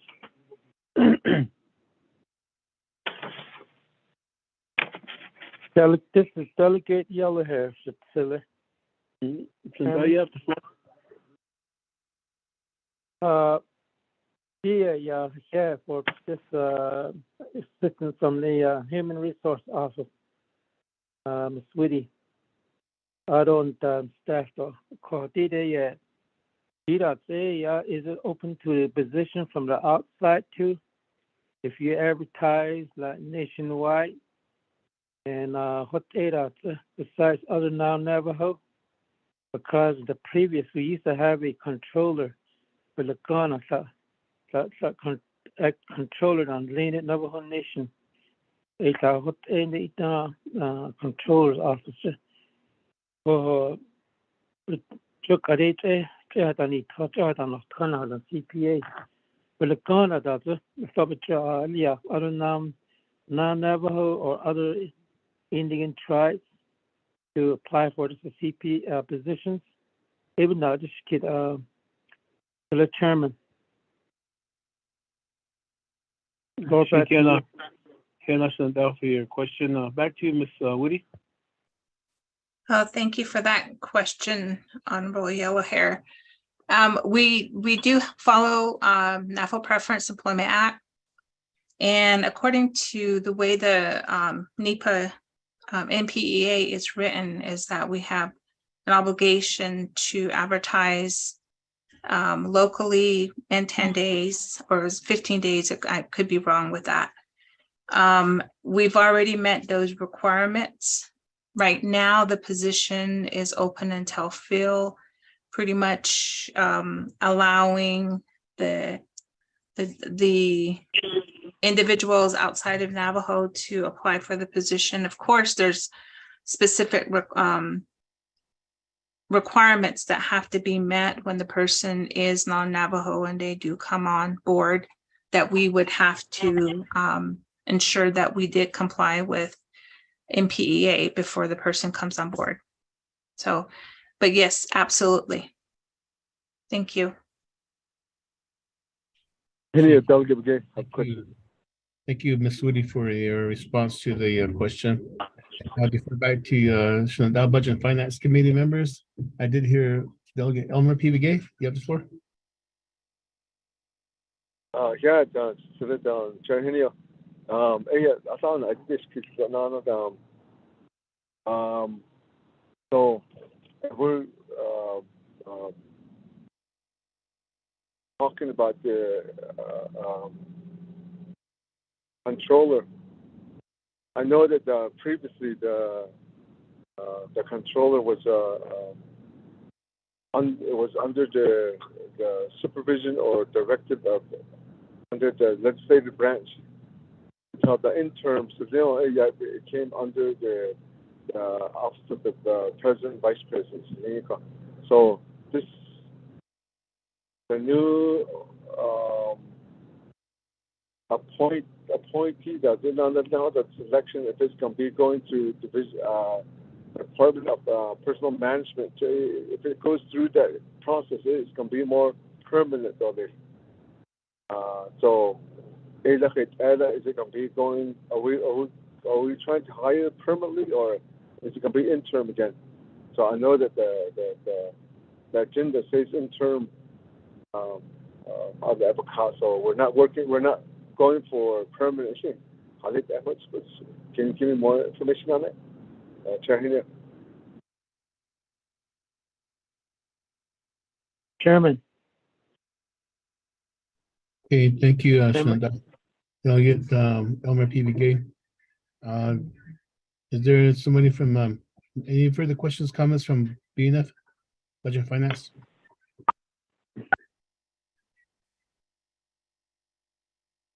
If Delegate Yellow Hair. go ahead. You have,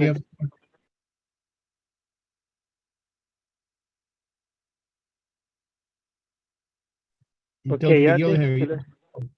okay, yeah, Benadish Kidige, yeah, so you see it, yeah. I know these are confidential, honey. DK is Katie, what's the annual salary? If the annual salary is low, but need to apply that in the Coho, 8 of the Ben Codil. So there's about 100, 8 husband of quite salaries again. And a should not the kid the chairman to Henny, yeah.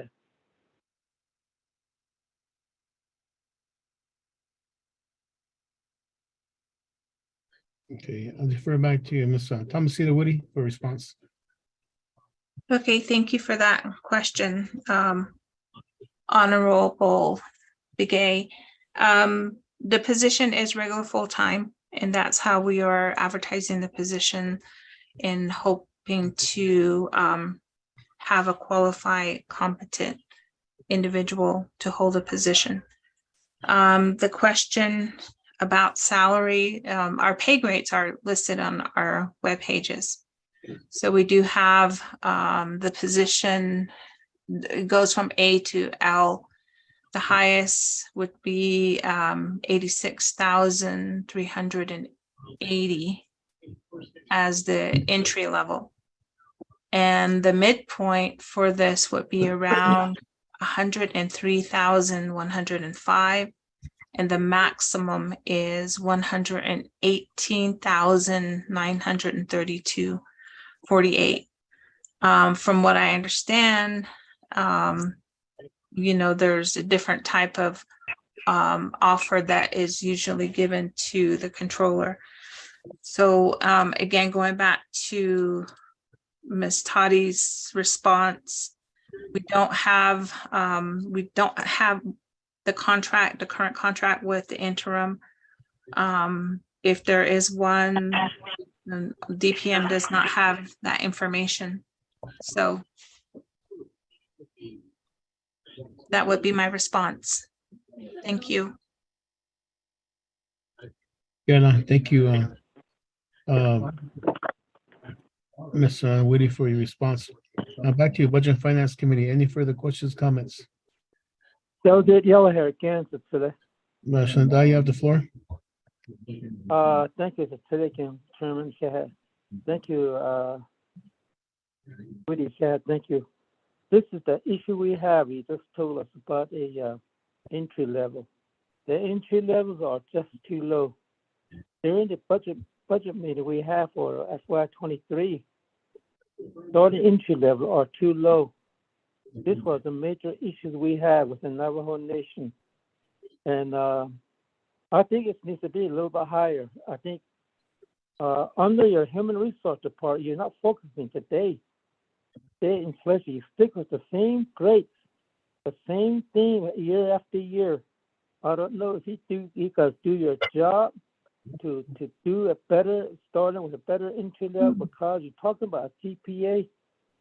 this is the low salary is too low for this, and that needs to be discussed. Maybe we should sometime we can't take care of this.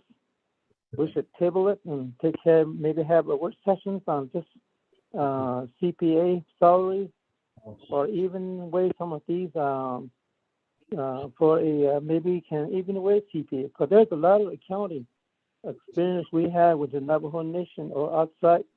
A employee can be higher. But the salary is a problem, my friend, my colleagues, being a committee members. Here at OFA, still with respectfully, this is my concerns and issues. Chairman, back to you. Yeah, we need to look into this matter. Yeah, Juan, so Delegate Jimmy O'Hare for your comments. Any further questions, comments for Ms. Teresa Woody? Thomasita Woody, I'm sorry.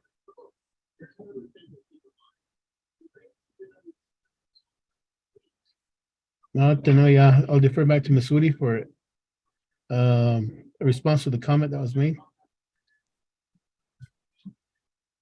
Thank you for that concern, Honorable Yellow Hair. The only comment that I will make is that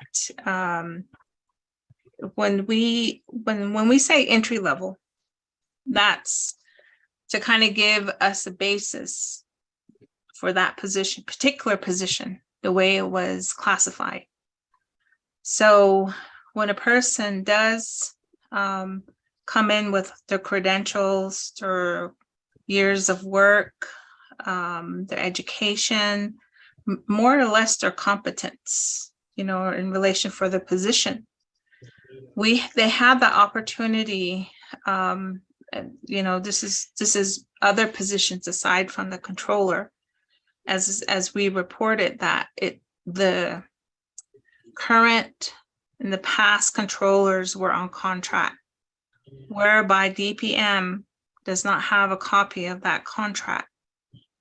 When we have the positions advertised, it gives a basis of the salary of what that position is classified for. We understand that somebody who would apply for a controller position would come in with many years of experience with their credentials, their certification, their accounting experience, so on and so forth. And we look at all of those. So if a recommendation is requested from DPM, we will work with the supervisors. We don't just start somebody with many years of experience at entry level. That's just used as a basis for that particular classification. I hope that answers your question. And if you're if we're looking at something that is comparable, as I mentioned, the considerations for a comparable salary with a bonus, even a retention, you can have a sign-on bonus or a retention bonus. This particular position is open until fill. We also have, there's a lot of opportunities to find a very highly qualified individual. A lot of that stems from, working with the controller on a daily basis. And, there's a huge responsibility within that particular position and the number of people that they have to their subordinates that report to them. So, we understand the position and the responsibilities that are tasked with this. So, those are just some of DPM's recommendations in terms of finding a really qualified credential controller for the Navajo Nation. Thank you. Thank you, Ms. Woody, for your response. Back to the committee, back to the Budget and Finance Committee. Any further questions, comments? Delegate Yellow Hair. Delegate Jimmy Yellow Hair, you have the floor. Ms. Sweetie, thank you for the report, but I'm not satisfied with it. Your entry level is still too low. The Navajo Nation will stick with that salary. That's the issue. $10,000 bonus doesn't take care of the matters. Those are just misuse of funds of $10,000. That's kind of politically used and favoritism. But it's better off having better salaries so you don't mess around with those $10,000 bonus pay. That should be off, not even relate to that for the CPA. CPA should be just a salary itself, a comfortable salary. I don't know if you ever look outside how much money they make. The CPA work for the government. That should be a comparison. But our job and our responsibility are not the same with the job descriptions. There are differences in different areas. Ours probably there are different with the government office elsewhere. They're not the same. It just needs to be steady of salaries, of job descriptions. That's my concern. The bonus pay is not good. There's too much politics, favoritism, this abuse of $10,000, or this is what they get, the bonus. That's my concern and issues now, to the chairman. Gashina, for your comments. I did not hear a question in that, so we'll move forward. Any further questions, comments, Shananda, Budget and Finance Committee? This is Delegate Crotty with a question. Shananda, Delegate Karani, you have the floor. Yes, thank you. In terms of what was asked or the comments regarding the bonus payments, there's a Navajo Nation process for the bonus payments, and I would want to know for the starting salary, although it's advertised at entry level, how is that competitive with surrounding areas? And have you received any type of feedback for potential controller applicants who would consider that a competitive salary? Thank you, Chair. That's my question. Shinekela, thank you for the question. Ms. Woody, you have the floor.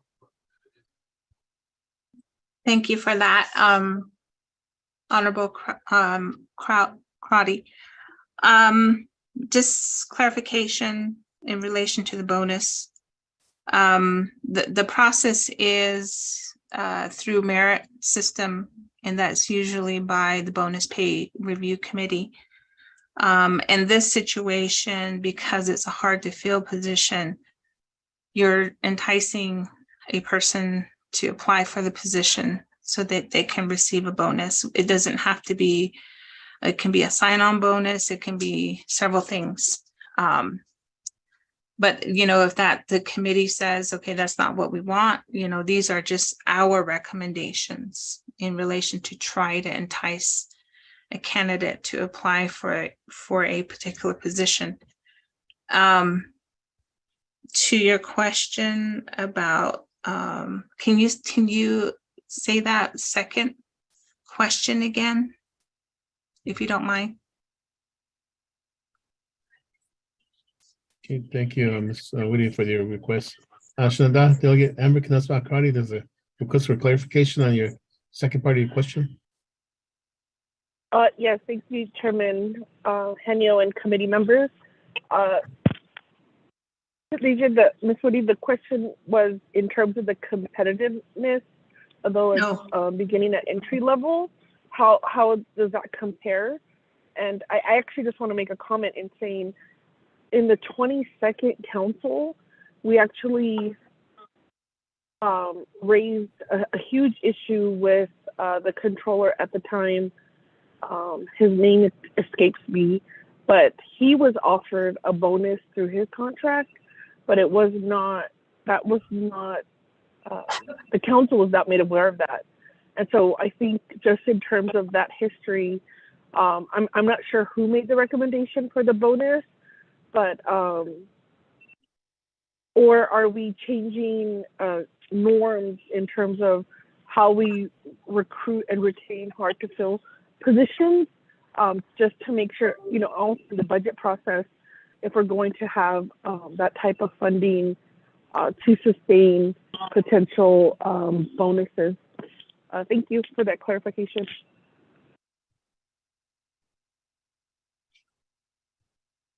Can I clarify? Ms. Woody? Yes, a few things, but I also want to have Racita Toddy make clarification on a few things. Just for your information, I will be providing at the next meeting, I believe, with Budget and Finance, an overview of what some initial plans are for DPM in relation to salary compensation, and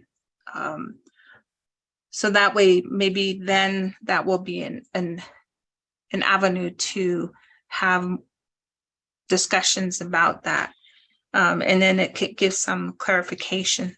But as far as the controller position, and that's where I would like Ms. Toddy to provide some insight in relation to what the process is when it comes to classification of a controller or even any position within the Navajo Nation. And the controller is just one part of that. So if you don't mind, Chair Henio, if I can request Ms. Toddy to provide clarification, and she's the classification and pay manager. So, Ms. Toddy? Yes, good afternoon, and thank you for the question. Can you hear me? Yes, we can hear you. Okay. I'd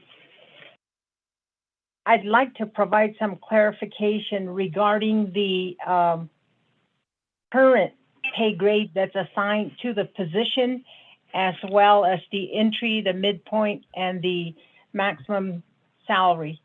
Currently, our webpage is not updated, and the pay grade assigned to the controller position is actually at pay grade 73, not at 71.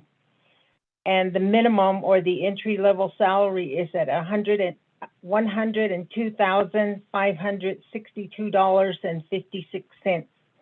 The midpoint is at $118,389.60, and the maximum is at $141,315.64.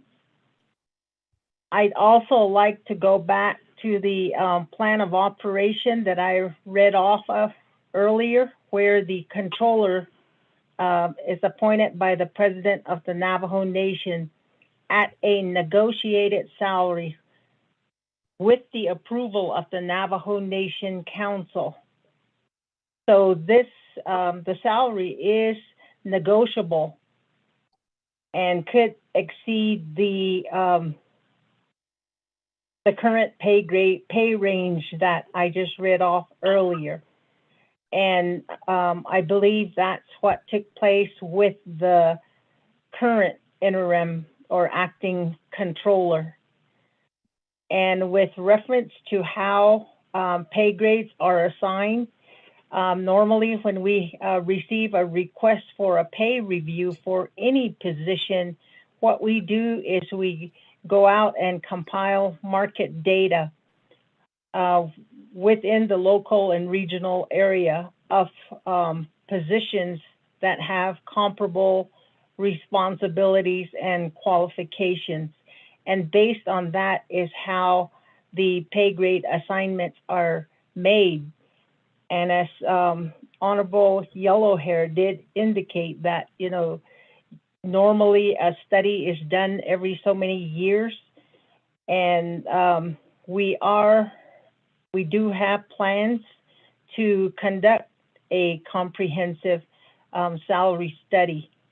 So just a brief update on how that's usually accomplished to assign the new pay grades for positions, for new positions or existing positions. So that's the clarification that I would like to provide. Thank you. Thank you for that, Ms. Toddy. We are in a process of updating our website. And so in that process, a lot of these updates will come. I had totally forgotten about the classification codes that were not updated at this point. So I do apologize for that. And I hope that answers your questions. Thank you. Thank you, Ms. Woody, for the response to the questions. Refer back to the Budget and Finance Committee. Any further questions, comments? Delegate Yellow Hair, nodded, Mr. Chairman. Mr. Nanda, Delegate Yellow Hair, you have the floor. Nana, thank you very much to the, thank you, Ms. Toddy and Sweetie, thank you very much, appreciate it. My concern is always that the salaries must be compared and studied with outside, with what the CPA does on this job, compare our job over here with the Navajo Nation. I don't think this ever happened with the Navajo Nation, the way I hear you guys, and the task code is not update everything. I think this should be studied by Ms. Toddy and to make more comfortable salaries for just a CPA that we really wanted, or otherwise to maybe delete CPA if we cannot find anything.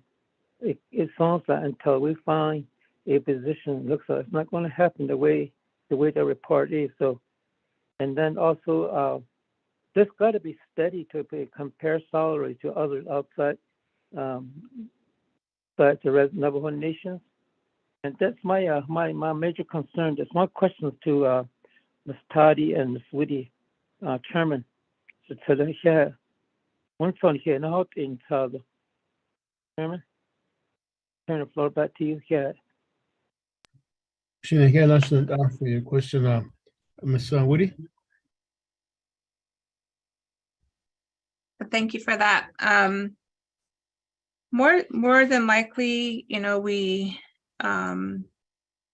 will do a compensation study that will be comparable, hopefully, and of course, those do cost money.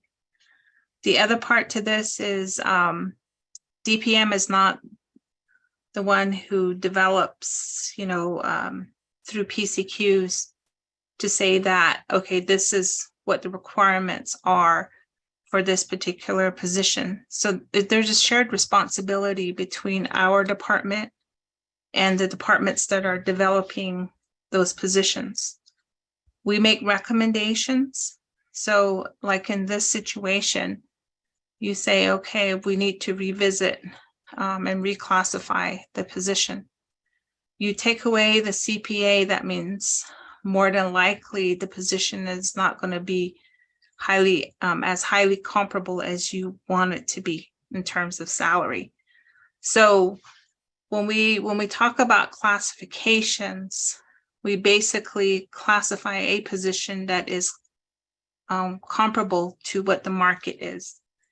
So that way the position is then generated, and we do work with the supervisors. In this situation, I can't say, and maybe Ms. Toddy will be able to provide some insight of when the last revision was for the controller position. What I gave in relation to my report is just to say, these are the qualities, the knowledge, skills, and abilities and competence that is needed for a position that is a controller position. So there's always those opportunities for the visit of that, so that way we can satisfy, you know, as we're going through this. So the position currently has not been reclassified to give a more comparable salary, based on what is written here. So we do, do our best to do that. And again, it goes back to sharing that responsibilities with the specific departments or managing departments that would actually oversee this. So that, just give you some insight. Thank you.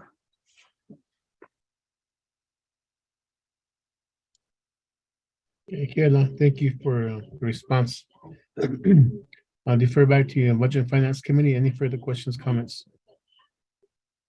So this is Delegate Yellow Hair. Yellow Hair, you have the floor. Okay, none to the chairman. Nana, Bahinson, Tari.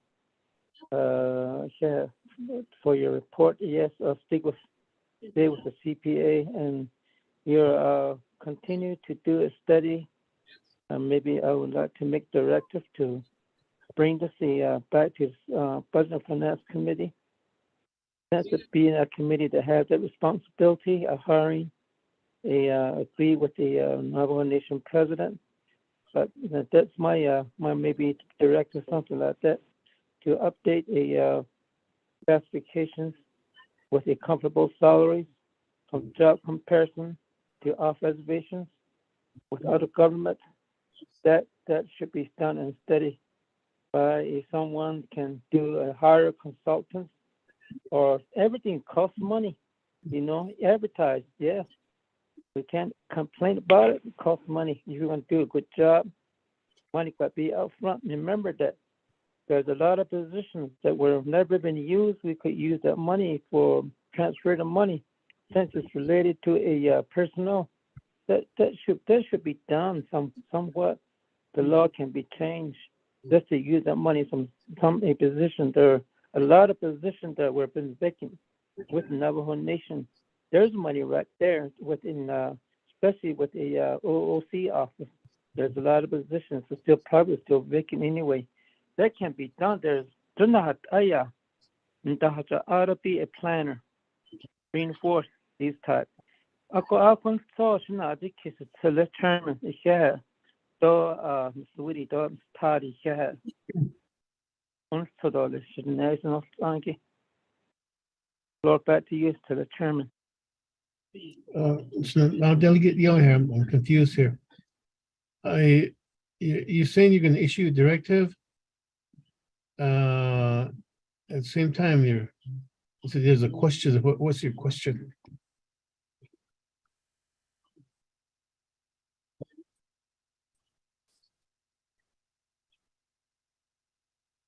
When you get a chance, can you put these ones and these cubicles on this side?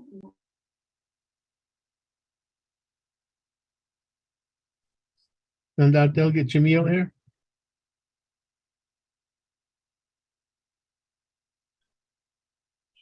Oh, I'm sorry. I was mute. I'm sorry. I was.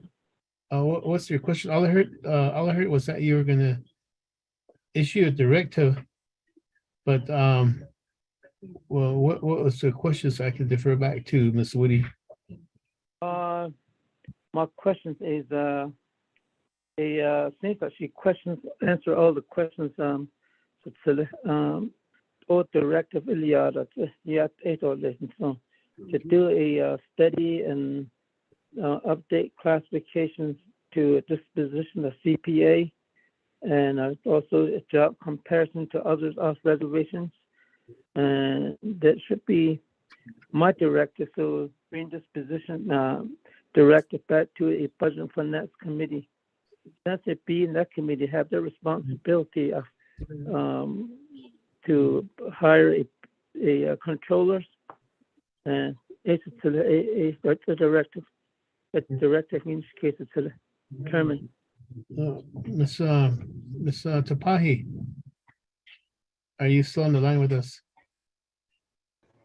I am, Mr. Chair. I'm having a hard time writing exactly what Honorable Delegate Yellowhair is requesting. If he could perhaps restate what he wants for his directive. Delegate Jimmy Yellowhair, can you email Mr. Pahi, on what you wish your directive language would be to be. That way she can draft it up for us, and we could take care of this after we accept the report. Delegate Yellowhair. Oh, okay. I'll send her an email, but my director won't be ready anyway, but it can be done later and forward information to you guys, to Budget and Finance Committee. So tell her, hopefully everything's, my director will be understand. Thank you, Shirley. Pahi. Yes, I'll wait for your email. Budget and Finance Committee, any further questions, comments?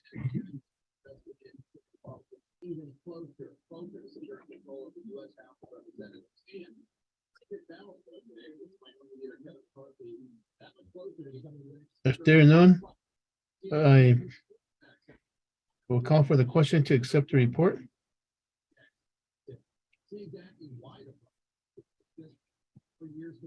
Ramona, roll call vote to accept the report. Yes, Chairman. Roll call vote on accepting the report. Honorable Raymond Smith Jr., how do you vote?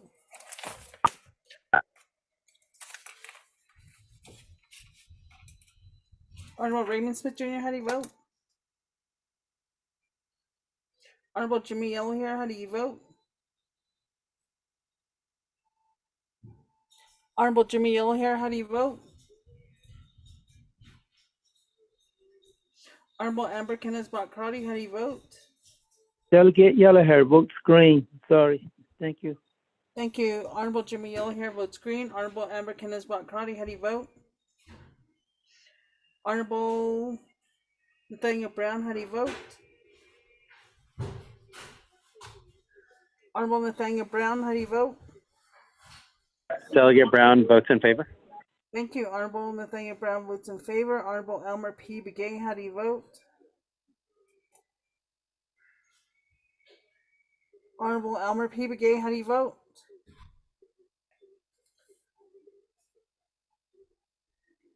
Chairman, you have 2 members voting in the affirmative, 0 opposing.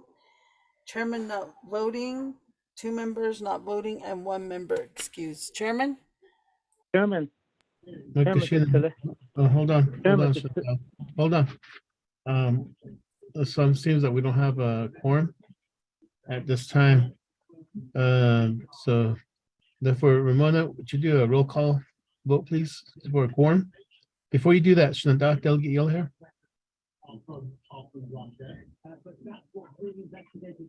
Delegate Jimmy Yellowhair.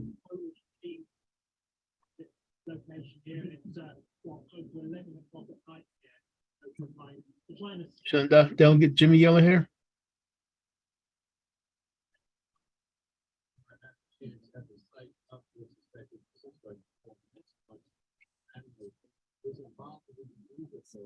Delegate Jimmy Yellowhair.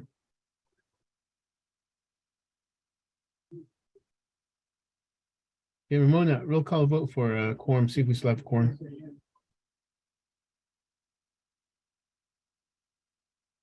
Yes, Chairman, roll call for the Budget and Finance Committee of the Navajo Nation Council. Honorable Jamie Henyo. Present. Thank you. Honorable Jamie Henyo is present. Honorable Raymond Smith Jr. He announced earlier he was needed to be excused. Honorable Amber Kenneth-Bott-Crotty. Honorable Amber Kenneth-Bott-Crotty. Honorable Elmer. Here. Oh, I'm sorry. Honorable Raymond Smith Jr. is present. Honorable Elmer P. Begay. Honorable Elmer P. Begay. Honorable Nathaniel Brown. Honorable Nathaniel Brown. I vote in favor. Thank you. Honorable Nathaniel Brown is present. Chairman, we have 3 members present upon roll call and 2 members not entering roll call. Chairman? We have 3 or 4. Chairman, this is Delegate Yell here. My I'm my sorry. phone got cut off. I'm using another cell phone. To the Chairman, this is Delegate Yell here. Mr. Elmer Gay, I saw his text. He said he woke green. He's in the back signal area. I think he got. She probably got a text from Mr. Elmer Gay that he woke green. Hold on, Shananda. Yeah, we were just doing a roll call to see if we still had a quorum. So Delegate Jimmy Yell here is also present. So Ramona? Yes, Chairman, I'm sorry about that. We have 4 members present upon roll call and 2 members not entering roll call. Chairman? Nakashina. And then back to the roll call vote to accept the report. Okay, the roll call vote on accepting the report. Honorable Raymond Smith Jr., how do you vote? Green. Thank you. Honorable Raymond Smith Jr. votes green. Honorable Jimmy Yellow here, how do you vote? I vote green. Thank you. Thank you. Honorable Jimmy Yellow here votes green. Honorable Amber Kenneth-Bott Crotty, how do you vote? Honorable Amber Kenneth-Bott Crotty, how do you vote? Honorable Nathaniel Brown, how do you vote? I vote green. Thank you. Honorable Nathaniel Brown votes green. Honorable Elmer P. Begay, how do you vote?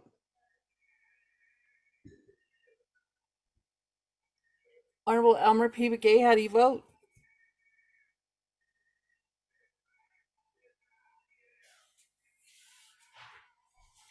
Chairman, we have 3 members voting in the affirmative, 0 opposing, and 2 members not voting. Chairman? Nakashina for the roll call vote. Green in favor, 0 opposed, chair not voting. We do accepted the report. Thank you, Kiala. And then moving on to the next report. As a Monument Valley Travel Fund Park funding. Mr. Martin Begay, are you on the call?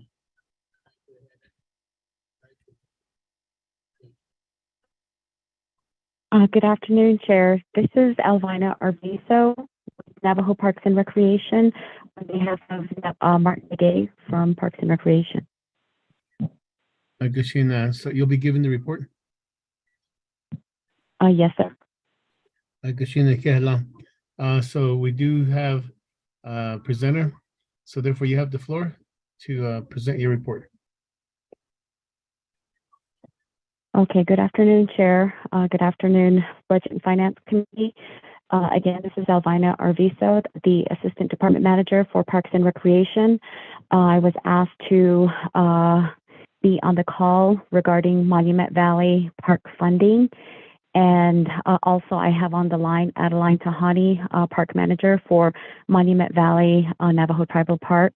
If she is also available to present, then she will be asked to speak as well. In terms of the Monument Valley Tribal Park funding, I was not given information as to where to present on, so I apologize in advance for my report, but I will speak on the tribal park funding and the revenue that is received at the Monument Valley Tribal Park as the fees are generated from the admittance into Monument Valley Tribal Park. On a daily basis, the fees are accepted. Most of the revenues generated are going to be by credit card, and those are basically already uploaded into Office of the Controller, and a report is submitted to Office of the Controller on a weekly basis of the revenues that are received at these park locations, including Monument Valley Tribal Park. The cash receipts are submitted if there are cash received at these park locations. There are also other fees that are accepted, we'll say hiking fees, backcountry permits, special use permits, photography permits, and maybe we have other events that will happen at the park locations. So those are the funding that is received with Monument Valley Navajo Tribal Park. And each of these funds are again being accepted into Office of the Controller, into an account that is established for Parks and Recreation, and the revenue account there is with the Office of the Controller. And we do have our revenue that is generated throughout the year, and basically a lump sum for each of the park locations. So there's no specific deposit for each specific park. So it is all just into just like our business unit for the department. So that is how the revenues are received within each of the park locations. If you have any specific questions for the Monument Valley Park staff, I can defer the questions to Adeline Tahani. Thank you.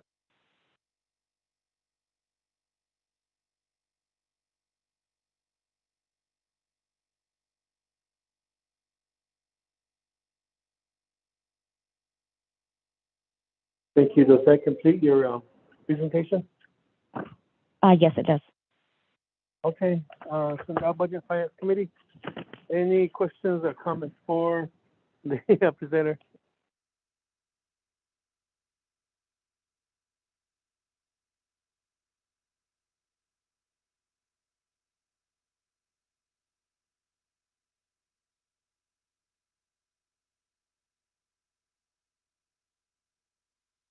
Chair Hinio. Is there a motion to accept the report? Motion, Vice Chair Smith. Motion by Vice Chair Smith. Is there a second? I'll second this, Delegate Brown. Delegate Nathaniel Brown, second. So we do have a motion and second on the floor. Any questions, comments for our presenter? This is Delegate Brown. I have some questions. You have the floor.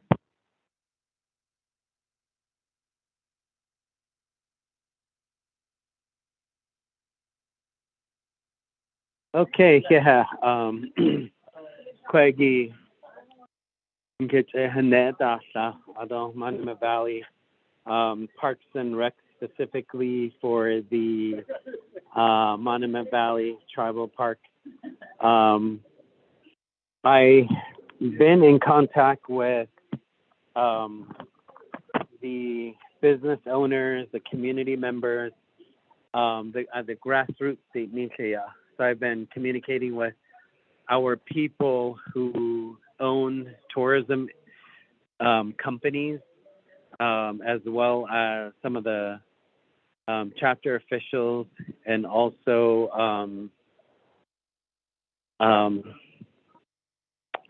there's and one of the biggest things that I hear, number one, that I hear a lot is within the Monument Valley Tribal Park, our Navajo people who historically occupied these lands. You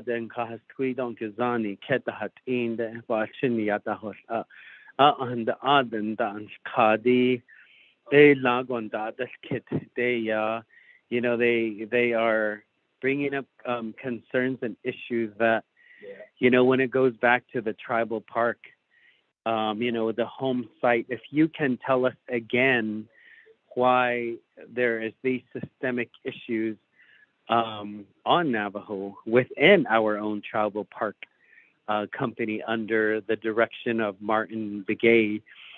I mean, as long as he's been there, I'm wondering how he is addressing some of these issues. Number one would be home site lease. Number two is the basic infrastructure of water, power, sewage, and is still not allowed down there. Any type of home improvements, road improvement is such a big part of all of this also. So what is Parks and Recs? I want to, if you can send me your 1 year plan to your 10-year plan on what are the differences. If they're not there, I would like to make some directives. I want to make some directives on how to improve the system for our people who live there, who pay into the general funds. And when I talk about the general funds, you know, these community members contribute to Navajo Nation general funds in multiple ways.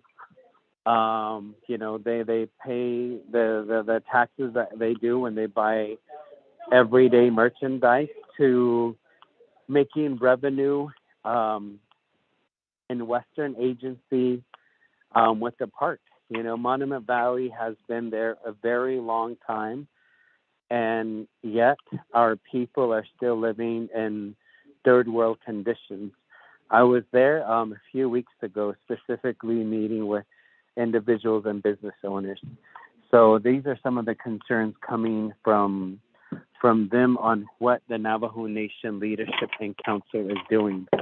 They said, we give you as Navajo Nation delegates the ability to speak the way you do because we have been giving money to you to sit on these committees, the ability to travel, to get paid. It is because we are a piece of that, and why is it that we're being ignored? We are being pushed to the side to Parks and Recs. My other question would be, why is Martin Page a part of this conversation? Who's the next in line? How long is he planning to be in this in his position as director? So I'm really interested to hear his plans. The other part was, why are we just giving money to the Navajo Nation and yet our roads are still the same? And it's not like they're just giving a little bit of money. It is, and if you can share, email to us the revenue the past year, and I know the past 2 years, businesses and Navajo Nation Journal funds have suffered because of President Jonathan Nez's closure orders. And that's another reason why some of these businesses have severely suffered. My final point, I'll have more questions after this, is I visited the park myself, and I think sometimes we use COVID as an excuse to not fully open, or we use it as an excuse. Oh, that bathroom is closed because of COVID. Oh, that road is closed because of this. Oh, that's, for me, just to visit family members down in the valley, I was literally put through so much questions and everything. I thought it was really ridiculous. I know it's for the safety, but I'm wondering how much of creativity you're bringing into the survival and maintaining not just the park, the hotel, the restaurant, but also what about the people in the valley? What about those individuals that are living with power and water now that it's cold? And it doesn't make sense to me that people down there, because of their grazing, because they've lived there their whole lives, but yet they don't get a lot of these services. What is the Parks and Recs? Because Parks and Recs is who comes in and tells them, no, you can't do this. No, you can't. Oh, because of these policies. Let's start working on changing some of these policies instead of just using them. And of all people, it's the Navajo Nation Parks and Recs that knows and hears the issues. But I feel like they go on deaf ears and nothing happens. And then right now, that's the reason why we requested for this presentation. And if you can please respond, and I will take also, not just verbally, but anything written so I can share that. I will share that with the individuals and also the chapter meeting, and also share that on social media because people are asking for this. It's public information. These fundings are public dollars. So if you will please share that with me. So right now, that's my first round of questions.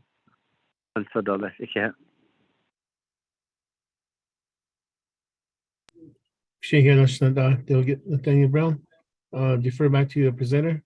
You have the floor to respond. Please let me know if you can hear me. Okay, thank you, Delegate Brown.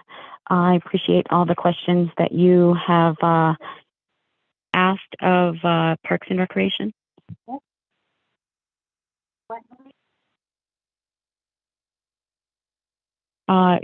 First off, I'd like to respond to the home site lease question that you had.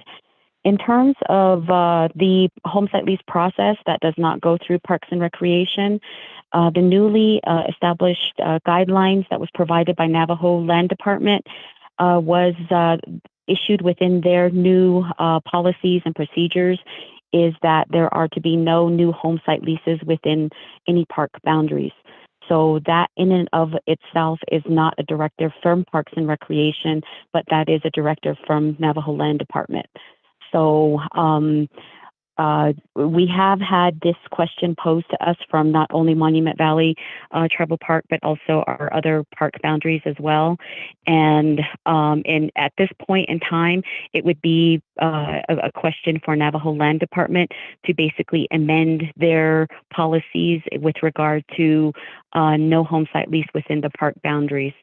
So we can work with Navajo Land Department and see what we can, I guess, in a sense, come to an agreement. If that is the case, how do we reword or rework the established policies and procedures by Navajo Land Department, that being that both of us are under the same division, which is Division of Natural Resources. We could also request of our division director to also help us to come together to work out any of these issues with this home site lease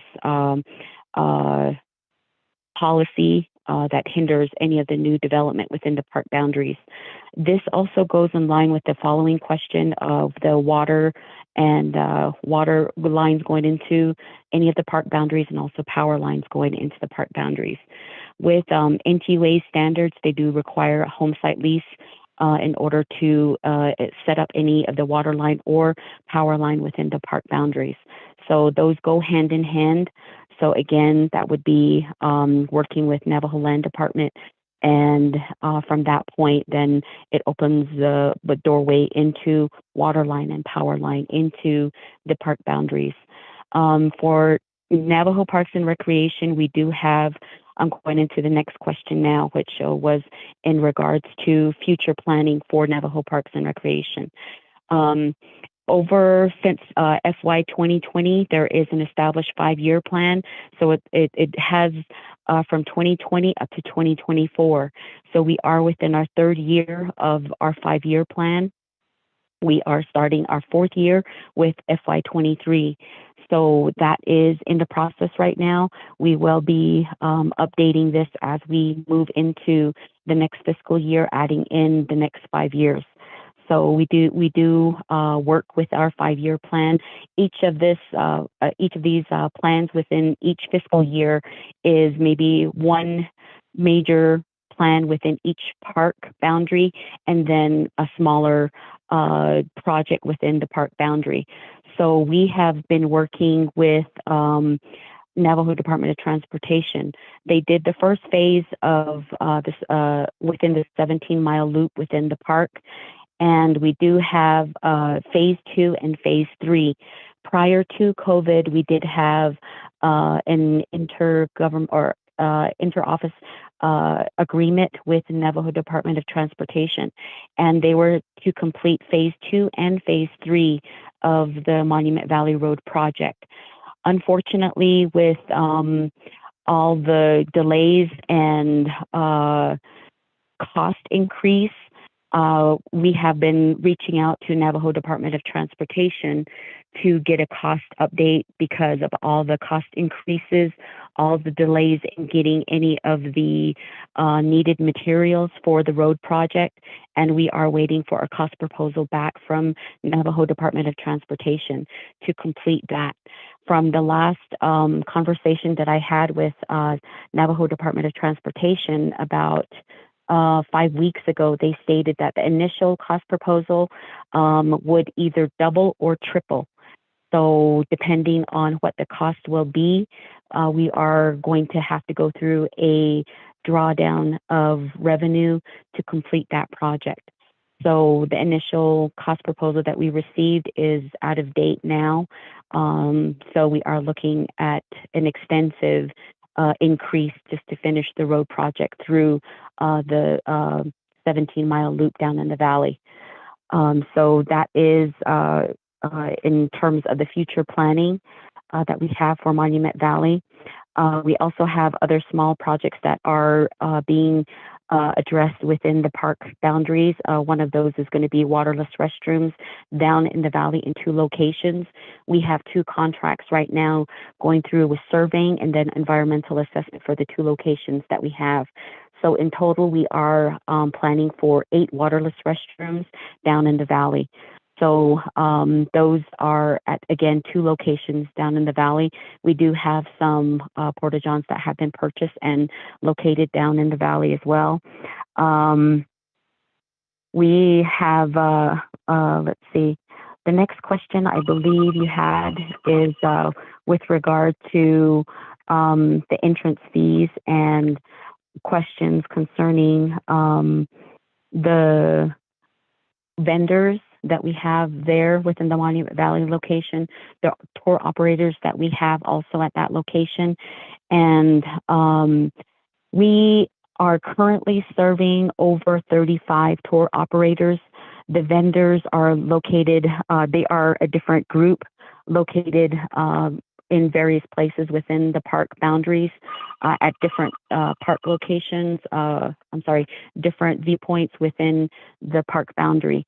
So I believe Monument Valley staff do know the number of vendors at this point in time in the valley.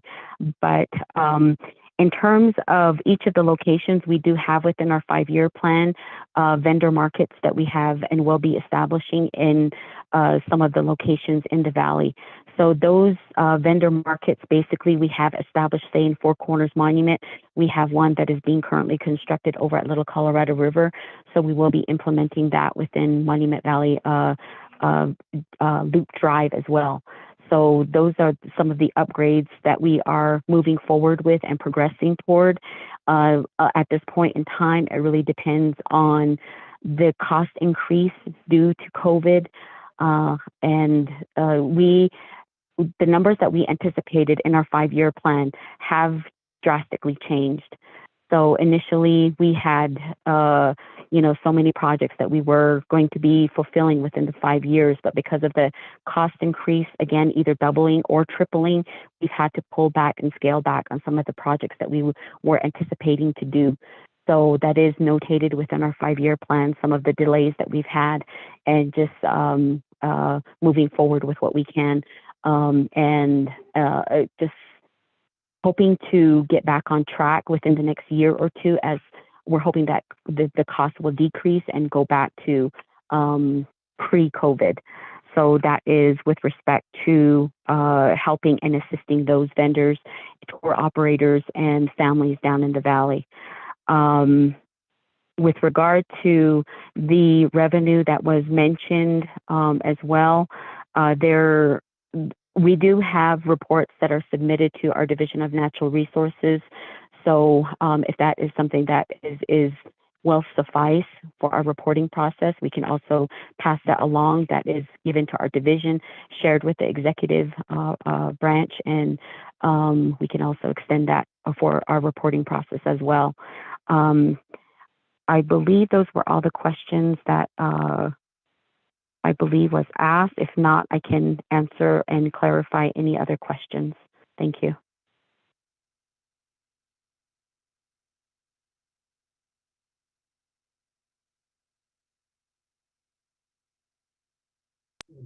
Thank you. Thank you for the response. Back to the Shenandoah Budget and Finance Committee. Any further questions, comments? Chair, this is Delegate Brown with follow-up. Shenandoah, you have the floor. Okay, although it depends yay so yeah. One of the other questions is what have the outside non-Navajo tour operators, how much do they pay to the to the park? Number 2 would be, a lot of times we always talk about being in the driver's seat and telling our own stories what kind of information do we share about us as Navajo to people from all over the world? So I know that we don't basically have standards yet, like other tribes do, but yet I think education is a must on the law, like who we are, the Nenitlini. So, well, what do outside non-Navajo tour operators engage about our Navajo stories? Are there others, non-Navajos, that share who we are? How is that? Do you know any of that going on? I'm hearing from our Navajo tour operators with some of the concerns that they have as far as even selling, and some of our own people do sell mass-produced jewelry, turquoise, and they try sometimes sell it as Navajo made. So that's the other question. And then the facilities we offer our guests and visitors, what improvements have there been made? I know there in the tribal part, there has been some improvement, but I think I would like to meet Parks and Rec, sometimes really soon there at the tribal park and at the Welcome Center. What I hear is some of these vendors are being pushed out by Navajo Parks and Rec staff there. Is there any future plans to make not just improvements, but are there plans? Why are some of our Navajo vendors, Navajo-owned business owners, being pushed out of these vendor sites there by the visitor center, by the Welcome Center? So how are we, do we give them incentives? Do we give them breaks to pay their fees to say, hey, thank you, we really appreciate you from Navajo Nation Parks and Rec. Thank you for waking up early, for making your jewelry, and I think Parks and Rec need to thank these people for our jobs. They're the ones that, specifically you guys, because it is because of them you all have a job with Parks and Rec. That's my understanding, the way some of these fundings that come back and circle back into Parks and Rec. Where does this money come from? It actually comes from our Navajo business owners. And the next question would be, are we maximizing all our efforts in promoting our Navajo businesses? Again, that goes back to incentivizing them. Right now, if you could please respond to this. Right now, what kind of breaks do you give to those? I'm not thinking the whole nation, Antelope Canyon. Let's just talk about Monument Valley Tribal Park. Those businesses that are there, the tour operators, have you guys given them a break? Have you said, you know what? We know that COVID is here, even before COVID, even now. How are we encouraging them and to make them feel welcome? Sometimes we as Navajo people, we don't welcome each other. I see the crowd syndrome. I mean, within our own families, within the nation. And I think for any type of progression, I'm glad you do have your 5-year plan, but if you could email that to us. And then also attach, how familiar are you? How familiar is Parks and Recreation with the studies, the assessments of tourism, and just specifically just this area, Monument Valley? How much visitors can we get? And then how much are we missing out on? I know that when I attend different tourism industry / Parks and Recs, I really like the model from the state of Utah, their Mighty 5 campaign, their videos that they put out there.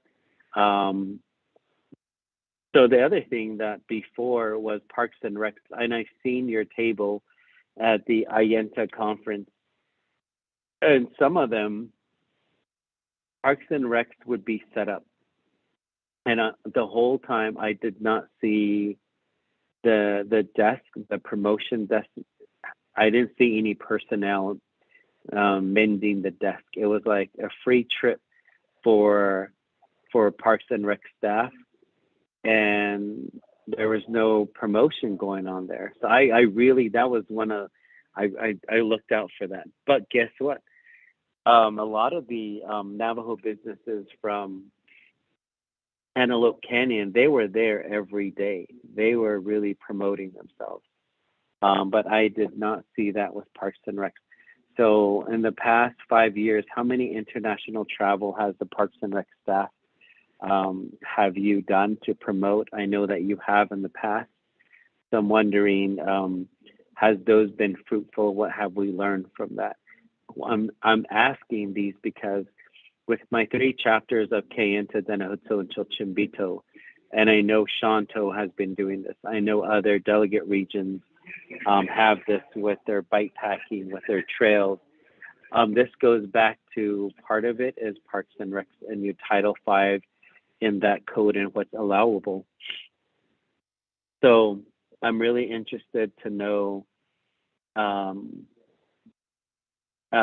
actually I'm still waiting for our Navajo Nation legal counsel, our attorneys, to draft that legislation, and I'm still waiting. I think it's been over a year now. And I did meet with Mr. Martin Begay, and he gave me some good, I mean, the gentleman, when you talk to him, has a lot of, like, he knows Parks and Rec. He can just go on and on. But what I was waiting for was creativity and in it, to be innovative, to think outside the box, to think something like, to me, one of the most successful, again, I'll go back to Utah tourism and their Parks and Recs, how they're promoting. And they keep exceeding their benchmarks. They keep, even in this pandemic, Utah, you know, they had a lot of their parks open, but Navajo Monument Valley Tribal Park, it's really sad that we treat our own people and visitors like we don't welcome them. I think we use COVID as an excuse. And that goes for NACE, that goes to some of these bathrooms, it's just so, we want to build, we don't want to regress, we don't want to go backwards. Our people are very much aware on how, and everyone, we want to be treated with respect and people to come to us. And that's how, you know, the fundings are made there. The other thing would be, let me see. And is there any corrective? Is Mr. Begay still under sanction? Is there any corrective actions that have been remedied? So I'm not sure if you're aware of that. And then with the Grand Canyon National Park, it implements a commercial usage agreement to help regulate the park and bring in more revenue. Are we doing that? Is there more? I did see some buses coming on the Navajo Nation during currently, so the CUA. So right now, the other question would be the non-Navajo tour operators. Are they charged additional fees? My understanding is that they only pay the entrance fees as well. And then, is there a park plan updated with the residents of Monument Valley? Do you have regular meetings? And maybe that's something that we should set up. Is we do have a lot of, and then also, can you tell me the boundaries of Kayenta chapter and Ojeto chapter? A lot of Kayenta residents, or even residents that live in the valley, they're registered with Kayenta. They say, no, the boundary does go, Kayenta boundaries does go into the park.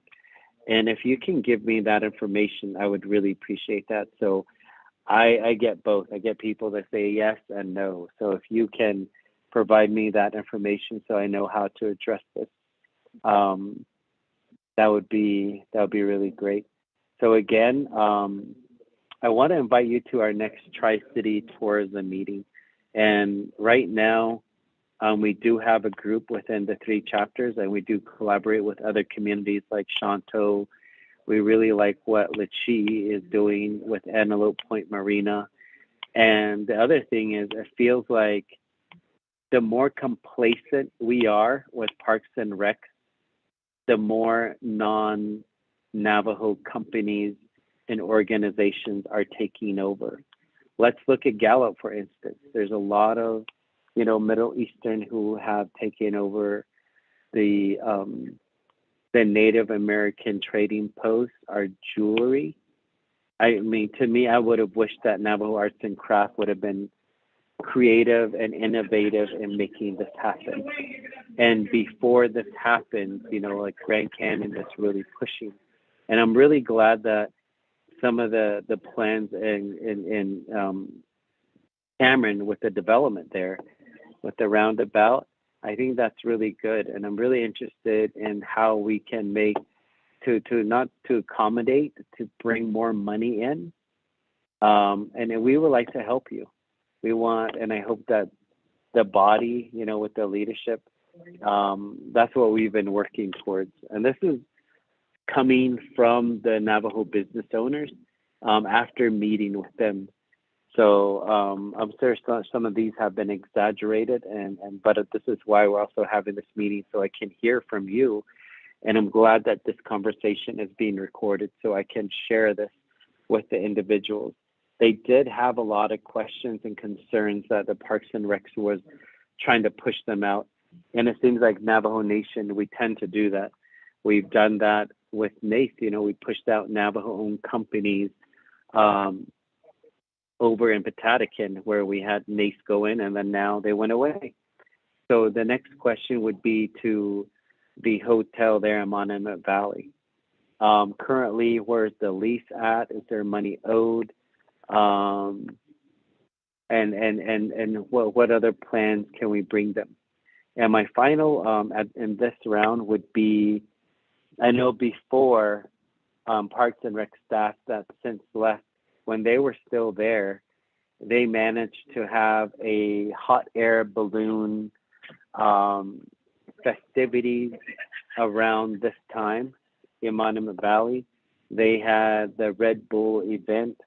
They had air shows in the vicinity. They've had bikers right now. The ultra marathon happened. But since then, I don't see any new creativity. And I know that what's her name? Is it Madeline or who's running the Monument Valley Tribal Park? I want to meet with you, and I invite you to our next Tri-City Tourism meeting, because we are also planning for you. We are not planning to any type of coup. We're really frustrated with the current broken system. The Navajo Nation, we are using a severely broken system that no longer serves our people, that no longer serves the ability to be creative and to bring outside companies and to grow. And yet we're missing out literally on hundreds of millions of dollars.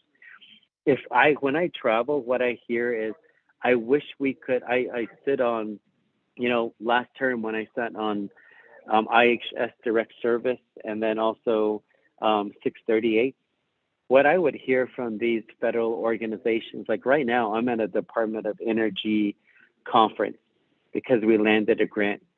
And what everyone keeps saying, only if Navajo Nation had a conference center, only if not, we would love to come to Navajo. We want to taste your food. We want to buy your jewelry. We want to hear the language. We if there's dances, we want to see that. Like Gary, as you're aware, 11 miles west of Page, they, on their website, if you visit them, and I know staff that work there, they said they capitalize and they commercialize having a Native American Navajo experience. It is not Navajo owned. Their cheapest room is about $1,300 and it goes up to about $13,000 a night. They're capitalizing on us. And what is Parks and Rec doing? Why are you allowing for some of these things to happen? Ask us to introduce legislation. You are the expertise in these fields. You are the ones that are dealing with this from day in and day out, and you have a team. Sure, you don't have enough team, but I think if you start giving us the data, the information on how we can help you in these process, how we can tell our own story, how we can bring businesses. Right now, since the closure of Kayenta Mine and Navajo Generating Station, we're struggling. Navajo Nation did not have a glide path. Navajo Nation did not have any type of plan for all this job and over $40 million a year to go away.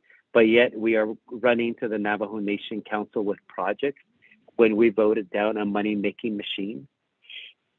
And this is the same situation with Monument Valley Tribal Park. This is where we're making some money. Why can't we give back to the business owners who make this money? It's like we're consistently, chasing these businesses away, and we're making it harder for them also. So we need more incentives, and that's something that I've asked before. I didn't hear in your response any type of incentivized program. If not, hey, let's work on that. We as Tri-City Tourism would like to work on that, because we're already working with some of these Navajo businesses that are doing amazing things. I think that, we need to invite back filmmakers, commercials, companies from abroad who want to make videos, but we make it so dang hard and then we give them the runaround. Oh, Parks and Recs. And that happened to me, when I was working on this Title V, or when I met with Martin Page was telling me, oh, yeah, that's allowed. But when I rode to Monument Valley Tribal Park, completely different story. I'm given the runaround again. So can you guys please get together on a regular basis, specifically on this, and get yourselves to where you're telling one story instead? And then I could feel like that. I could imagine being a company who wants to bring millions and millions of dollars. I'm not saying any type of charitable organization. I'm saying these people want to bring money. They will. It seems like Monument Valley is kind of phasing out, and Antelope Canyon, Antelope Point Marina, Slot Canyons has exceeded and passed by us in these revenue, and they're bringing jobs. And that's what we're looking at, is looking into the future, looking currently. We're sitting on a gold mine, but it is the leadership, is the manager of Monument Valley Tribal Park. It is the director of Navajo Nation Parks and Recreation. It is these boards, and a lot of these boards are free, like the Grand Circle. Is Monument Valley Tribal Park a part of that? How are you being creative and innovative? That's something that I want to hear also. So a lot of questions, but I'm sitting here and I'm going to be listening to responses. I'm writing them down, and I'm also going to request for this conversation to in the minutes and the journal also, that I will forward once the journal has been accepted by my colleagues from the Budget and Finance Committee. So we are asking these questions by every right, since we are the Budget and Finance Committee. This committee is responsible for the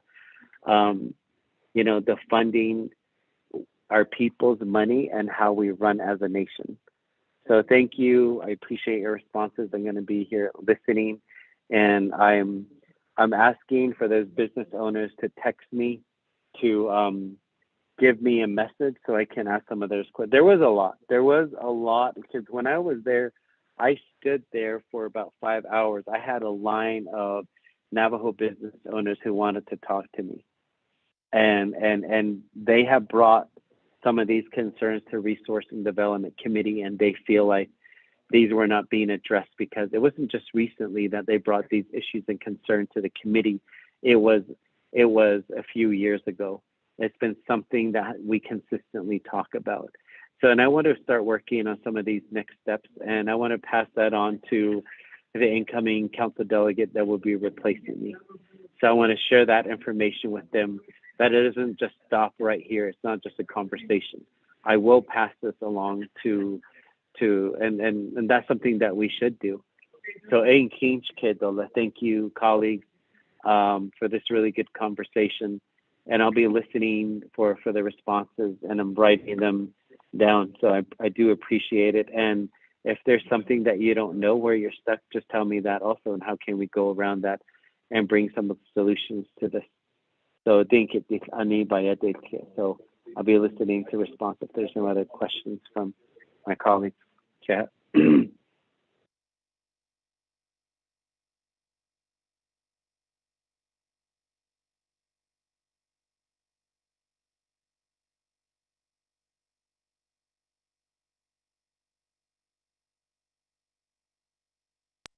Vice Chair Smith.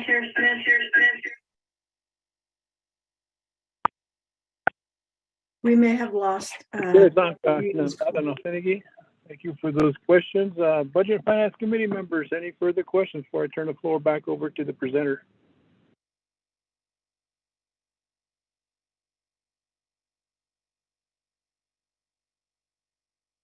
I'm not hearing any, so we'll turn the floor back over to the presenter. There's Honorable Nathaniel Brown had some concerns and questions. You have the floor. Okay, thank you again, Delegate Brown. Thank you, Delegate Smith, for turning over the floor. In response to the non-Navajo tour operators, they are requested to submit a special use permit, and they are given additional fees on top of not only just depending on what type of tour that they are bringing in or what type of operation that they're bringing in. Say if it's a photography class, then we charge additionally for each individual that is coming in. So each one is different, meaning they don't have a set rate. And that's because we may have a small number of maybe a group of 5 coming in. We may have another group of 20 that are coming in. So we want to ensure that we do charge accordingly. So those are charged based on how big the special use permit request is as they come in. So those are how the non-Navajo tour operators are, their fees are set. We do have a set form that is submitted for each project that comes in, and it does indicate just a base fee. We'll say for entry fees, what type of vehicles that they're using, and those vehicles are based on weight. So if there is a half-ton vehicle coming as opposed to 1-ton vehicle, we do charge the 1-ton vehicle and over additional, because they are basically impacting the road system as it goes into the Park Valley Road. So that's how the non-Navajo tour operators are paying their fees as they come in with their groups. In regards to your question with the stories on Navajo Nation and the types of education that we want to portray to our visitors, in terms of our future project within Navajo Parks and Recreation, we are working with ASU on a general management plan, and that's with Little Colorado River, with Lake Powell, and then also getting insight from Canyon de Chelly and also the Navajo National Park Service on that end.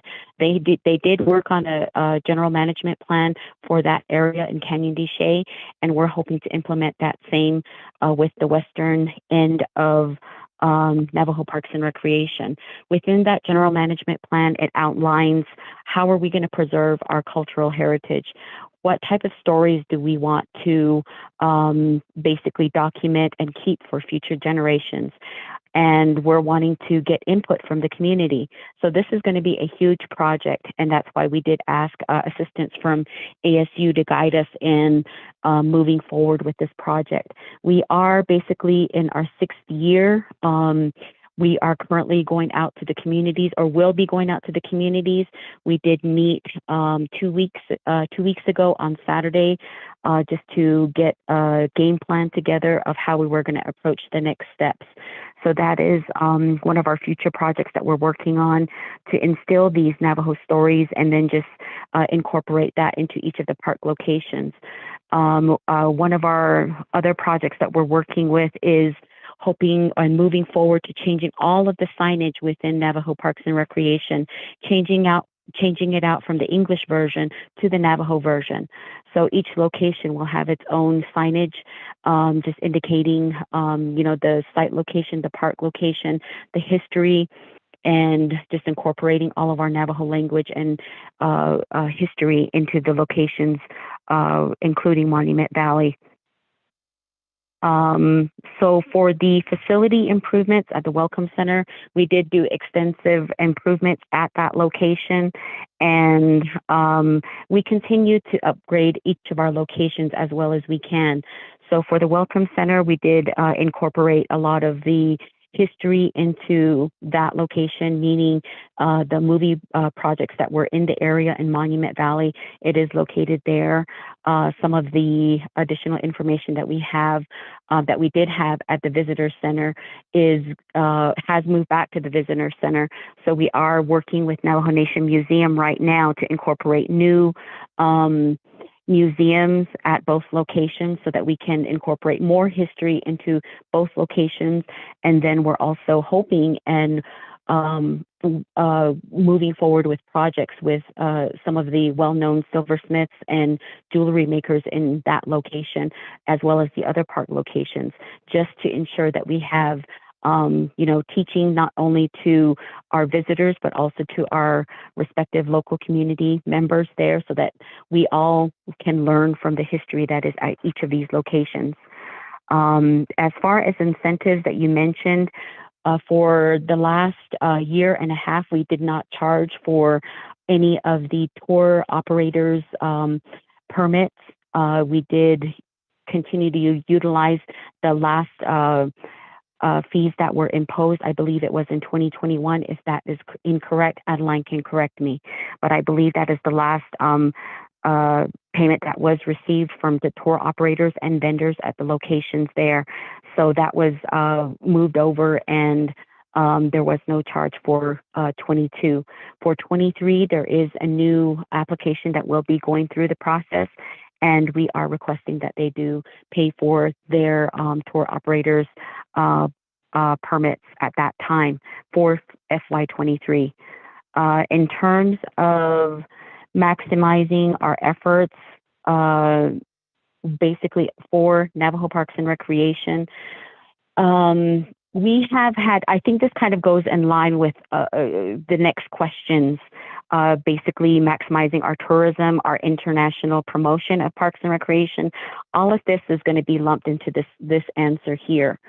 A lot of our previous projects that we did work on, and you did mention quite a few, was the balloon, hot air balloons that we had in the valley, some of the air shows that we had there, even concerts that we had there, the community events that we had at these locations. Being that Office of the Controller has required contracts for a lot of things that we had proposed before. We'll say contributions, we'll say even hiring local acts, we'll say a comedy act, or we'll say a Navajo artist to come in and speak on, any project, we'll say basket weaving. Any of those types of requests that we have from this point forward will require a professional service contract. And that has really, really hindered a lot of our reaching out to the communities and doing any of these events.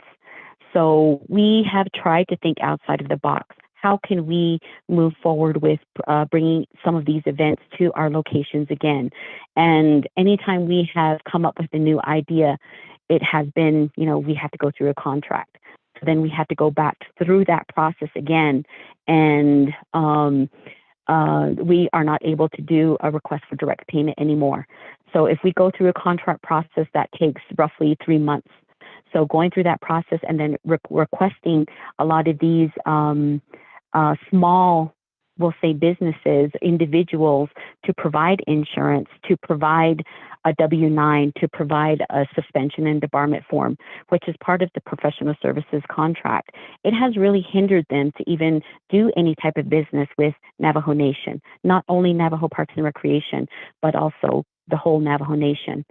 So it's really been a roadblock for us in providing a lot of the things that we have done in the past and trying to move forward with things that we want to do in the future. So as you mentioned, trying to think outside of the box, that's what we've done. We've tried to think of how we can be innovative in providing these services to the community. And through COVID, we have continuously provided services out there to the community members. In specifically Monument Valley, we did have wood hauling that was done. We did have water that was dropped off, not only for the families, the community members, but also for their livestock.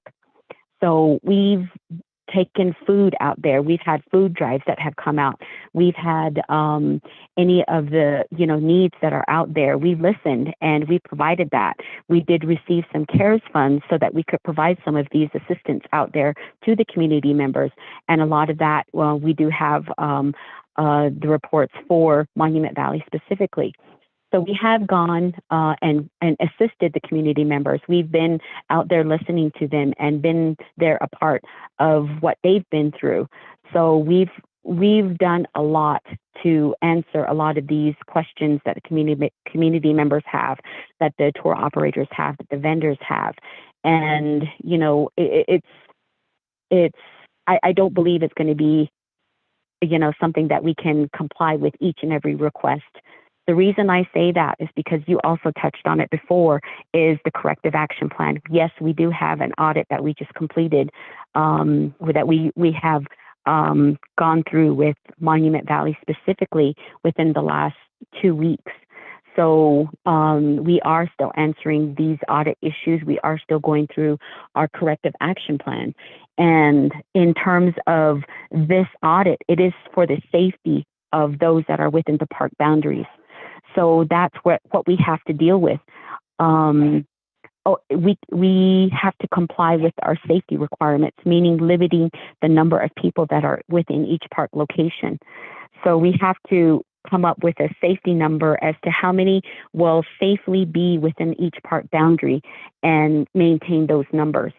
So as much as we would like to open the gates and let in as many tour operators and vendors that are out there that make that request, we also have to comply with our audit to state that we are providing a safe and cautious environment for not only our visitors, our community members, but also our vendors and our tour operators. So it's maintaining the middle ground between both sides.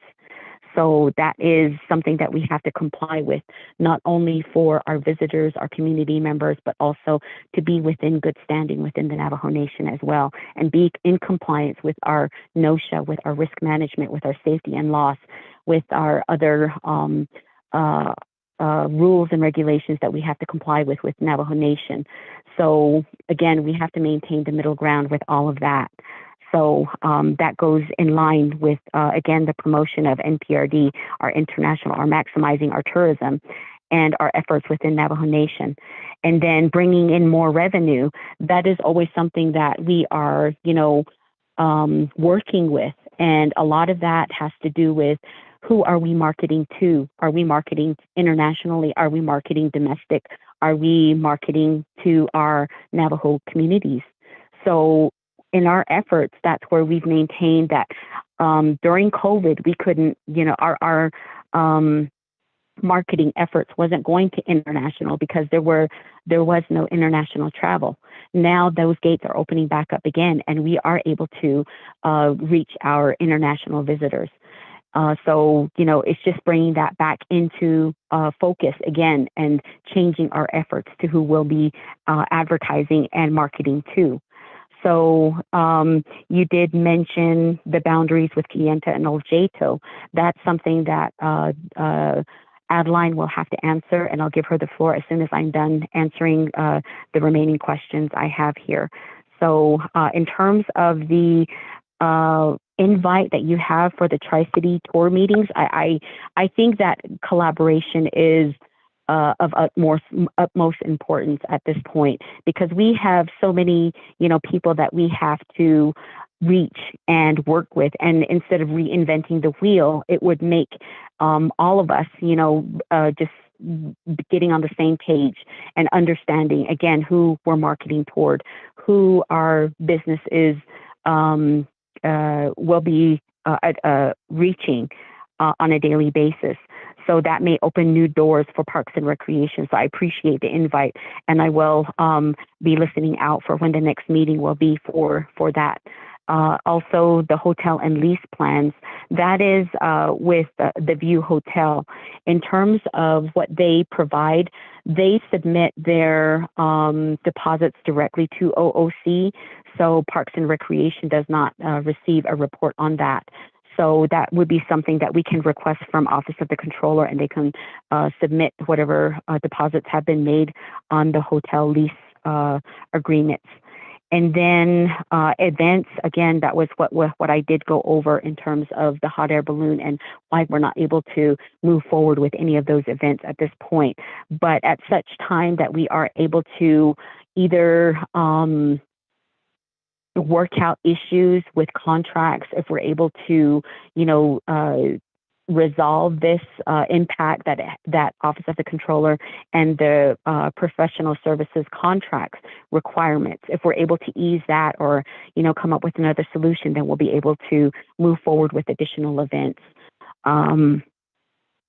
So that does go into our contracts for all of the events, and just, this doesn't only impact the events that we have, but also renovations that we may have at each of the park locations, any of the future developments that we're wanting to implement, because now we have to comply with a recent request from DOJ and Business Regulatory, which is to comply with the Navajo Preference Act.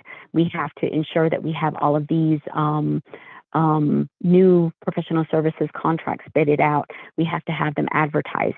So again, that delays that process, and we're not able to have anyone bid on these contracts. So that's just a part of the process that we have to comply with under Navajo Nation. So I hope I did answer all of your questions. In terms of the park boundaries, I will defer that to Adeline Tahani. Adeline, if you're on the line, would you please answer that question? Thank you.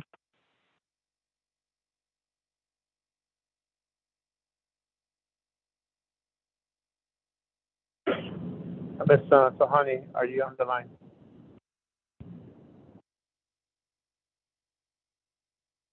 I don't think she's on the line. Ma'am, would you state your name again for the record? I did not get your name. My name is Alvina Arvizo. Okay, Ms. Arvizo, thank you. Seems like you're very knowledgeable in what you do here, so thank you for the very good responses. Back to the Budget and Finance Committee member, Shananta. Any further questions, comments? Chair Henry, Vice Chair Smith.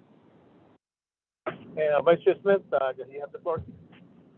Chair Henio, Budget Finance Committee members, those listening on board.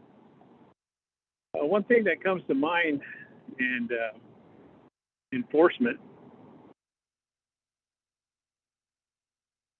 officers are called out there to provide regulatory enforcement, and they're the first responders out there.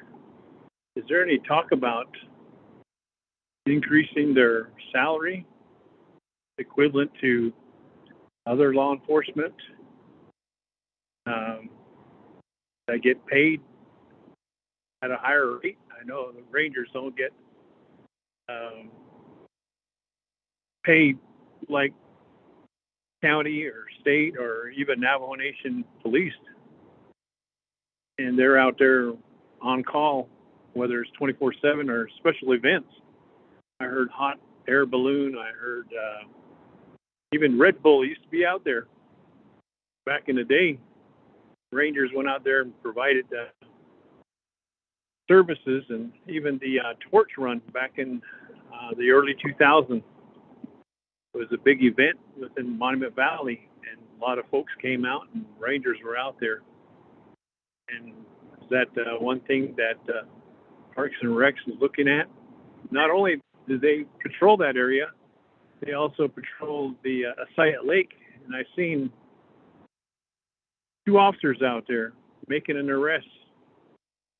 And thank goodness they were not severely harmed, but they were in a scuffle, and I take my hat off to them for enforcing public safety laws out in the neck of the lake out there, and wondering if they're going to be considered as law enforcement officers too. I talked to the new appointed division director, Ms. Becker. He says there has to be another legislation dropped in order to get these officers to be equivalent to enforce laws. And we did pass a legislation regarding the commissioning of officers. Now we have to jump through another hoop. So those are the main concerns in order to have a safe place for tourists, even our own people, even our own folks that do visit these parks. And they want to enjoy it. They want to enjoy the lake that is under the Parks and Recs at Asayat. That's a really nice little place to go fishing. But in summertime and other times of the season, it attracts also the wrong crowd. So those are the questions I have, Chair. Thank you.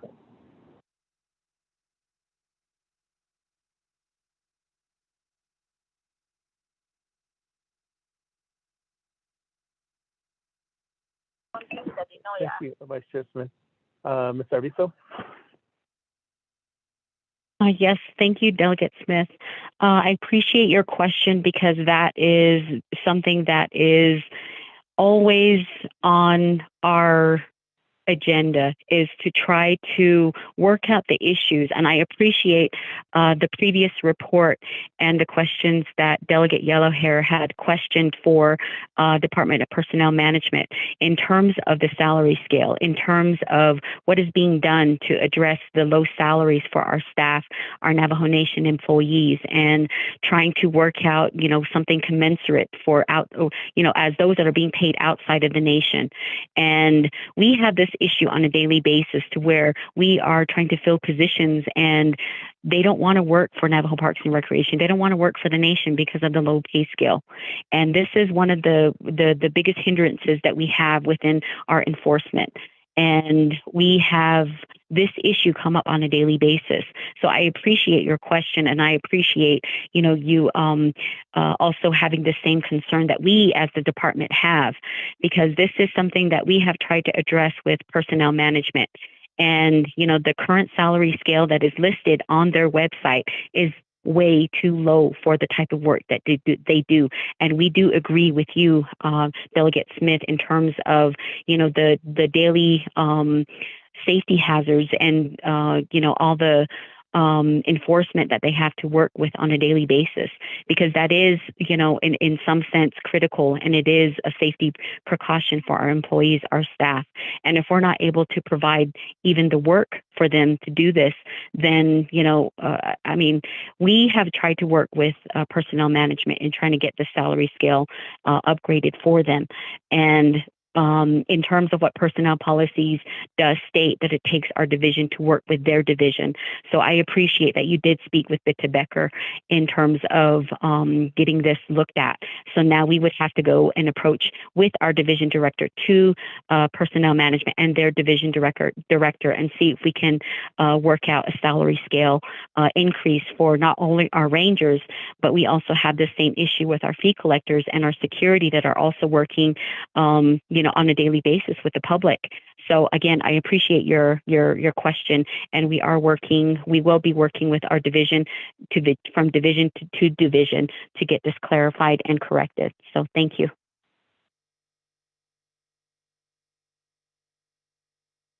Okay, thank you. Thank you for the response, Ms. Arvizo. Defer back to Budget and Finance Committee. Any further questions, comments?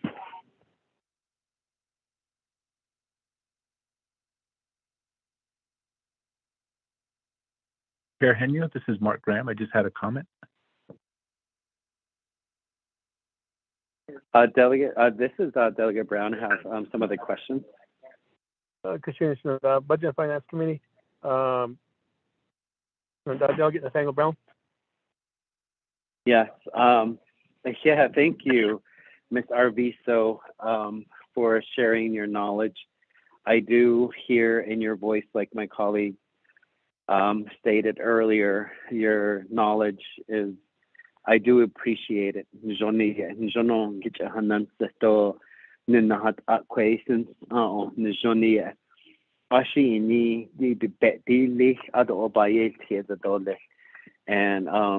this is where I'm also interested in hearing from what is her name, Adeline. So I hope that she is listening. So I'll be meeting with her sometimes really soon. But some of the questions that I understand that was brought up in the 22nd Budget and Finance Committee, there was a directive which was to get road paved at Monument Valley Tribal Park. Then in the 23rd Council, the Budget and Finance Committee did also request for bathrooms and also for Antelope Canyon, and then to bring more running water to these areas because they do bring millions of dollars, and yet we need more improvement. Of all times, I think bathrooms are so much more important. When we say wash your hands, we don't want the virus to spread. Bathrooms are so essential, and in that constant sanitizing, washing hands is so important. So if we can work on that and then come back to the committee or to council and update us on a lot of this information. And I just want to be blunt and say, I think Mr. Martin Begay has very well knowledgeable, but I don't see any more creativity, innovative, anything coming from him moving forward. Is there any plans that he wants to retire? If you could please report to us, what are his plans? I would really encourage him to also, step down from this position. I think he is doing a disservice to my community members who want to move forward. Delegate Brown, hold on. Delegate Delegate Brown, can you hear me? Please refrain from personnel issues and in the open meeting. This is your first. Okay. Thank you. Mr. Arviso?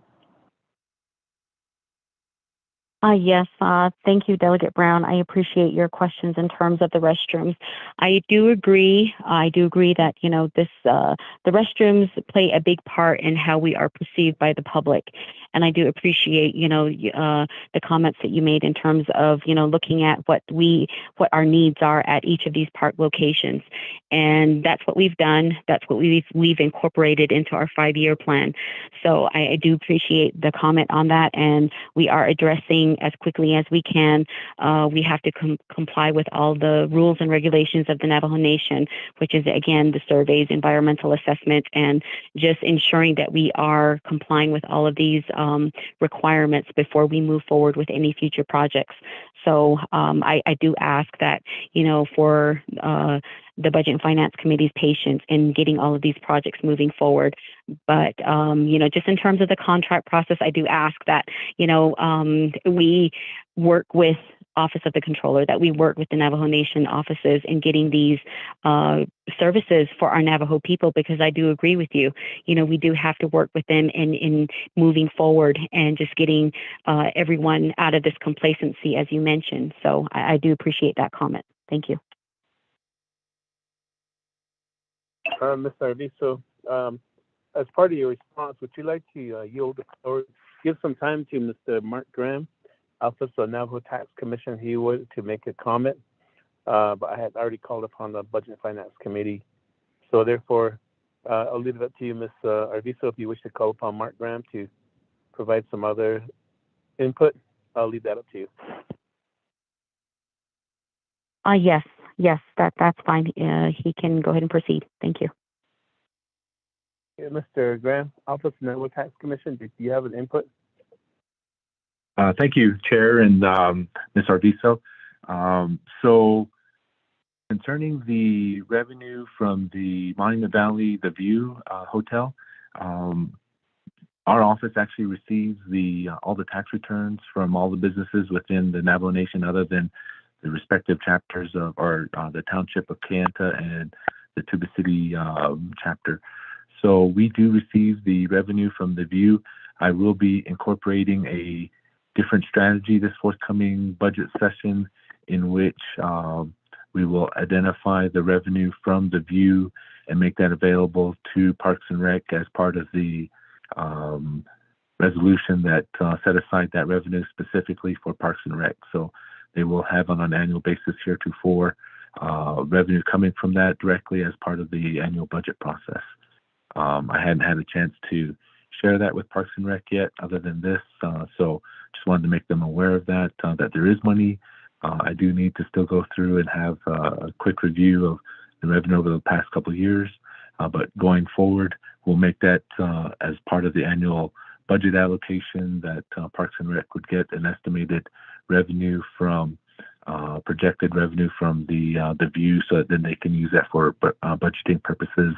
I believe the resolution indicates that that revenue would be used for improvements within the respective Navajo Nation parks. So, those are definitely things that Parks and Rec could use for some of these activities that have been talked about here today. Thank you. Yeah, Mr. Graham, for your input to this discussion. I'll defer back to Shananta, Budget and Finance Committee. Any further questions, comments?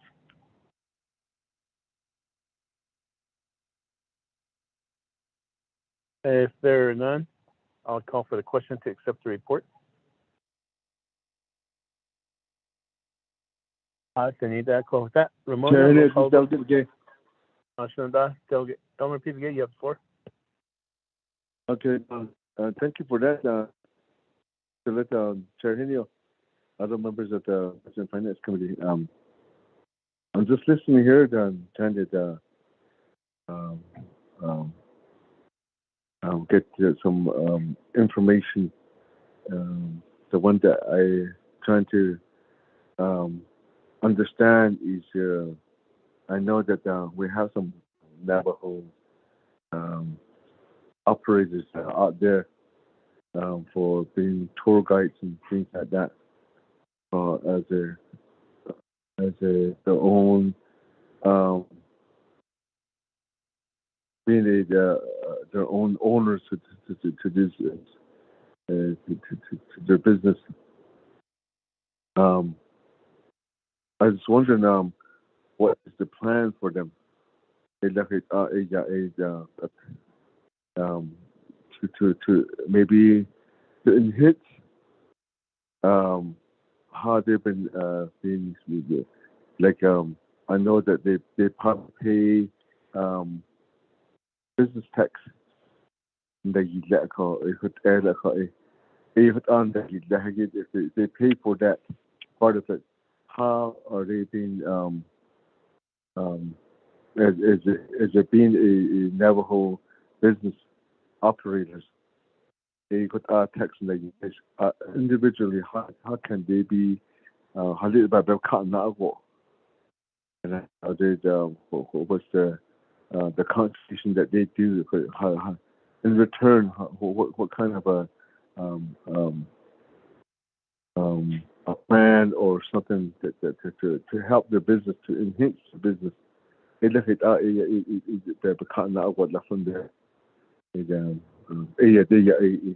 that will be my question to all this the discussion that we're having. Thank you. Yeah, Delegate Elmer P. Gay. Ms. Arvizo? Yes, thank you, Delegate Begay. I appreciate your question in terms of assisting the tour operators, the vendors, and the community members that have their own businesses within the park boundaries on Navajo.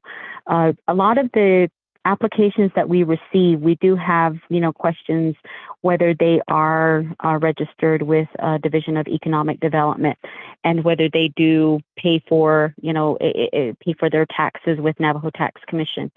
So a lot of these, again, are Navajo Nation requirements that we try to assist these other departments, Navajo Nation departments, in complying with these requests. So the type of I guess from this point forward, again, it goes back to the middle ground. How many more new vendors, how many more new tour operators can we accept within each park location?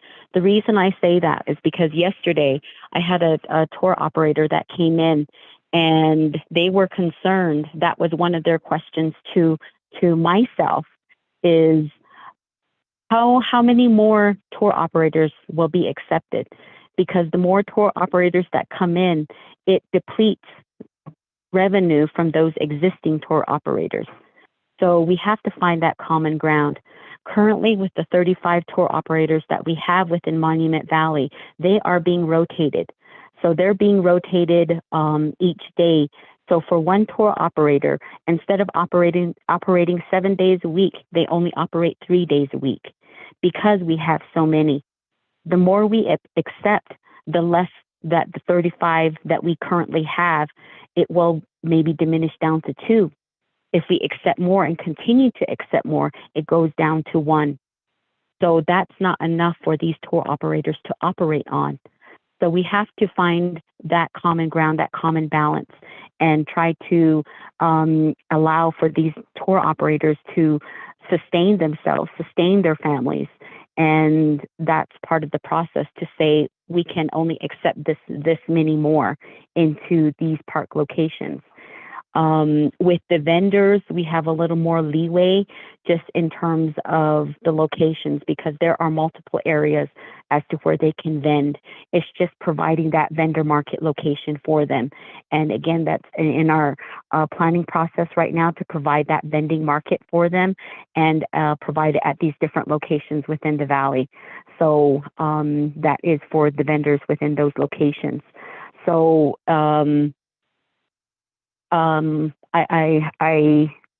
as far as incentives, that comes with the planning and part of how do we assist these community members, these vendors, these tour operators.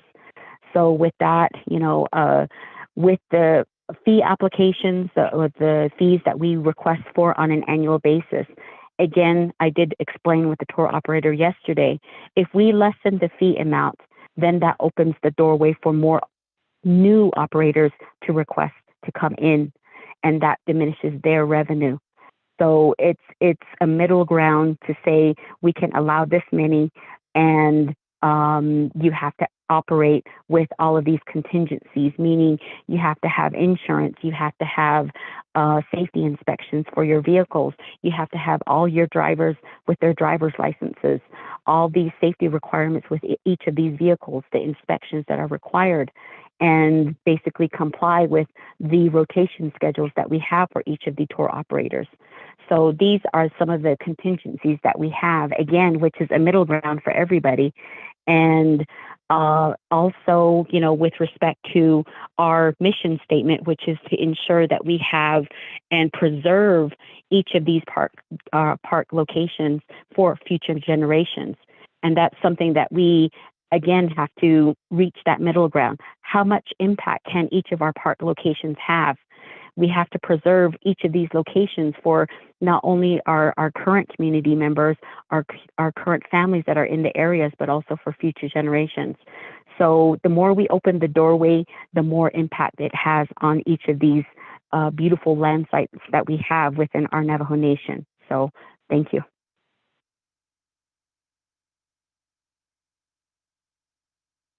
Okay, thank you for the response. So Navajo Finance Committee, any further questions, comments? I have a follow-up. President Sunda, you have a follow-up? Chair Henio. I wrote, thanks for the response. But I think my question is, you mentioned about the incentive, and of these operators and vendors. And they paid so much with tax, and then the Navajo Nation tax. I don't know I don't know to be comply with the insurance. I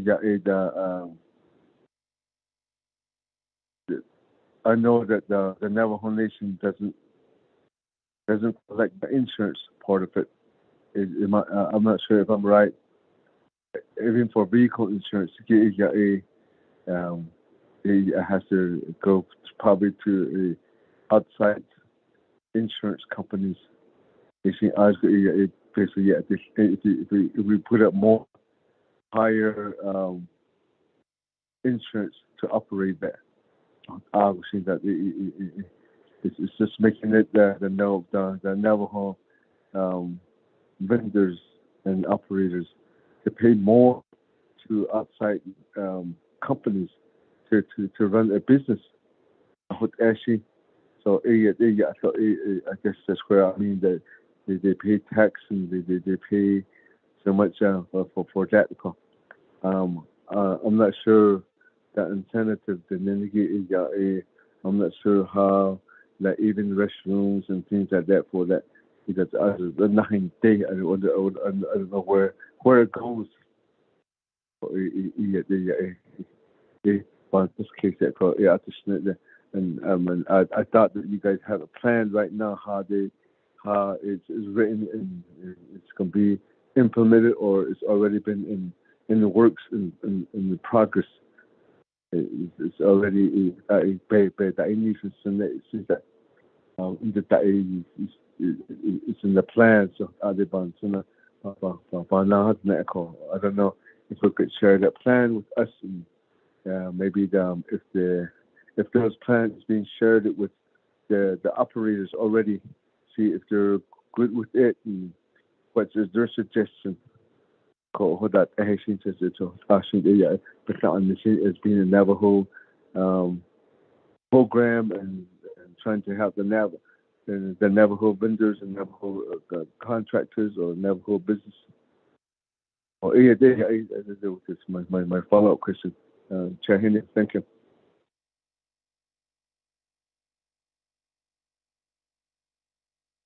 Good to see you again, for your follow-up question. Ms. Arvizo? Okay, thank you. So to answer the insurance, just to give you, a little bit of information with the insurance requirements, again, with respect to how the Navajo Nation or Navajo Parks and Recreation requests these items and documents for each of the tour operators, is in compliance with requirements from Navajo Nation Risk Management.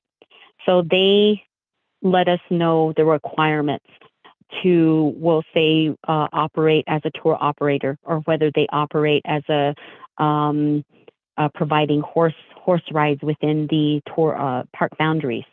So each of these specific operations that are being held, they have their own insurance requirements, and Parks and Recreation does not stipulate what those requirements are. It is, basically requested from Risk Management what type of insurance these tour operators need to carry with them to ensure that the visitors and the guests that are coming to the Navajo Nation, that they are adequately covered through their insurance. So I know, years and years ago, this Navajo Nation insurance would cover these businesses, but that has since stopped, and it is a requirement to find their own insurance companies and, work through the requirements with what is required, basically. A lot of those just basically depend on, again, the type of operations that they have there at the park locations. So many of the requirements that we have for the tour operators are in the same realm, basically, either NOSHA requirements or risk management requirements. So that is just what we are adhering to. And ensuring that we have within our tour operations applications that we have submitted on an annual basis. Thank you. Kiana, thank you for the response back to the committee.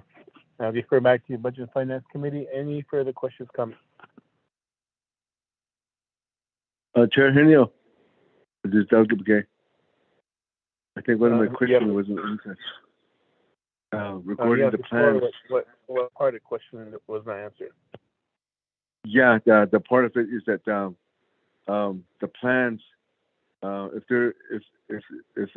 Parks and Recreation has a plan, is this plan being shared with the business people? And what is their suggestion? What do they feel about it?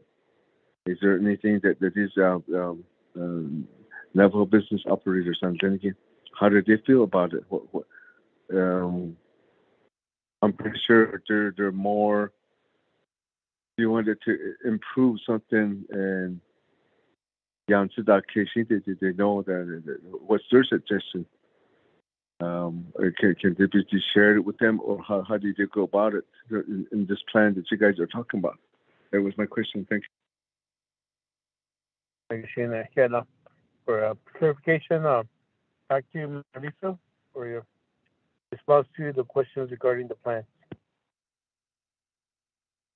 Okay, thank you. For the 5-year plan, again, we are in our 3rd year of the projects that we are moving forward with at each of the park locations. Currently, what we have done is we are focusing on infrastructure and renovations and improvements, meaning new equipment that may have been dilapidated that is in need of being replaced.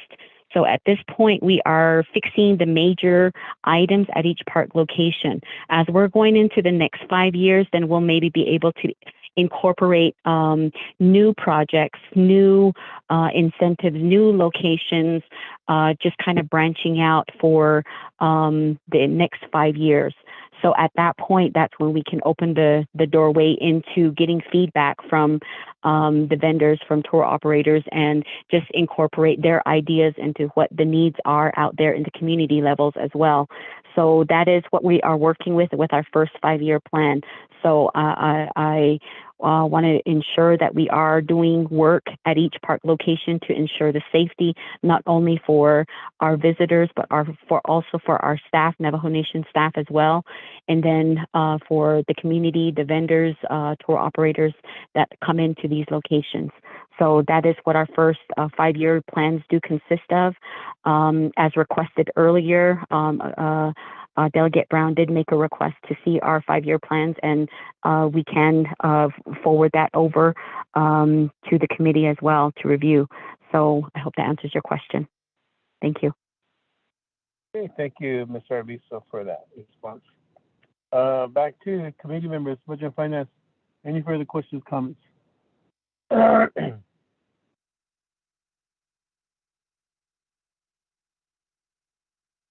Then I call for the question to accept the report. Ramona, roll call vote.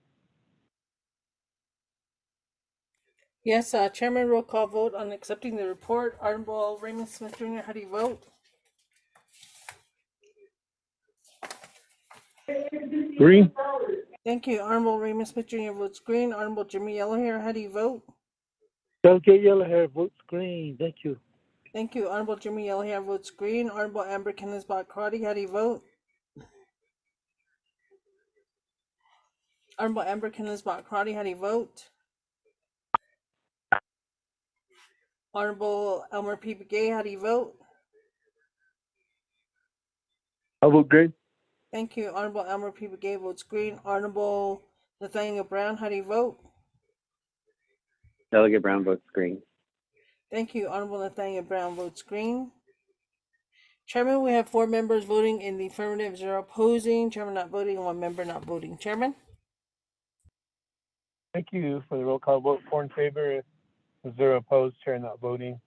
We have accepted the report. Thank you, Ms. Arvizo, for being on the call this long.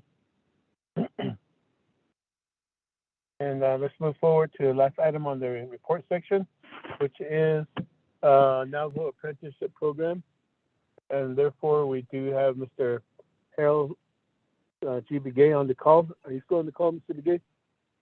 I am here. Kushina, you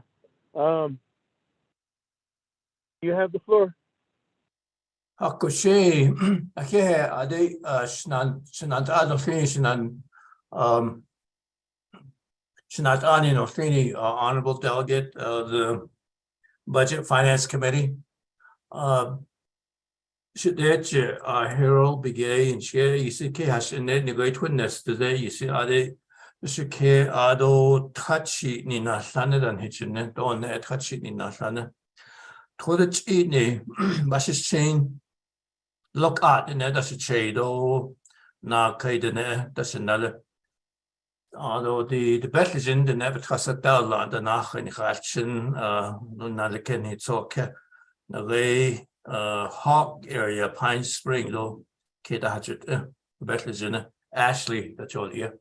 Ako a Aja, a Cassata, La the Nache, Ado in the Kodo, Dinanis, Shilak Elia, Nagay, January, and so that's pretty much who I am. Although the NTAP, Navajo Traditional Apprenticeship Program or project that's been on the wayside for a while as we dig through the office, and I have a exceptional staff, educational specialist Verna Thomas. She has a PowerPoint presentation to give again the update on where we are. The Navajo Traditional Apprenticeship Project. I like to defer the presentation first to Verna Thomas Sadeja. Verna, with the chair, with your permission. Mr. Begay, you can call upon whoever you wish to complete your presentation. Verna, are you online here? Yes, I am. I'm going to share my screen. Do I have that capability?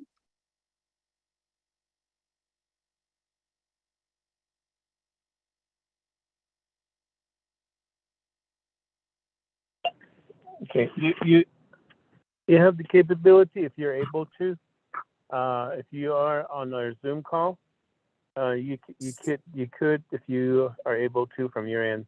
Okay. So proceed. Hagoshi. Yat also. Shnat ani dano shenigi ade she Verna Thomas Unishia Kentle cheat ninchle. Shishibashi when the Rani does chedona kidney dashinale. Ado kodo Office of Standards, Curriculum and Assessment, though a other ishina nishnat Senior Education Specialist ya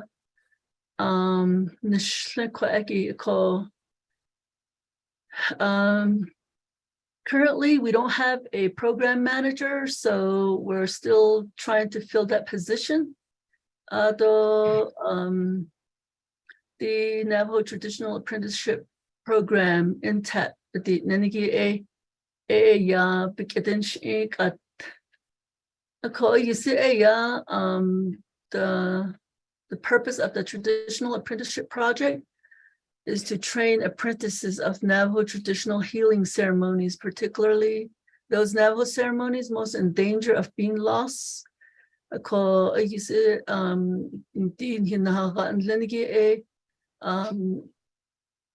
apprentice in the Agi, you see, Basalado, Ado and the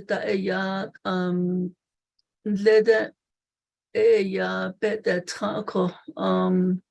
Ashin so ni here or ya anil to la the twin hashagi to la the no eshibenina eyatide eyisibin yeho ako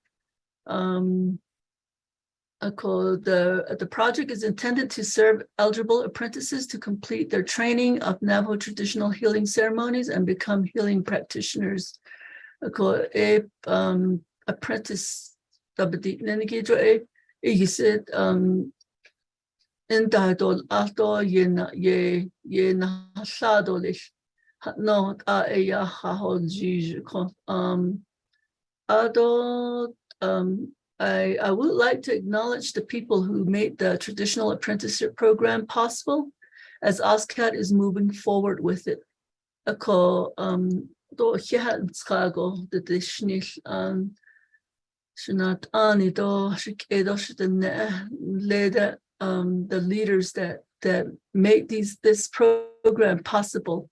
Historically, the program was proposed to be defined by the Navajo Nation as being one in line with Indian healing science rather than a religion.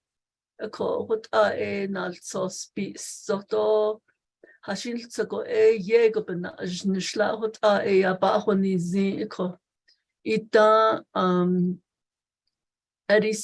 that's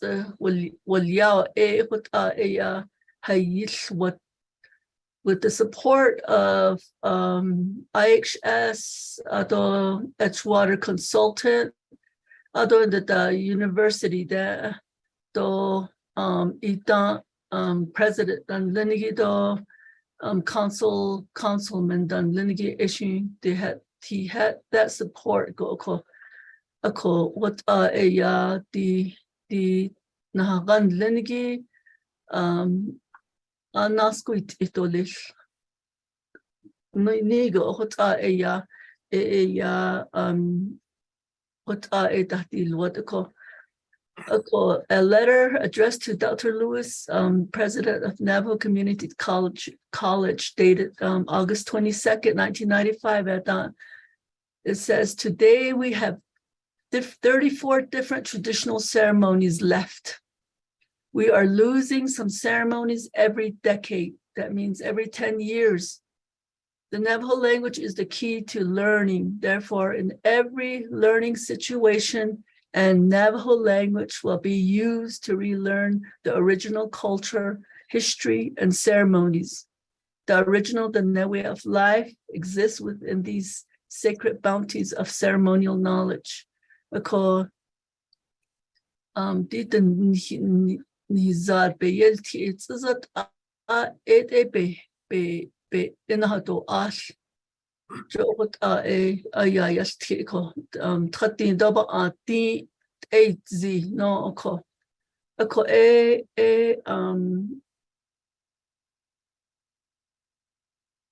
at ya kwaeki nkishwaljish.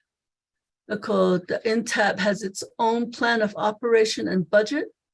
The funds are specifically utilized for stipends for participating apprentices and traditional practitioners. The based on Linigi ya the in the house agido traditional practitioners na side and Linigi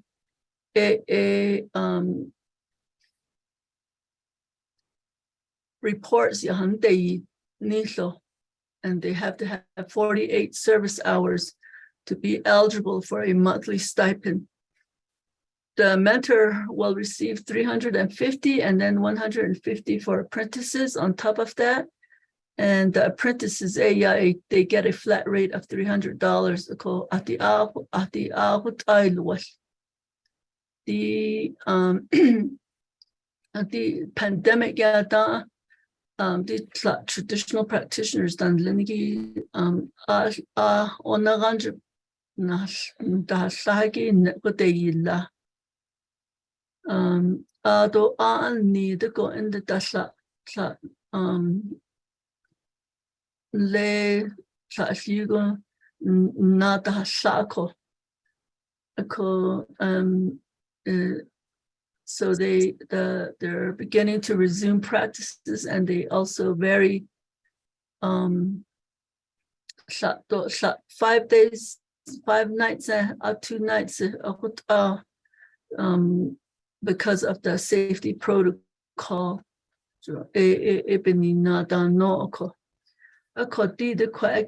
in late 1995, I thought this, I guess you could say that this is like the baseline data. I just listed all the daharan liniki. A lot that daharagi like 21 the bakagi was Georgia. If they're highlighted in yellow at the date, the practitioners are still participating in these ceremonies with Georgia. Ado also the zin. Ado and the not oi but ado hatnesh na. Ado put Georgia do ado ko did it all lists ishla do it's not categorized do like right here kinalta do na ye ka ado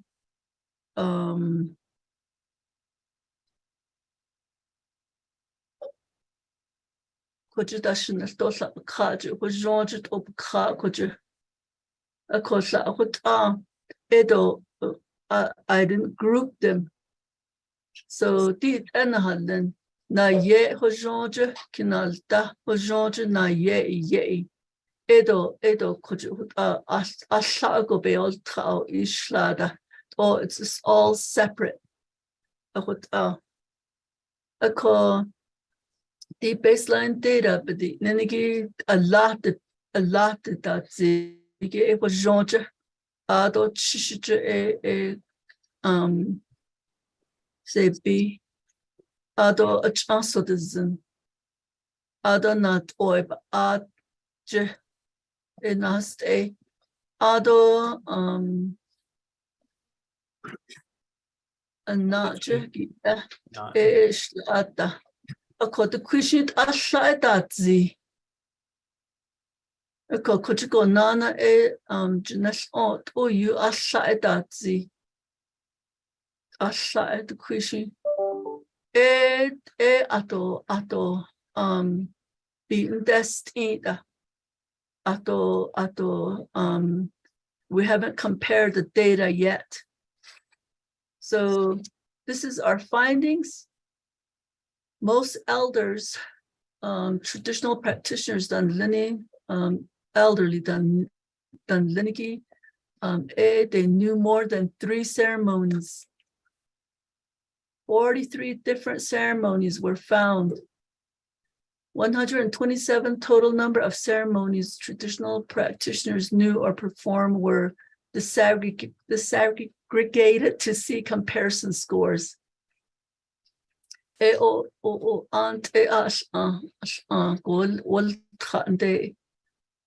Georgia at 21 and Naja at 15. Not oi but Adja nast ado ashagi that zihiki ceremony there was 19. 2 ceremonies that zihiki there's 10. The ceremonies were separated to see what kind of ceremonies exist and how many other traditional practitioners knew ceremony. The younger traditional practitioners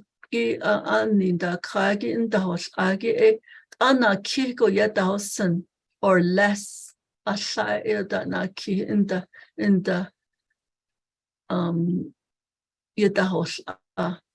although the breakdown by agencies was not calculated and breakdown by states wasn't conducted because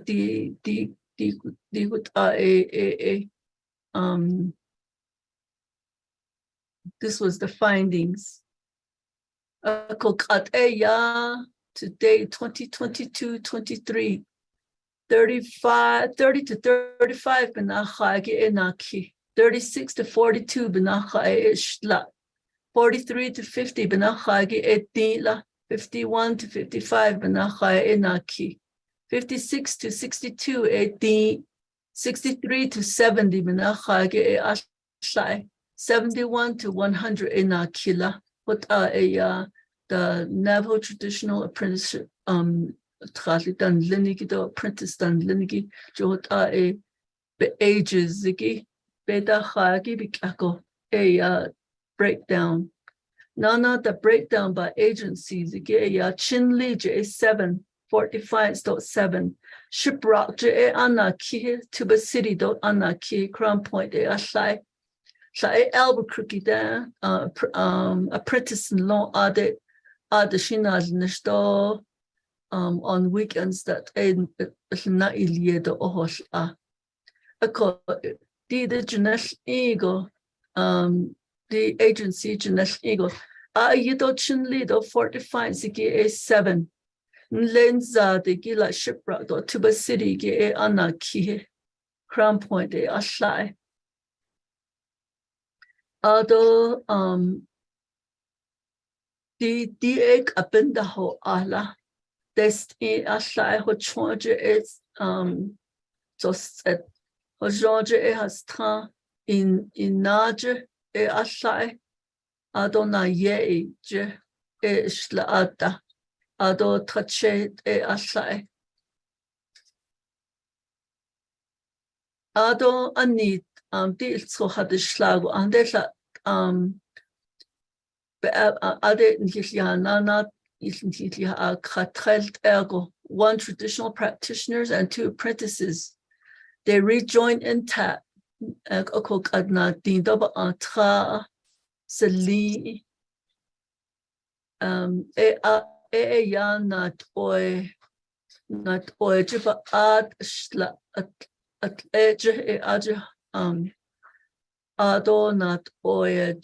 Baad jona et euna e snai ash e aje ho chonje hat nesnai jot a ya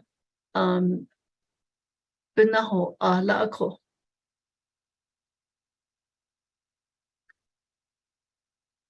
program status the April 2022 ya da 20 I took over as a on a special assignment. It got to current. So there was a total of 5 people assigned to coordinate the NTAP program since March 18th, 2021 to present due to former employee resignation. INTAP has experienced payment delays to participants. The INTAP programming although the traditional practitioners are not readers and writers, they do the best that they can to submit their reports. OSCAT report supports the participant by communicating and collaborating with them because they're important people and we deal with them case by case. Although, like I said, there's 23 registered participants in INTAP, both traditional practitioners and apprentices combined. So it's an increase by 3. 2 traditional practitioners passed away through COVID. There's 1 apprentice who informed OSCAT that his traditional practitioner passed away from COVID and he's searching for another mentor. There are 9 traditional practitioners and 14 apprentices registered with the INTAP program. Each must submit a report of 48 hours of service conducted to be eligible for payment. This was set since 1995. 5 of the 9 traditional practitioners have 2 apprentices, while 4 have 1 apprentice. 3 traditional practitioners picked up an application during recruitment. Application nada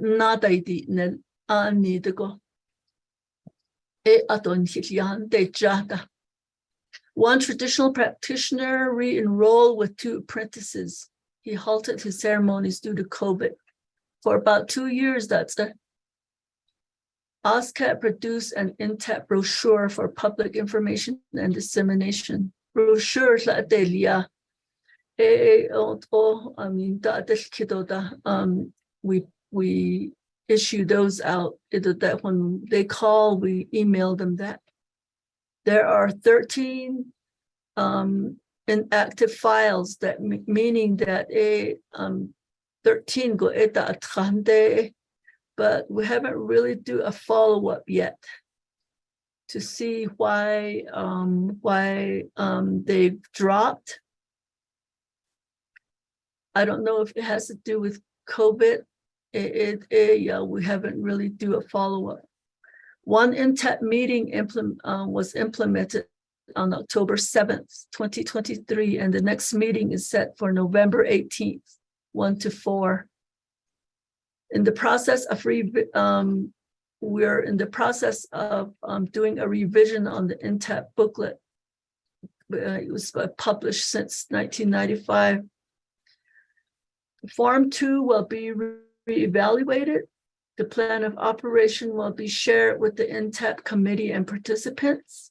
OSCAT did not conduct a public hearing yet. So 2 out of 3 program performance measures were met on Form 2.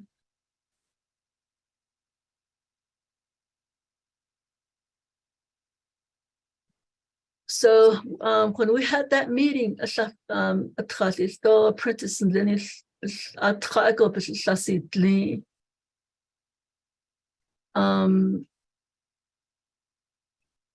although they did have they want to continue to have the meetings. Although Dr. Begay, superintendent, he did express his concerns. And although I did a data breakdown on age, agency, and on ceremonies, and I submitted that to the Navajo Nation Board of Education on July 7th, 2022. Although the intent, the 3 individuals, I went over the history and the purpose. They said that it was really valuable information. Although the 30 to 50, there's 14. 51 to 109, almost half and half. This is the brochure that we give out. It talks about the where to submit it to and how to go about it, the history, a little history, and a brochure. The INTAT program is operated at Department of Education to perpetuate and maintain the ceremonies, which is crucial to communities and the Navajo Nation. It's our healthcare system. And then the traditional apprenticeship project was launched by the former leaders and to avoid diminishing ceremonies. INTEP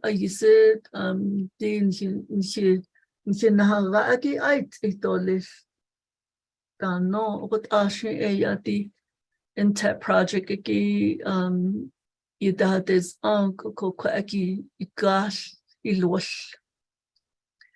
future plans, set up INTEP committee members, president, vice president, secretary. Led plan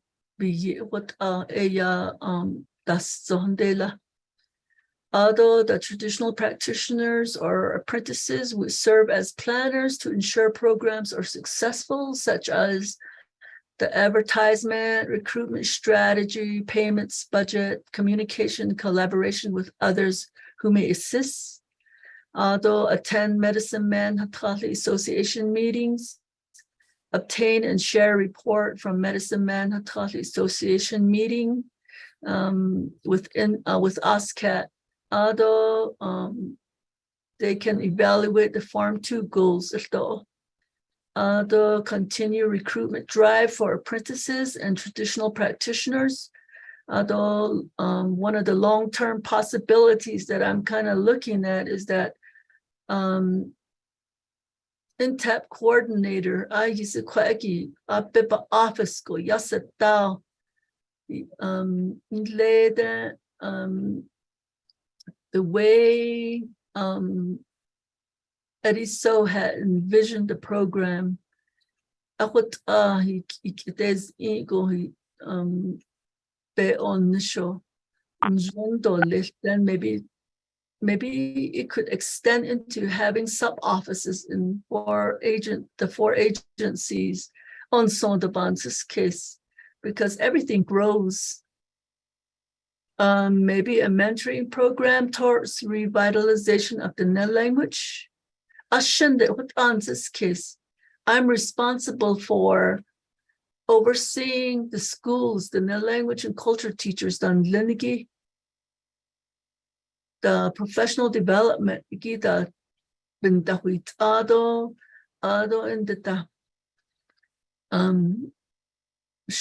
do need a mentor, Lanson. And so in this case, they'll give us a good sense of direction. They'll conduct community meetings to attract the younger generation, conduct public hearings once another senior education specialist is hired, and then develop partnership with other traditional practitioners. So the last one is the recommendation. The program must be operated with a responsible coordinator or program specialist who share the same vision. Ms. Thomas? Yeah. You're allowed 20 minutes, so if you could wrap it up, we need to move to committee, so if you have questions. Okay, so this last is the budget. So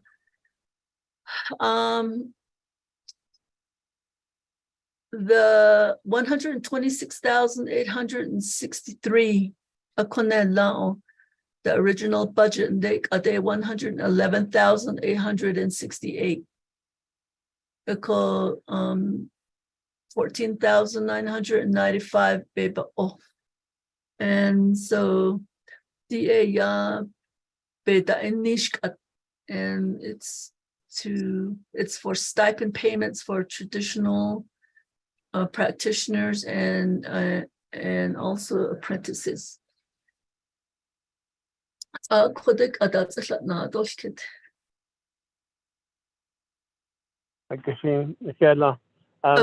Begay, does that complete your presentation? Oh, yeah, that's pretty much it. Oh. Thank you. So the Budget and Finance Committee members, is there a motion to accept the report?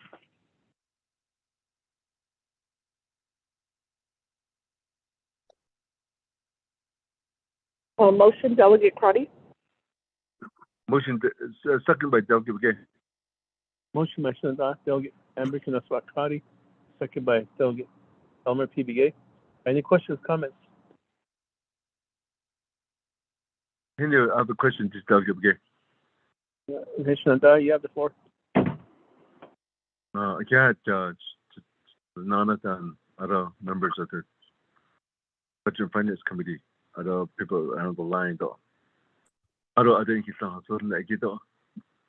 They did I don't understand that there's a bunch of tradition but she that's another I call representing the counties to in the Wildfire County in Greece with the report to me is very important. Which I don't know how we could first of all that I think this is very important. I want somehow maybe Kenny or I don't that maybe say whether Peggy, Ms. Nakai, if we could somehow maybe this report should be reported to Naval Nation 24th Naval Nation Council before they end their some of them enter into terms. I think this is very vital information. As we all say that, we all know that the declining of language, ceremonies, and traditional in knowledge, the knowledge holders left. So with this COVID, I think we should, I don't know how. I mean, it would be gentle to maybe to hear this report on general. I don't know that is written. Maybe this information to the whole Navajo nation, the or the area. I think this is very important to me. She says,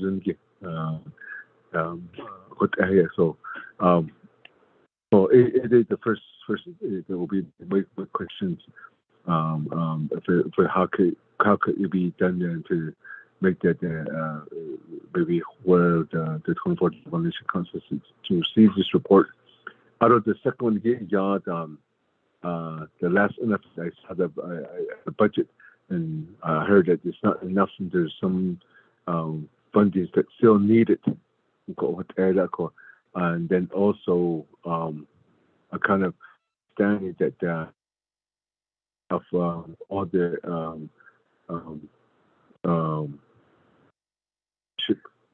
apprentice and renegade. I don't know how recruit that to start learning that the ceremonies, especially. I think we should set aside more for the one that was mentioned, that there's just only one ceremony that is left, and then there's only one mentor that is that's a high risky. Maybe we should target that. Maybe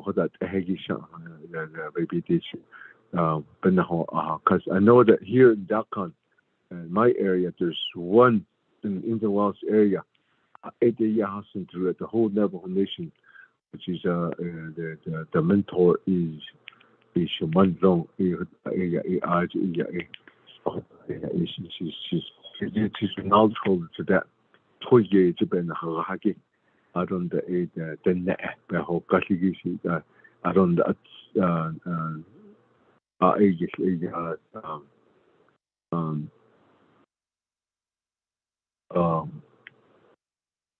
Osen Halaben Hagi Abedid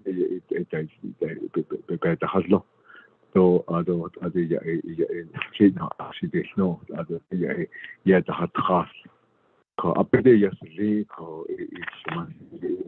is Sarah John. So I know that through that I kind of have information that is trying to get apprentice, but his son, the son Kenneth has been apprentice for so long, but I think after the song. So that's one thing that my question to. I know that list out I wanted to learn more about it, but I know that's going to cost. Just as a I think it's a requirement, and also this protocol to get learn I told if I should make it about 3 years, so I think the hours of design with that, I can supply that, but I don't know how much today would it cost to start learning that. Then I'm not sure if they're willing to share it, but I talked to my aunt about it. She told me that he the whole panel. I went over there just past March and April, so she already losing some songs. I can start letting you do it, but she told me that she doesn't remember that song. She wanted to do the whole ceremony, but I can't know. So it's already that I'm losing. Maybe it's because of that I went through COVID. I think so I got exposed to that.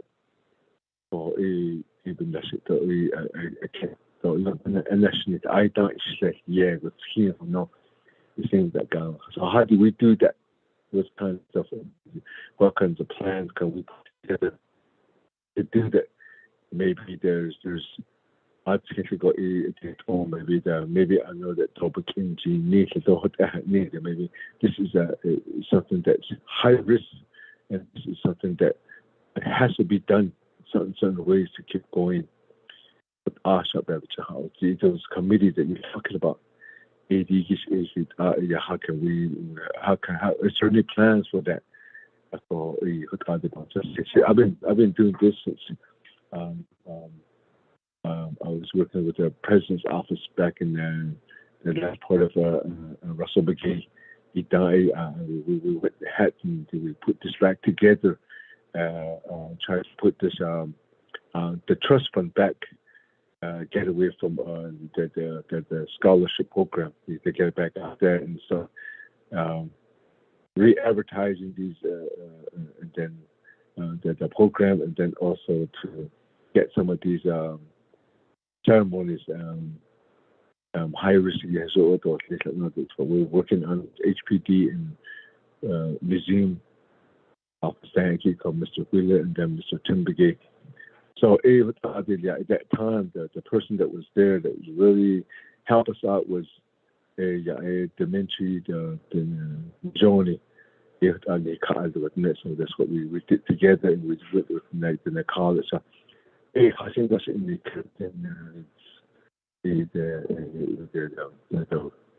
it's now on dates. I think before we could do this, there's going to be transition. They'll be coming in too. I think we need to maybe somehow if you had that you're interested in there. I think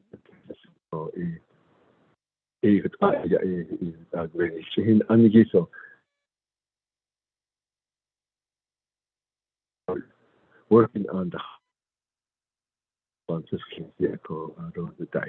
I have other questions. I think there's some people. I think there's tons of funding that is going to be short. I think we need to look into that. Maybe how to be reporting to the Navajo Nation Council. Some availability. That's one of my two questions. Henio, thank you.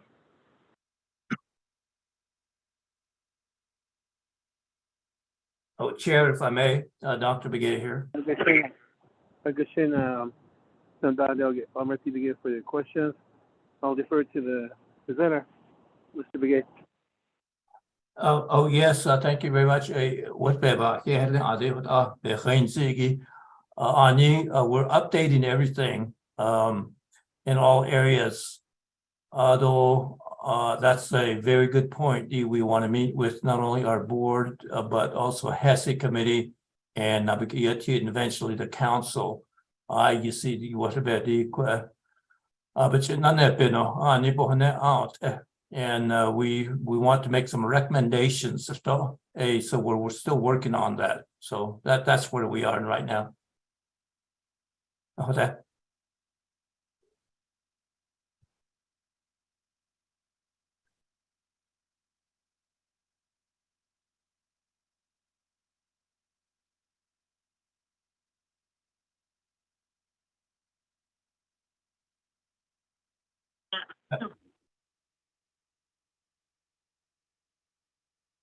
Henio, there's no other question. I want to do a follow-up again.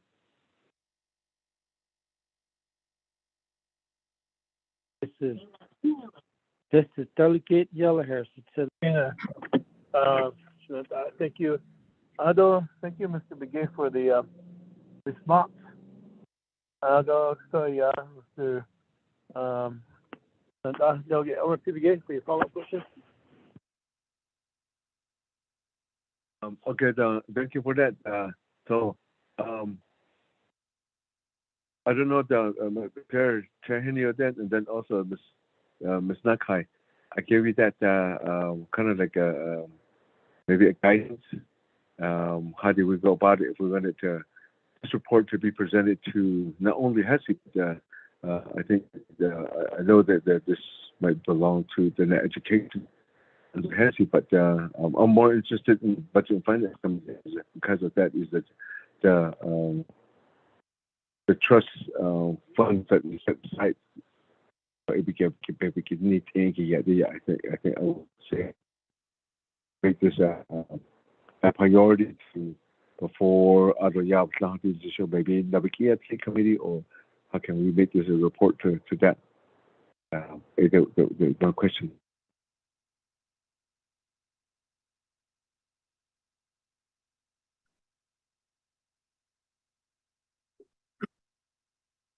Chair. Yes, Dr. Elmer P. Gay.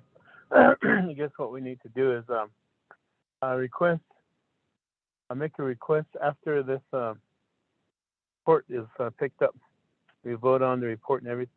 Let's go. Then after that, entertain a motion second to make this part of the record that we are at Budget and Finance requesting this same report be given to NABKIA committee for all the committees to listen to. We could go that route. Delegate Elmer P. Gay.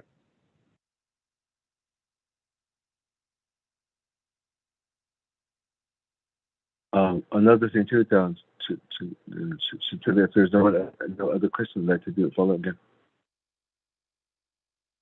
I believe Delegate Jimmy Yellowhairs has a question, but I'll recognize your follow-up, and then I'll go to refer to Delegate Jimmy Yellowhair. I think that out of the response to that, I think it'd be a good idea to I don't know when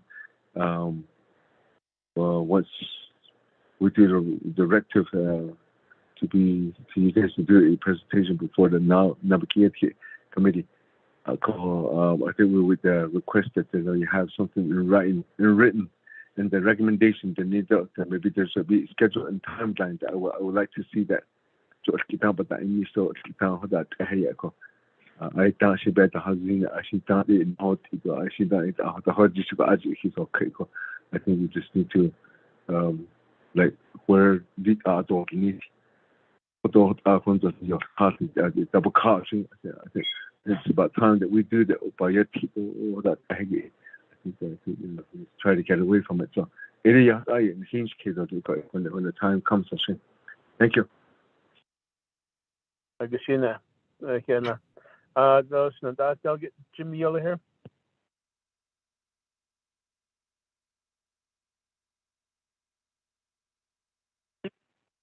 Oh, yeah, that's the chairman. Nana Shahun, that's all kid. Hado Conda, Mrs. Nahanaki. The Kodoid Abahazan go 800. Arkidatahan, and see the had call of Yahegi. A Kati ya Ben not it's Nahalan Kati Steel Hall Ziki. I hear the Kodo Mrs. Nahalaki under her GBK Arapana Nanta Lishiki Kodo Haka petitioner and Lenny or a hotel. Not that not a party dog, a unit to the team of Arunasa. A Hati to thought has such an abbot at the very yo, but Hati had loaned it as done the Saki, but Hati had loaned it to the team of Archer. I don't let out at the hot in so I don't about the street. I don't need the home. Nico, I urge Santa Sunday the Nayat Eho. Not a thought that for Argent, the Hassai Halonde, Cadet, one other Skitiban Nation. Yeah, don't was Eddie stood about. I know, and he went to work at Rufford Demonstration School when I was my middle school back then. The cook a day, yeah, Carty, Dodger had not a hundred lie had Carty, Kotika, could have hold the school. He fell that way. Pasiana Naika. So the prison, Lenny A. Yon that he Catholic Church. What are they? They are Catanabo or that replacement date less. They had had the Sai Hanel Light, they had had it. So called Katashi Bando Christian. Bando Krosnek, they Hanel Light, having the Halaka. So Kareb the Hoye, none the net having that Lego. The His Hanel Light Hasi. They been not Skida Abhoniajo con the at hard had in that the creek, the crib oka. They didn't notice kids to the chairman.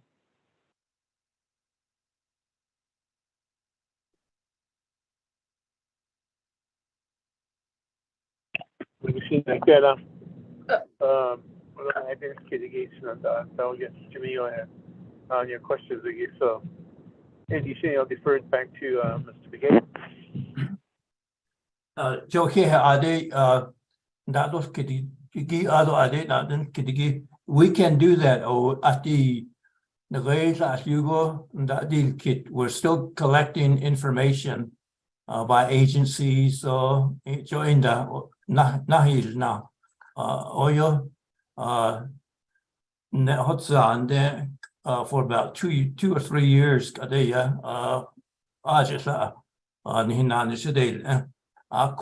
we can do that. We'll gather as much information as we can. All the agencies. We'll make that a priority. Oh, how that?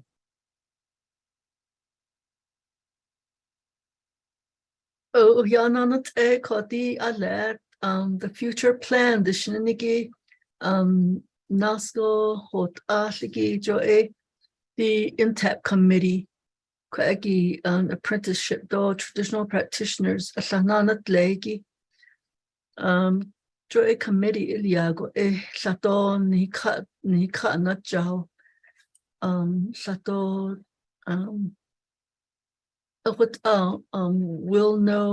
we'll be able to find out how many dahagi tatzi just kita asla yasata in late khanana tasndela len dahagago they were able to even attend those ceremony Benanishdat added the Yintabil Kaho, Ahut Ebinach ya Natil Kido add Ehut Anasha no in late Hatataga Ehut Yashi Alsonalsosi Kane Zonde Joe Quaggy Yan here Anaki Nil as he keck at Shito Rita Jones Claude Aya. And then we have Anit Aya, we got administrative assistant Hiya that's a 3 the more is lane in the show. Even though we're short staffed and that we continue to have these meetings, we call the Medicine Man Association go conta asnata ka ade report they can also obtain numbers ade del nasho but she bahazin dole edeya do here nana.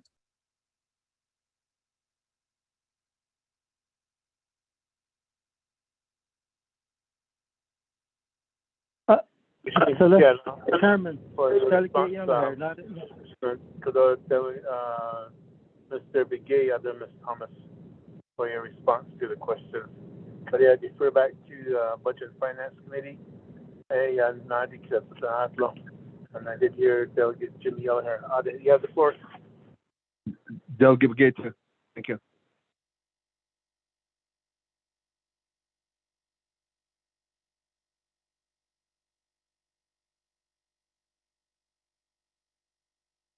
Delegate Jimmy Yellenher. يا تينان خشنا نهان ميو نسيل anyway yes ترلان chairman تيجنا دي كديكي ياتي كيبي إن نانيكي أدو إسيبي إن دات هيجي جو زائده كو كدو تن نتاس نليا كو يات إنسن أرد understaffed نانيكي جو أنشي researchers all day ya هتخاطي سألني سأبتي تأتهن هيجي كان تازوي سأ شيء شيء نيبوني كلون تحت طول وصوته كون غير كنا رفع جهدا بنا تهني under Dr. Robert Russell هذا هي أنا شريت no research أصلا كتير in advertise put up money due to budget and finance committee بس يتوكل هذا يتوكل هون هذا خد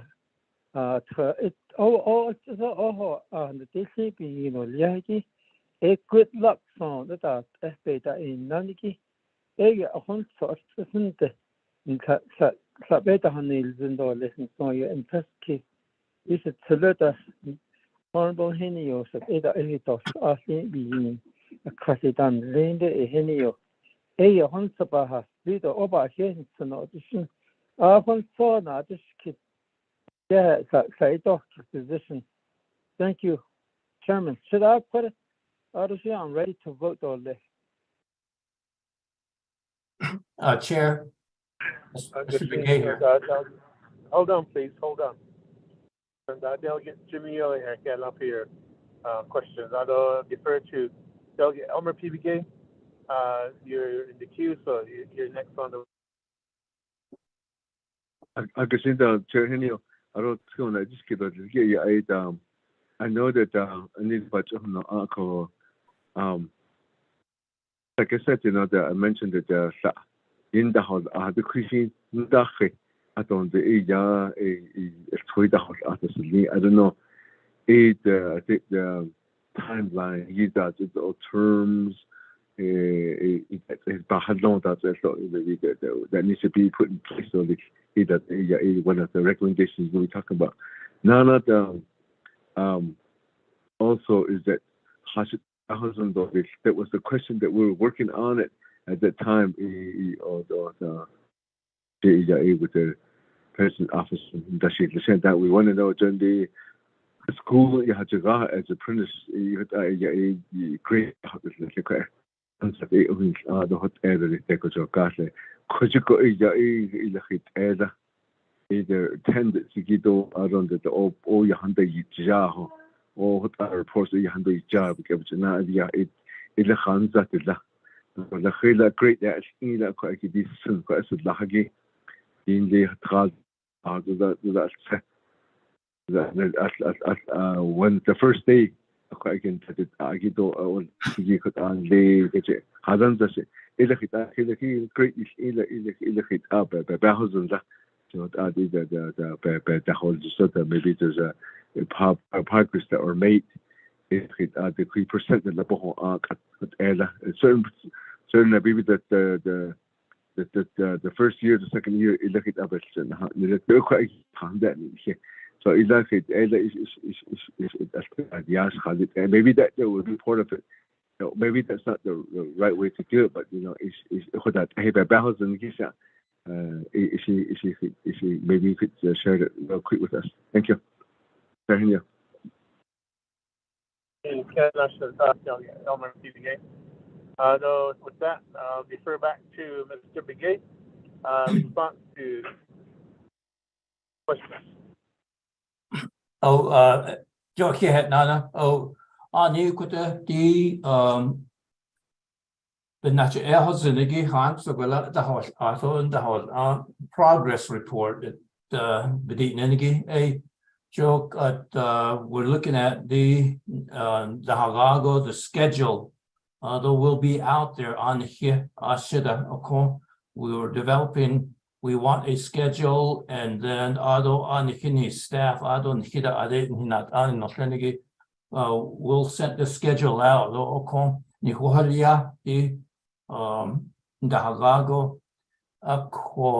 we do on-site observation we're wanting to do that.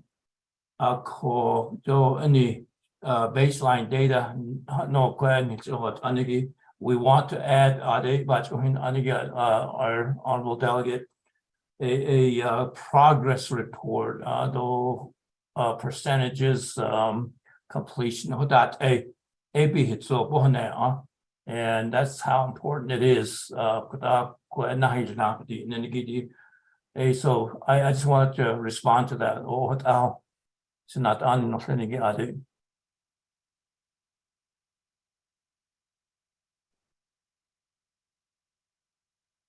I just wanted to add a little bit to either when they apprenticed on Linigi, the traditional practitioners been mentored on Lonia Hikako.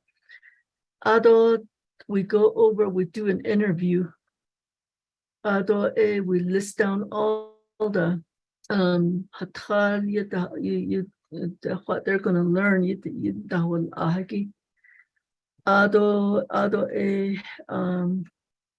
They sign a contract. Although they're given 2 years. They're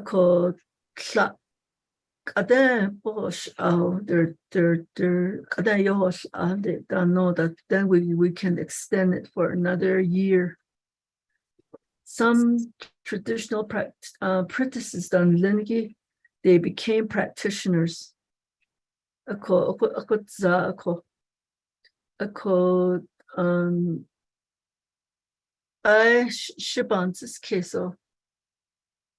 I'm really looking at the age limit.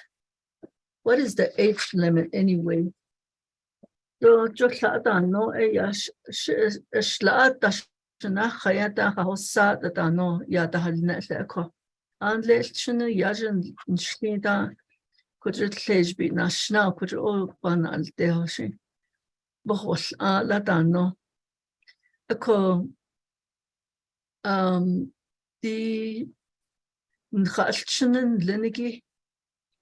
we don't no nanitinda. So the old Khadin Nato ad Elson Iltraton Nanish, Lodo Listabati no ko out ad ea in that case. Kojiko Sha. So this is our healthcare system. Dido, it's really crucial and it's important. It's our life. So doesn't other be kahto ben hitzil Olchanen Linigi Chinyajan Linigi do enadil ash do bedi nida Kojito beodil ash do bedi nida Ako edat ahagida hajo bayat hi odo le no session Linigi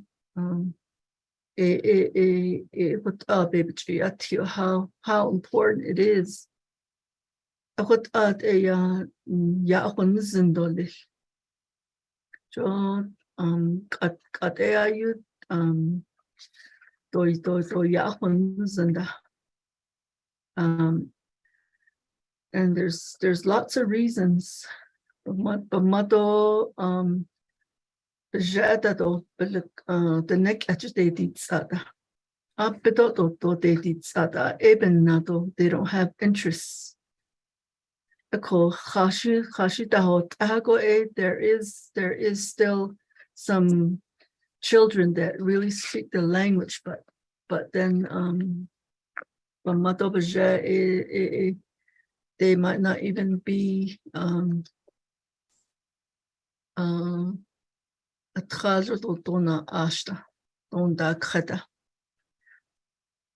so that's just something to think about. Just want to bring that out. Hakoshi.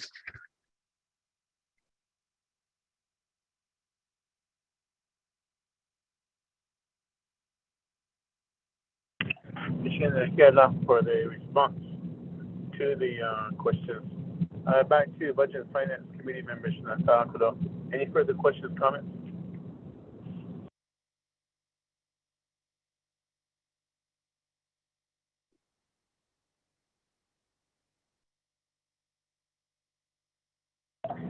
Tonight, there are no further questions, comments. I'll call for the question to accept the report. Ramona, roll call vote to accept the report.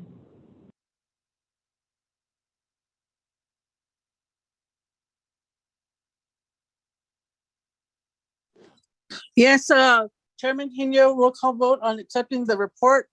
Honorable Raymond Smith Jr., how do you vote? Green. Thank you. Honorable Raymond Smith Jr. votes green. Honorable Jimmy Yellowhair, how do you vote? Delegate Yellowhair votes green. Thank you.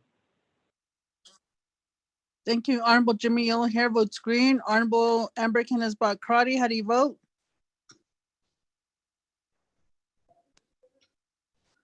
Honorable Amber Kenneth-Crotty, how do you vote? Sorry, I'm sorry. This is Delegate Honorable- Cardi vote green. Thank you. Thank you, Shadeja. Honorable Amber Kenneth-Crotty votes green.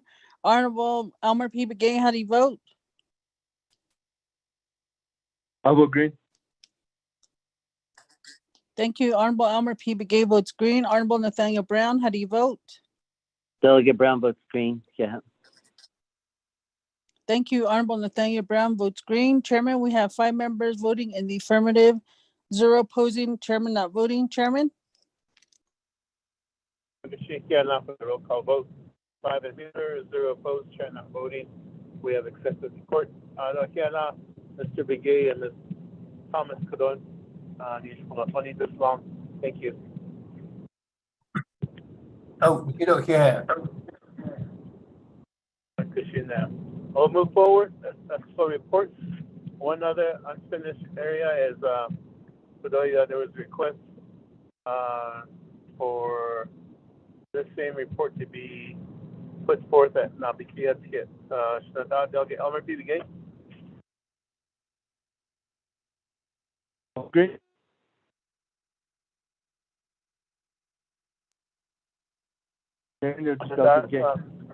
Requesting Kena recognize you for the request. Oh, sorry for that. Hey, I'd like to make a directive or amend a request to have this report to have the intact to be heard or make a presentation before NABI. That will be my directive and request. Thank you. Speaker, Chair. Oh, I'm just seeing that AD request for the report to be heard at Nabikia Ticket. You saw that? Oh, okay. Oh, Christina. Oh, so the dog kissed in now on there.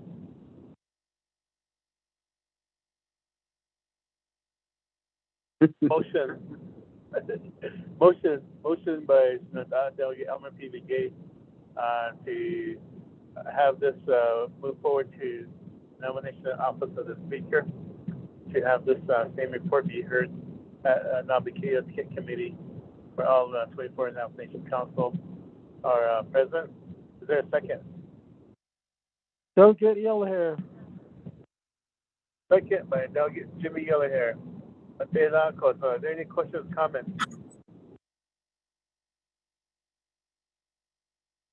Ramona, roll call vote. Yes, Chairman Henry, roll call vote on the directive. Honorable Raymond Smith Jr., how do you vote? Green. Thank you. Honorable Raymond Smith Jr. votes green. Honorable Jimmy Yellowhair, how do you vote? Delegate Yellowhair votes green. Thank you. Thank you. Honorable Jimmy Yellowhair votes green. Honorable Elmer P. Begay, how do you vote? I vote green too. Thank you. Honorable Elmer P. Begay votes green. Honorable Amber Kenneth-Crotty, how do you vote? Sorry, this is Delegate Cardi vote green. Thank you. Thank you, Shadeja. Honorable Amber Kenneth-Crotty votes green. Honorable Nathaniel Brown, how do you vote?